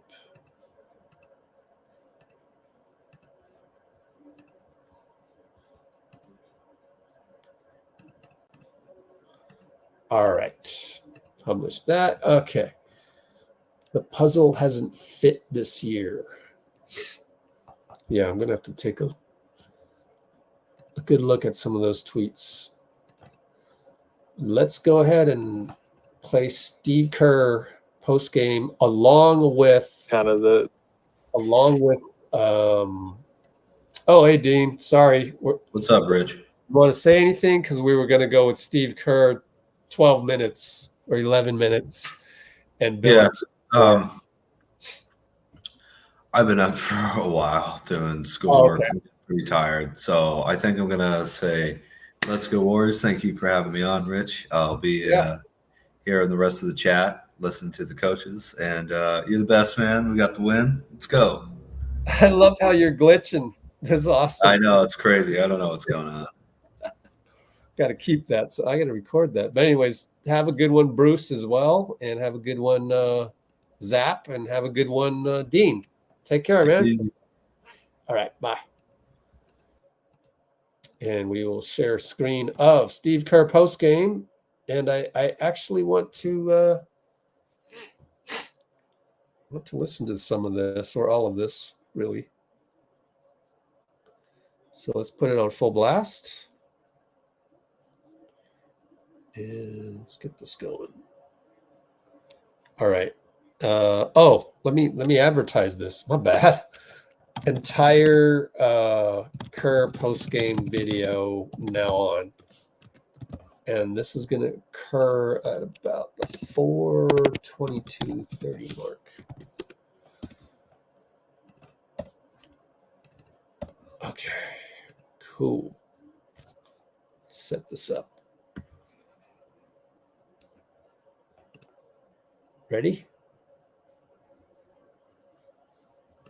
The story of the night. I guess, I mean, he clearly wasn't in the rotation going into the night. What went into that decision? Why did you decide to go to him, and what did you think of him the last 17 minutes? He was great. He was the key to the game. He stayed ready. He was out of the rotation just because it's hard to play 10 guys. And, frankly, Brandon and Moses have earned the minutes they're getting. And we obviously needed him. The game called for JK. Just with Portland's youth and athleticism, we needed to be able to match that and be able to score against their switches. And so I was so happy for JK that he stayed ready and came in and produced the way he did. How much does this shift your thoughts on him being in or out of the rotation moving forward? I think every night's going to be different with this team. That's what I'm finding out. What we need each night seems to be different depending on the matchup, depending on how the game's going,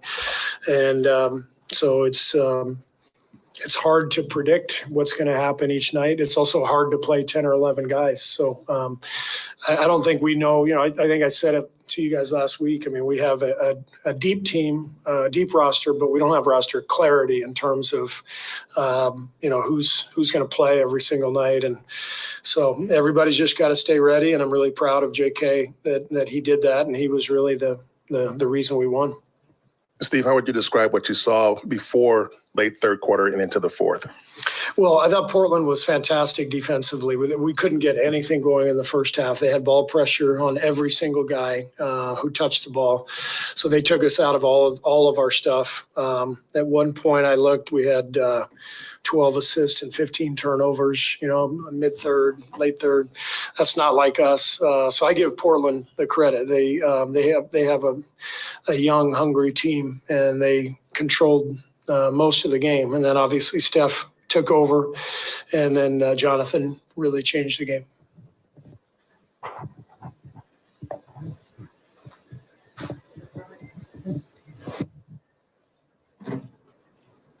You have now the next 4 games away from home, and obviously playing at home gives you that upper hand with your fan base.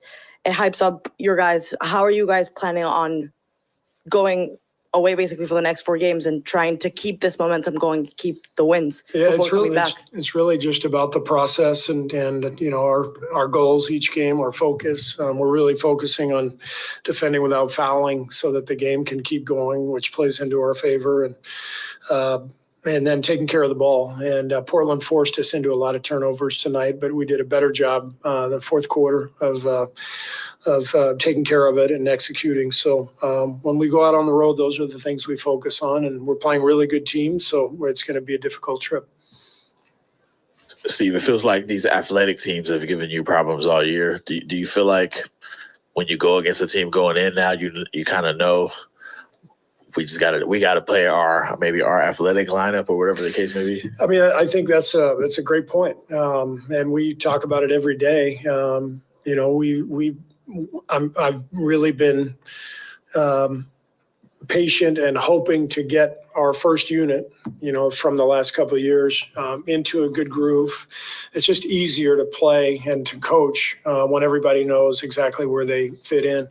And role players, it's easier to play a role when, there's kind of a set rotation and, the stars are playing well and all that. So everything, the puzzle kind of fits. So to be honest, the puzzle hasn't fit this year, and we've had a lot of guys playing well, but we may have to think about, moving the starting lineup around game to game, depending on who we're facing. I'd still prefer to get something solid, but we haven't really established anything this year, and we're a quarter of the way through. So there's definitely, a lot of thought that's going to have to go into this.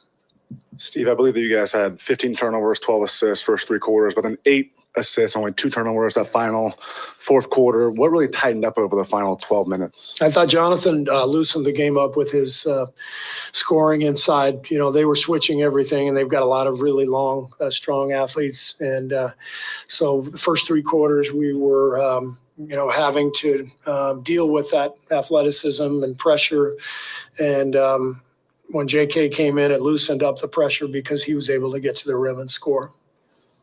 Steve, that early part of the fourth where Dario had a 3 and then also a layup just to get you guys close, to get some momentum there, how important was that early stretch of the fourth? Yeah, that was big. Steph really got us going there, late third, mid third and late third. And then the next group came in and really held down the fort. Did a good job. Dario was great, as we talked about. JK was the story of the game, and still the ultimate luxury to be able to bring Chris Paul in to to run that group. So they did a really good job. Steve, Jonathan's obviously been up and down, had some really good games and some really games where he kind of disappeared. And you've talked in the past about rebounding as one of the keys. Yeah. But what do you need to see? What did you see tonight that maybe you didn't see in some recent games beyond the obvious scoring? I mean, is there something about the way he plays, the patience when he has a good night? Yeah, I mean, he's a young player, so young players are generally up and down, and we're looking for consistency. It's about decision making. It's about recognizing when to shoot, when to move it. Certain games are going to favor him more tonight, definitely, with all the switching and the way he was able to get to the rim. Other games with different matchups don't favor him as much, and he struggled in some of those matchups. So this is not unusual for a young player to go through ups and downs. And for us as a team, we just have to figure out each night what we need to win. Steve, you mentioned about just having patience with the starting group, like really wanting to get that starting five that had been so good for you guys in the 5-man lineups, and we know all that from the years past. How do you balance just the patience with that versus the, hey, we're at the quarter mark of the season, we have to get going. Yeah. And essentially when you make a choice like that, what it does to people's confidence and egos. That's coaching. That's the job right there. It's, we got all kinds of data. We can look at the analytics. We can say, well, we should play this lineup more, that lineup more, but you factor in everything. You factor in the human being, you factor in injuries, you factor in rhythm. I always feel that I want my players to know I have great confidence in them. And so I'm going to give them, a long rope, especially the guys who have, been there, done that. And so, that's the deal. We're 10-11.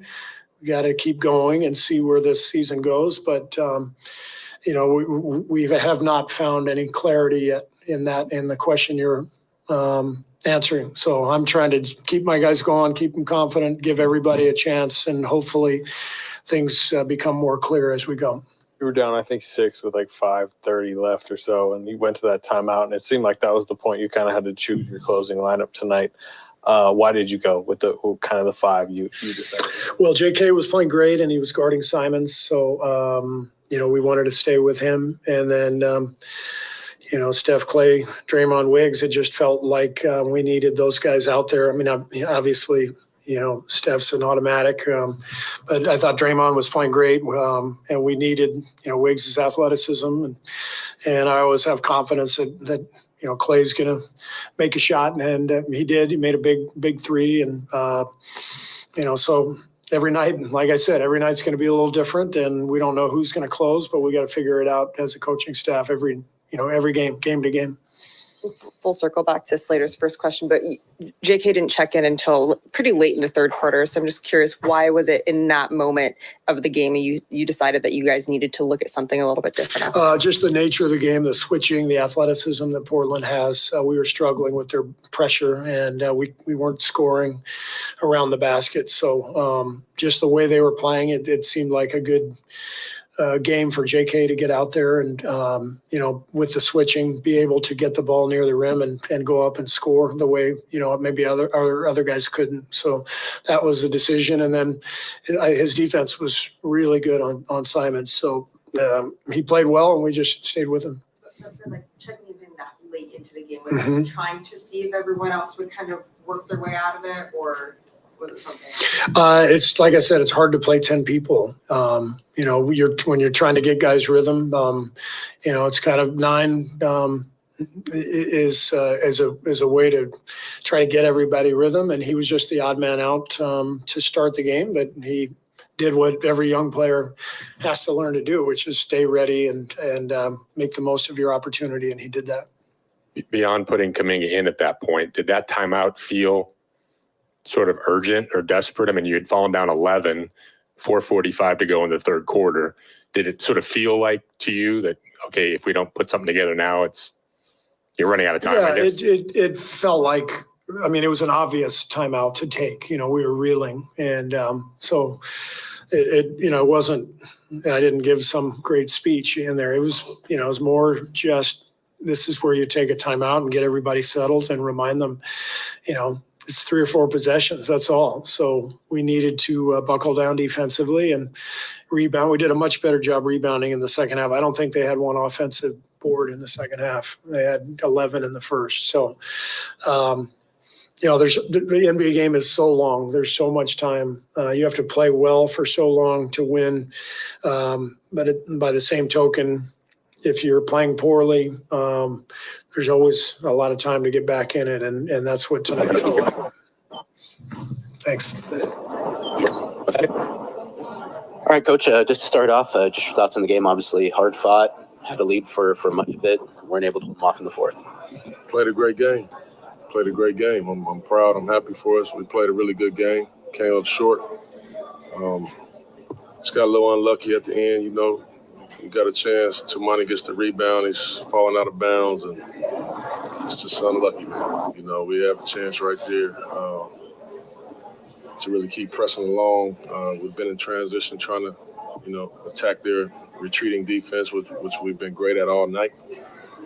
And, man, that was just a tough one. Pretty large disparity in the amount of free throws tonight. How do you feel like your team did dealing with that? I thought we did a good job. This is the stuff we face every night, bro. I understand we're a young team, and we play against these veteran teams, but that shouldn't matter. I just want some consistency, man. Same things they call for the other team, I just want them to call the same calls. Just some consistency, man. And we just don't get that, and it's really frustrating. But we are a team. We're a no excuse team. Whatever hand we dealt, we just play it and we do the best we can and see what happens. Anthony tonight, obviously his return, a little bit of a slow start. It seemed like he kind of started to find his rhythm in the second half. Just your thoughts on how he played tonight? Yeah, I thought Ant did a good job, from being out so long. I thought his rhythm was pretty good. His wind was pretty good. Obviously we needed his shot making. Hurt us when Malcolm went out, to have another guy that can just kind of play make. Although I thought Scoot played a great game in his minutes and everybody. Shaden was really good. He just was so short in numbers, man. Not having basically three starters for this game with DA and Malcolm and Jeremy was tough. It seems like Shaden is kind of putting it together consistently right now, and another really good game offensively, at least for him tonight. Kind of, how do you feel like his progression has gone in this last couple weeks, particularly when guys have come back into the lineup that it can kind of shoulder that load? Very good. Shaden is developing fast. He's starting to see the game and see what's going on out there. He's making better reads most nights. His defense has gotten better. As guys come back into the lineup, they're able to alleviate some of the pressure that he has to be great every single night. Obviously tonight we needed him to be incredible, for us having so many people not playing. We talked a lot about kind of looking forward to your center rotation this year. Tonight, completely different. You got Duop, you got Jabari. Both comported themselves really well. Just your thoughts on how both those guys played tonight. Yeah, I thought both guys played well. Wap was good. He provided some good shot making for us, but he was rolling, making good plays. He's a good basketball player. He's a pretty all around player. And then Bari as well. Bari, he's a scrapper, man. He's a scrapper. He's going to get in there. He's going to mix it up. I thought defensively he did a good job. Offensively, I thought he did a good job. They was playing kind of blitzing Ant a lot or playing at the level. He did a good job being a secondary playmaker. And those dudes haven't really been in these positions, that much. And so I thought both of them played very well, And like you said, we didn't know that we would play a lineup like this all season, but guys stayed ready. And again, we play the cards we dealt, man, and we just go out there and play as hard as we can. Good. All right. Let's see. Next up, got to figure this out.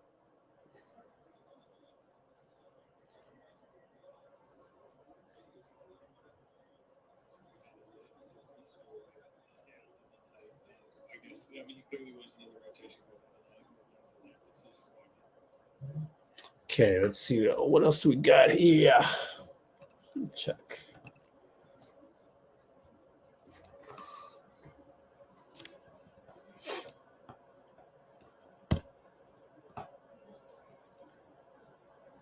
Okay, that might be it. That might be it.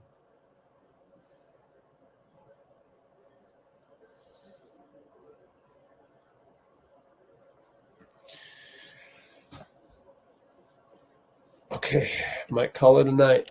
So next live will be, today's Wednesday, so it'll be Friday. Yeah, Dice. Thanks for the positivity, man. We really need it. You too, RJ. Especially late in the stream right now. So next live Friday, December 8th, against OKC at OKC, 5 o'clock Pacific, so 4:45. at OKC, 4:45 p.m. Pacific for 5 p.m. tip-off. And let's take one more look at Twitter. See if they got anything else going on here. CP3 at the podium. Janie asked Draymond, put it only where he can get it. Wonder if that's in the locker room or if that's on the podium.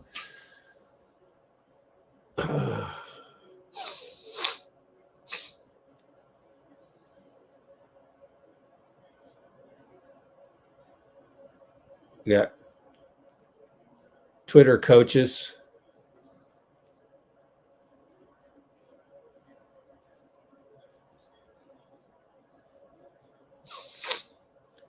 The problem is it's a zero-sum game. So if you have a lot of faith in these guys, then that means you're losing faith in the 5 that won you a championship a year and a half ago.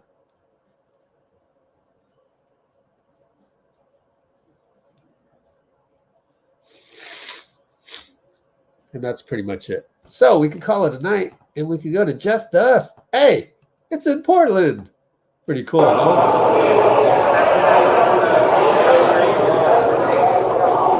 right, RJ. Let's get the Just Us YouTuber. Just Us. All right. See you guys soon.